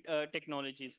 So we have discussed the coal technologies transition away from fossil fuels. Asad Saab has pointed uh, goodly how the energy efficiency makes a sense. So let me come to Muhammad Arisa sir. Thank you so much again for joining us with the person such as of your experience. We really look forward to hearing more on how this transition can perhaps also needs to happen. We'll definitely come back to you another question as well. But firstly, perhaps if you can highlight how this transition for oil and gas industry would make sense, or how do we ensure a just transition in those sector initially? So yeah, over to you, sir. Thank you. Thank you very much. This has been a very rewarding day for me. Actually, the compliments to the organization who has arranged this day-long seminar, and I was particularly impressed from the ladies segment of the speakers, who actually were reflected a very deep understanding of the issues. मैं थोड़ा सा practical point of view से ज़्यादा बात करूँगा. After crossing almost 62 years of age, तो मेरा ये ख्याल है कि प्रैक्टिकल पहलू जो है ना, उसको हमें बहुत ज़हन में रखने की ज़रूरत है. Topic of this session, are you able to hear me? Okay. The topic of this session is very good. Just transition. Now, this word just tells all. The word just tells everything. And within this word just, I would essentially include the economic viability of the transition. You cannot achieve, switch from one energy to the other form of energy unless the same is economically viable. And that is the main, primarily a governing a driver of the energy transition. We have seen it, we know it, and we are basically facing it. And I'll give you the example of why I'm saying so. I was also particularly impressed from the buzzword green diplomacy. Somehow, my view is totally different. Unfortunately, when we undertake research on such very sophisticated topics, we need to take the contextual environments in mind, the contextual environments in which we basically the operate, in which we live, which govern our day-to-day policy decisions, which govern our day-to-day diplomatic decisions. And I would like to, with your permission of everybody, I would like to change the word. Instead of saying green diplomacy, I would like to say, unfortunately, it's green drone. And I'm saying it, and I'll justify why I said so. Look, we need to understand that as per internationally published information, our per capita CO2 emission is less than 1 ton per annum per capita. Whereas the developed countries have, ranging from, for example, Australia has more than 15 ton per capita, Mongolia has 15 ton, Canada 14.82, USA 14.29, Russia 11.7, China 8.73, UK 5.2, and Pakistan has 0.99 ton per capita CO2 emission.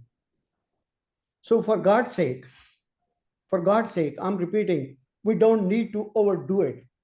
We don't need to overkill ourselves. We need to, whenever we plan, whenever we think, we need to basically take our contextual environments in view.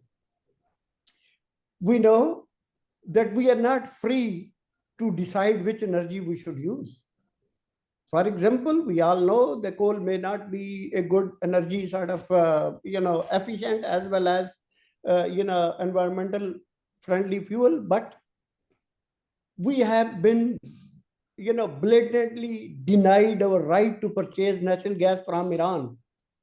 So if we cannot take a decision to purchase an energy which is environmentally friendly, which has less impact on the environment, less impact on the on the system, and also shall be a positive step towards achieving our net zero objectives, we are declined over this right. Now, this basically reminds me of famous saying of our leader, beggars cannot be choosers. Unfortunately, at a state of economic state where we are today, we have become a beggars, and we cannot readily decide what energy we should be using. My conclusion is, and let me just scare you more, that it is only due to the natural gas price hike, more than 7,000 industrial and commercial consumers have voluntarily disconnected their gas connections, and now they are entering into the backward sort of stone age using cow dung or wood fuel. Now, this state of affair, we really need to keep in mind that our economic state of affair is, our reality on ground is totally different than we are actually talking about. Now, one thing I fully agree, that is energy efficiency, ensuring efficiency of energy in every consumption, every burner and every tip, wherever we use the energy.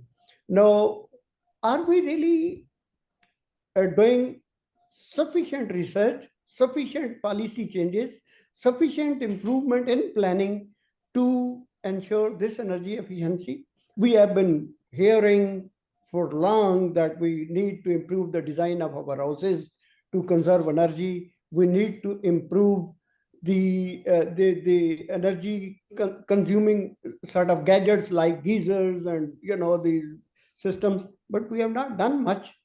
Although we have many organizations working in field, but unfortunately, the outcome is not that ideal. Having said that, I would not really like to take long time in delivering long speech, but I would only request the audience, and the researchers at SDPI who are doing wonderful job to please focus our focus whenever whenever you are undertaking research, please be Pakistani, please think Pakistani, please do Pakistani, and without with while being fully responsible member of the community of nations. I am fully cognizant of the fact that we are signatory to the Kyoto Protocol. We are, we have international binding obligations which we have to basically honor, but we don't need to be more loyal than the king. Thank you very much. Yes, thank you. Thank you so much. Arif sir, definitely I will take this point up. And this is something that we really, SDPI's approach is pretty demand driven. We do sort of try to do the research that is actually needed. And but let me just sort of a bit of a recap. I fully understand that working in the energy sector for so long, and what you have highlighted is very accurate, that we do come up with a lot of policy initiatives. We do come up a lot of policy proposals, and new policies are formed each passing day, and then still at the end of the day, the needle in Pakistan does not move, where our economy is definitely going into constantly disarrays, and even the energy itself is becoming a very huge challenge for Pakistan as well. Fully understand is that there's a very strong political economy concept, but at the same time, where I'll also like to bring in Itiza Saab, that one point that we need to understand is that, I mean, for renewable energy financing or for upscaling of the renewable energy, we do have these structured financing mechanisms, which at some point, perhaps not even at some point, but perhaps right away, Pakistan needs to sort of start exploring. I think Shams Power is there, doing a wonderful job. I think they have also been one of the organizations that have participated in the international renewable energy certificates. They have been doing, again, I won't be calling them corporate PPAs, but they have been helping or supporting industries in their sort of renewable energy development at the industrial scale as well. So it's just again, I'll come to you, Muhammad Arisa, with another question very shortly. That would be perhaps speaking bit of from a legal or a regulatory perspective on what challenges do you foresee for that in the just energy transition. But firstly, coming to Itiza Sahab, taking the case of Shams Power, how do you actually see the need for financing, or what are some of the very important instruments or tools for the financing that can be deployed in Pakistan, or that have proved effective in Pakistan? And at the same time, when we're discussing the whole aspect of the just energy transition, we just very shortly received a question from one of our audience that I think Shakib Sahab will also be responding to that. But when you talk about a coal power plant, then per unit of capacity, the jobs generated in the coal industry are comparatively much more than the renewable energy industry. So taking those two things, perhaps, Part, I'll come to you for your interventions. Perhaps firstly talking about financing and then coming towards just energy transition. So yes, thank you so much for joining us. Apologies we couldn't take you in the previous session, but yeah, thank you so much again for joining us. So yeah, over to you, Itiza Sahab. Assalamu alaikum ji. Thank you so much, Ubaid. I think you have put up a great panel and the whole conference. So I just believe in this thing that there needs to be a catalyst whenever there are challenges. So if we look at the current circumstances, I think the energy prices is so high that people have find or sort of like figured out ways how to get financing. So in our case, when we started back in 2016, almost like 8-9 years ago, the challenge was that a lot of our local financiers were not comfortable with the technology. So financing was a secondary thing. The first thing was whether these solar panels or even like the technologies like wind will work or not. Because at that point in time, we are talking about panels costing more than $1 per watt compared to what they are now at 10 cents and even lesser. So this was a very big challenge. The project cost was usually very high. So the biggest challenge was to convince the bankers, especially locally, that this is a workable technology. A lot of deployments have been done in the other European developed countries. But we tried for a number of years, we failed. Then what we did, we basically structured the transition in such a way that we bring in a guarantor, which basically ensured these local banks that if anything goes wrong with the technology or with the receivables, the guarantor will support them. So this was more of an innovative structure back then, but this was a need.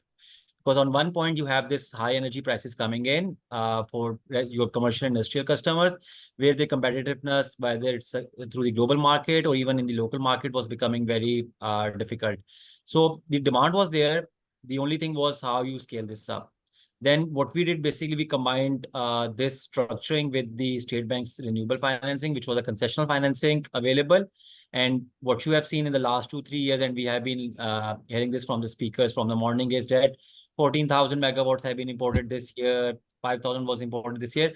I think it's all done in the private sector without any major involvement in the government sector. Because if you look at it, I don't think so any new project was approved in the last 4-5 years relating to solar or renewables. So all of those that were commissioned was primarily your older projects, which just got financial closure shortly. We have seen the fate of 600 megawatt projects being advertised time and time again by the government. But unfortunately, the bidders or that thing has not been there. So private sector, when it comes to them, they have find their ways, they have find financing, they have done things. But again, there's a limit to it. There's so much that you can do, because with solar or with a lot of these renewable, the biggest challenge comes is your real estate space. Because if you're a factory, you have only a limited rooftop. If you're not in the wind corridor, wind or other renewable energy solutions are not possible for you. So then comes the big challenge. How do you integrate or move towards a just energy transition from fossil to? That is when these large solar projects will come in. But again, what we have been hearing from the morning is that there is a lot of capacity over here. The demand is not low. So how do we work on it? So again, my 2 cents on this topic is basically, first we need to work on the demand. That once we have the demand, a lot of these challenges, the capacity payment problems, the transition from fossil to renewables, everything will be done. We have seen large IPP bids opened up in the last 2-3 months. The kind of pricing that is available over there has been really, I think, supportive of the fact that the grid parity, which was a very big concept a few years ago, is now no more even like a thinking point. So people are like very comfortable with the technology. The financing structures are over there.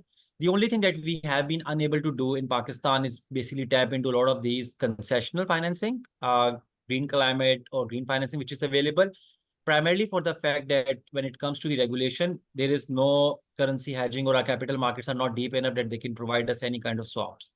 So if I go on and get a very cheap, very concessional green financing for a renewable energy project in Pakistan, but if it's dollar or euro denominated, how would I shelter myself or protect myself from the devaluation? So this, I think, is a very challenging bit. If we are able to somehow figure this out, the overall financing cost of these projects, the overall tariffs of these projects will become significantly lower, and the transition that we are talking about will be very much fast-paced and also will support the industry in growing the demand. Yeah, thank you. Thank you so much. It's just but I do have again a follow-up question, but perhaps I'll initially request Shakib Saab to ask, because the question sort of came when he was speaking, but also sort of it's up relates to you. That I'll repeat the question once again. So one of our people here have asked the question that if you install a sort of a 50 megawatt of a coal power plant, it generally generates approximately around 200 to 250 jobs. But when you come to the same capacity in the renewable energy, definitely I fully understand that there are definitely long-term GDP improvements and long-term sort of supports as well, economic feasibility as well. But in the short term, a 50 megawatt of renewable energy capacity generates roughly around like 50 to 60. Perhaps if we talk about a wind power projects, hardly 50 jobs. So how do we actually address that gap that sort of exists between the per megawatt of capacity of the fossil fuel and the renewable energy, the industry that exists? So perhaps firstly, if Shakib Saab wants to respond to it, and then I'll request Itza Saab to come in as well. Yeah, thank you. Okay, thank you, Beth. Can I be heard? Yeah. Yeah, okay, great. So my answer is very simple. Actually, you need to, it's a perception. First, let's have the facts straight. The facts are that why are we going towards renewable in the first place? We're not going towards renewable because it is something we want to do. It has to be 100% commercially viable. We're going towards renewables because we want to save the planet. Now, there is a very, very pertinent question that was raised here. That is it, how fair and just are we in the process? Very good, because we are in the receiving end as far as global politics is concerned on where everybody wants us to be and where we should be. Yes, that is a question that needs to be addressed. But again, let us have confidence on the generation that is coming in. Let us have confidence on these young people that are now taking charge of the situation, and they are they're very good. They're far better than the counterparts at the other end to negotiate a better deal, to negotiate better existence. At this point in time, I would not be concerned with the number of jobs and employment. I would be concerned with saving the planet. And that to me is the answer for everybody to understand. Is that where do we stand? How many emissions are we going to save? What are we going to get with renewable energy? That to me, that is my answer. If Ritita wants to add to it, please do so, Ritita. Go ahead. No, Shakib sir, thank you so much. I think that also sort of makes sense. Even I was of the also view, and I think again I'll come to it sir very shortly. But from what we have been hearing since the morning, I think any further developments in Pakistan would make both economic and environmental sense. I don't know if Reza would agree with me. This is just my personal opinion that perhaps any addition of utility scale power projects in Pakistan are not sort of needed and doesn't make actually that much sense. So perhaps have to make a more focus towards the decentralized renewable energy solution. That what actually makes sense, because at the same time we also have 25% of the population of the country that does not have access to the national grid. And I think we see a lot of innovative solutions over there as well, where communities have come up with these some very innovative models that are again I mean adding to their socio-economic uplift as well. So, but with Itzasab, if you would like to sort of add on to the question or respond to any of the points. Sure, Beth. So I think Shakib Saab mentioned it or put this in a very clear way. The one thing I would like to point out here is that 50 megawatt of coal versus 50 megawatt is probably the not right comparison, because at the end, a 17-18% capacity factor technology has different game. But when we are looking at, we have to look at the complete value chain. I think the good thing about solar, if we look at the last 3-4 years, the number of jobs that it has created in the Pakistani economy, I think has probably folded in the last 3-4 years. If I talk about a lot of these new entrepreneurs, new young companies being generated because of these solar, they are going to be very high. So if you look at the data, I think the most number of companies being registered are either in the IT sector or in the renewable energy solar sector, with all these hundreds and thousands of households which have been solarized. Then a lot of these after sales, a lot of these trading, a lot of these added value addition things, which are part of the renewable energy supply chain, has been able to create compared to a lot of these large one-off utility scale plants.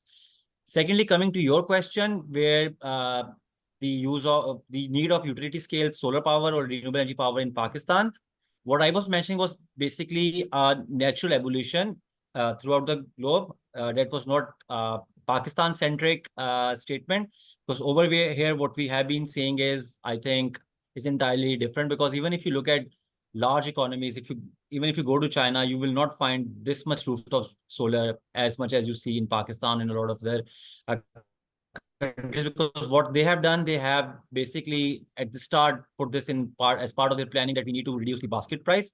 So everyone, those 25-30% which are still on the lifeline customers, they can get access to cheaper electricity, and they should be as much indigenous when it comes to power and independent than it should be, because not every country has coal, fossil fuel based resources, so they have to rely on whatever they have available. Yes, thank you. Thank you so much. It's Saab. So this comes before going to again Muhammad Arif Saab. Asad Saab, we do have another perhaps sort of a question for you. That again we have been talking about just energy transition, and a lot of focus has been on the job creation. Which institutions do you feel needs to sort of play a very strong role, such as perhaps coming up with strong interventions or involvement from TEFTA, NECTA, and other institutions that sort of needs to perhaps play their part more effectively while the Pakistan is going through this transition phase? Yeah.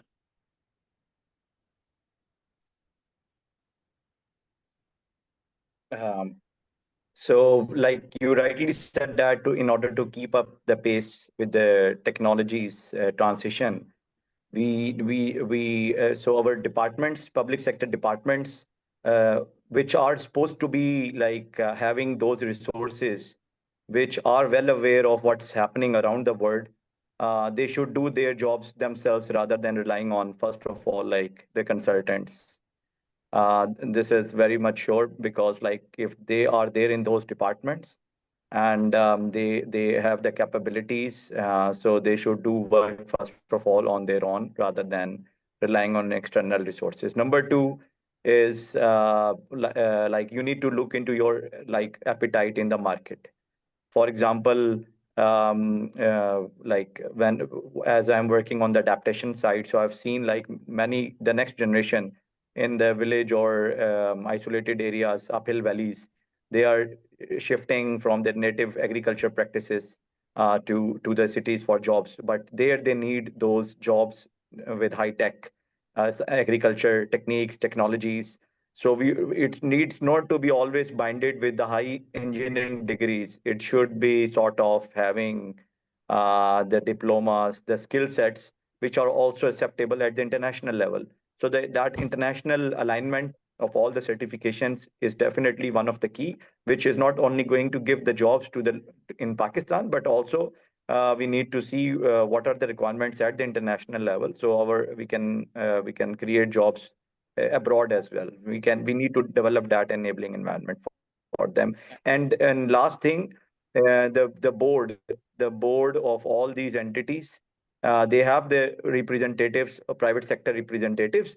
So if any public department is not working, so it also the onus also lies on the private sector representatives in the board of these institutions, whose aim was to direct them, to guide them, to bring them on the right track. And if they are sitting silent and doing nothing and not guiding their like the relevant entities, so I think that the board constitutions have to be changed and bring in more young people like from the academia and other international departments to keep up the pace with the international transitions. Because the board is always reluctant in all the public sector departments.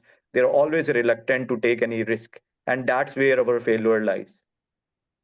Yes, yes. Thank you. Thank you so much, Asad Saab. To very well noted points, and thank you for highlighting the key stakeholders that there could be. So, coming back to again Arif Saab. Arif Saab, I think the first question, or perhaps was one another perspective where we want your opinion was on perhaps highlighting the legal and regulatory challenges that could actually come in this whole just energy transition debate. But at the same time, Arif Saab, you have very rightly again pointed out the political economy aspects of working in Pakistan or the energy sector in Pakistan. But at the same time, let us sort of try to end the whole debate of the conference perhaps on a bit of a positive notes, like by giving what solution, as I mean, you're an expert, you have been in this sector for far too long. So being an expert, what are some of the very two key pointers or two solutions you would like to say to these stakeholders as a way forward from this point as well? So perhaps if you can also, we'll definitely come to you for another final concluding or of the session. But at this stage, if you could perhaps also add to these 2 points. Thank you. चले मैं बहुत ही simple और बहुत short करने लगा हूँ फिर, क्योंकि आपने रिक्वेस्ट किया है। सिंपल ये है कि जितने भी पॉलिसी फार्मूलेशन में लोग इन्वॉल्व हैं, वो ऑनेस्टी से प्रोएक्टिवली पॉलिसी बनाएं। पहला लफ्ज है ऑनेस्टी, ठीक है। और उस पॉलिसी को बनाने के बाद ये मेरिट पे बनाएं, कोई पर्सन स्पेसिफिक, कंपनी स्पेसिफिक ना हो। उसके बाद उस पॉलिसी को कुछ इम्प्लीमेंटेशन भी बहुत सिंसियरिटी और ऑनेस्टी से करें। तीसरा ये है कि उसको पॉलिसी की इम्प्लीमेंटेशन के लिए एक लाइफ साइकिल को जो होता है नेचुरल लाइफ साइकिल, उसको मेंटेन रखें, उसको फ्रीक्वेंट चेंजेस ना लाएं। अगर आप ये सारे जो SDPI के और जितने एक्सपर्ट सुबह से मैं सुन रहा हूँ, इन सब की अच्छे अच्छे मशरे हैं, उनको अपने कॉन्टेक्चुअल एनवायरनमेंट को सामने रखते हुए उनको इनकॉर्पोरेट करके एक कंप्रिहेंसिव नेशनल लेवल की पॉलिसी बनाएं, अपनी इंटरनेशनल ऑब्लिगेशंस को भी सामने रखते हुए, अपने कंस्ट्रेंट्स को सामने रखते हुए, अपनी स्ट्रेंथ्स को सामने रखते हुए, वीकनेसेस को सामने रखते हुए, और वो पॉलिसी जो है उस पर पूरी नेशन जो है वो फिर कमिट हो जाए कि उसी पे अमल करना है और नो गोइंग बैक। आपने देखा होगा एक तरफ हम बड़े जोरों शोर से कहते हैं कि ये रिन्यूएबल एनर्जी में सोलर बढ़ा और उसमें ऑब्वियसली उसकी कास्ट भी बहुत कम हुई, लेकिन at the same time uncertainty एक ऐसा वर्ड है जो हमारी गवर्नमेंट भी, हमारे पॉलिसी मेकर भी, they are fond of creating uncertainties. अभी 2 महीने पहले आप, या 2.5 महीने पहले, या 1.5 महीना पहले आपने सुना होगा कि इवन आपके एनर्जी मिनिस्टर साहब कह रहे हैं, कभी कह रहे हैं कि जी जो सोलर की यूनिट प्रोड्यूस होंगी वो उसकी उसकी जो है ना वो टैरिफ कम कर रहे हैं जी, उनको वो कंपनसेशन कम कर रहे हैं। फिर कह रहे हैं कि नहीं जी, उनका जिनका लाइसेंस नहीं है उनको हम देंगे ही नहीं। अच्छा जी, जिनका लाइसेंस है जितने सालों का है उसके बाद उनको अलाउ ही नहीं होगा कि वो नेट मीटरिंग में चले जाए। सो ये पॉलिसी आपकी अगर इस तरह से आपने इम्प्लीमेंट करना है तो आई एम सॉरी, मैं फिर पॉजिटिव नोट में कैसे लेके आऊं बीच में अगर हमारी इम्प्लीमेंटेशन में ये इश्यूज है। बहुत शुक्रिया। Gee, thank you so much. But I agree with the initial recommendations that you have highlighted initially. So, coming to again, Shakib Sab, just finally, just last two policy recommendations. You have also been with us since the morning that you would like to sort of pitch from this platform to all of the stakeholders, and we'll make sure that we include these into the final proceedings that are coming out of this conference. So, just two key policy recommendations that you would like to give for Pakistan's energy sector. Yeah. First of all, I agree with what Arif Saab said. And just to expand on what he said, I mean, I'm sorry for being pessimistic. I don't want to be pessimistic. I'm a very positive person, but there are too many interest groups involved. And those two main interest groups sort of are driving the policies, and we are going into circles instead of arriving somewhere. There were some very smart people in the panel today. There's some very people that were coming in from the industry that knew exactly what they were doing. They were positive. They had invested their time and money in this country, and they want to go ahead and they want to get things done. Kudos for them. I'm all for them. I really like that energy and that excitement, and I think that will be the driving factor. To me, the policy, to me, the driver is that we need to get thinkers and technocrats involved. Stay away from the politics. Stay away from that feudal mindset and that mindset that drives interest groups into action for their gains, irrespective of where the country is heading. And listen to what Arif Saab has said. He's actually coming off a lot of experience within his field as a regulator within the energy sector. And we need to take his advice that there has to be a progressive, connected, and a mature policy and a structure, and then we stay with that. Be it moving towards fossil fuel, or be it moving towards renewable. But we need to have it structured and worked out, and we need to once it's focused, once it's directed, once it's developed, we need to stop thinking about it anymore and just implementing it. And we need to get the academics involved. We need to have a panel of academics in there. There's some very great good work that has been done by the academics, because please understand, academics and students actually go far beyond anyone else. They're the innovators, they're the developers. They need to be encouraged, and they need to be brought into practice, and they need to be as much brought into a system of better understanding. And that is, I think, is what is the takeaway today, which we need to work with, and which we need to expand on. Yes, Thank you. Thank you, Ved. Thank you. Thank you, Wonderful, sir. wonderful, Shakib sir. Thank you so much for these recommendations. Ji, Taza Saab, final two comments from your end. Yeah, please. Thank you so much. I would like to thank the STPI and the whole organization for setting this up, and we look forward contributing in the following sessions. Thank you. So lastly, Asad Saab, if you have any recommendations or final touches that you would like to sort of make to be pitched from this platform. Thank you. Yes, thank you very much. I would just like to say that like whatsoever the policies are, actions are being taken, they should be well informed, bringing all stakeholders in loop. And that transparency aspect is something very much critical and missing at the same time, so that the private people and even the youngsters who are coming in the market they can see in which direction they can find jobs.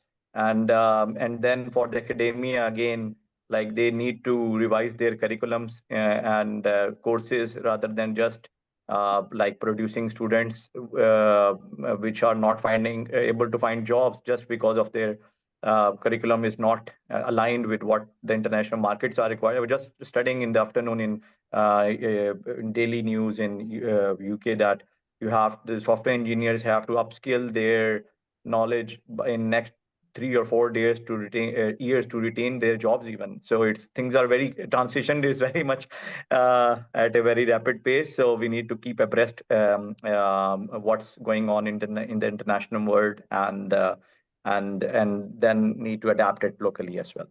Yes, thank you. Thank you so much. Sasab, this has been a wonderful discussion. So just in interest of time, let me directly come to Arif Saab for his final concluding and the vote of thanks for this panel, and then we'll be concluding the conference in about 2 to 3 minutes. So I think the audience has been becoming very impatient. They have been here with us since the morning. So yes, Arif Saab, your final concluding of this session, please. Thank you. Well, very special thanks to SDPI for arranging such a wonderful day, which has a great sort of learning opportunity. I was particularly connected whole day and stick to my my seat all day. If you have noticed, it was a great learning, and I'm very thankful to all the participants for their active participation and a very strong and hope and expectation from the young researchers, and especially the ladies who are very good at research work and very deep understanding, intellectuals, universities, and all those sort of think tanks should be involved in policy formulation, and then policy should actually be thoroughly thought through and implemented, and as a sacred document. Unfortunately, frequent policies have actually caused more problems than bringing any good to this country, especially when it comes to the energy sector. I know both in oil and gas side, I know both in electricity side, and energy itself is the backbone of our economy, and which is almost completely broken, unfortunately, and we all need to gently work to reassemble it. Thank you so much.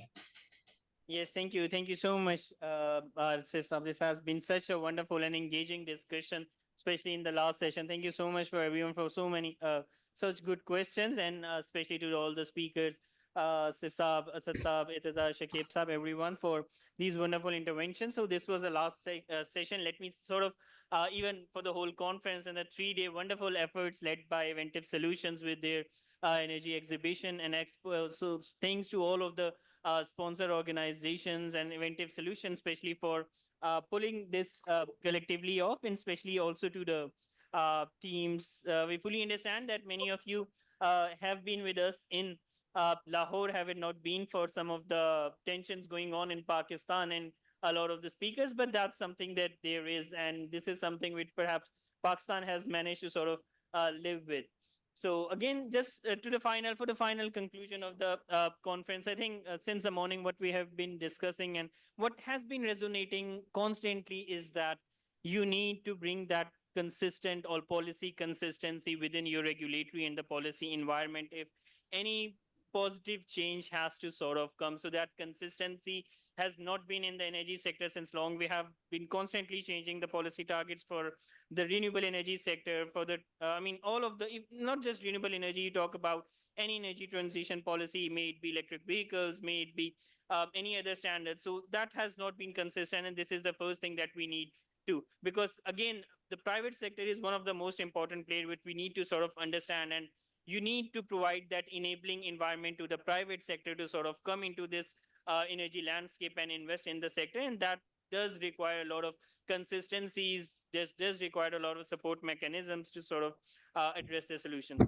So secondly and thirdly, we have a lot been talking about that we have to understand the landscape of Pakistan. Any solution has to be firstly implementable or look from the lens of developing country as such Pakistan, because we have been in a lot of debt crisis, the financial crisis has been there. So how do you actually address that? You need those structured financing mechanisms that can actually enable this transition? Because again, I think it has been constantly being highlighted. The political economy of Pakistan is extremely strong. You need to sort of come up with solutions that need to address. We have been looking at a number of financing mechanisms, may it be debt swaps that have very high relevance. The carbon markets, especially when you talk about making or providing an alternate revenue streams to the industries, the carbon markets or even some concessional financing mechanisms, the green transition funds, they're extremely important. You need to sort of understand how to sort of go about those initiatives and mechanisms, because they're actually going to play a very important role. Then I think one another point that sort of has been resonating since the morning is how do you provide that decarbonization drive to the industries in Pakistan? How do you actually address Pakistan's green diplomacy issues, especially with COP29 just around the corner? A lot of debate would be going on. Green diplomacy is constantly going to become further strong. You need to understand that you have these NDCs you have to remain in line with. There's a Paris agreement you have to sort of remain aligned with. And how you do that is actually, again, going to be very important. Lastly, I think coming from this panel has been that you need to sort of address that disconnect that exists between the government institutions, not just between the government and the private sector, but perhaps also some of the disconnects that at some level do exist between the federal and the provincial governments as well. You need to build the capacity of the relevant institutions within those sectors as well. And lastly, definitely building the capacity of all the stakeholders in the entire value chain. That's again going to be something that's really important. But at the end of the day, we sort of, again, the whole point is that we all need to sort of come together for making it happen. There is no, perhaps there cannot be, or there is no short-term solution to address any of this. We have to sort of take these small steps that are going to sort of add to the final result, or any of the needle movement that we have been actually discussing since the morning. So once again, with this, let's sort of bring the discussions to end. Once again, thank you so much to the Eventive Solutions and all of the partner organizations that have been a part of this, organizing the whole Pakistan Energy Exhibition, especially in this conference. I'll be talking more on behalf of that. And so once again, thank you so much, everyone. And with this, the session would and the conference would come to an end. Thank you. Thank you. Thank you.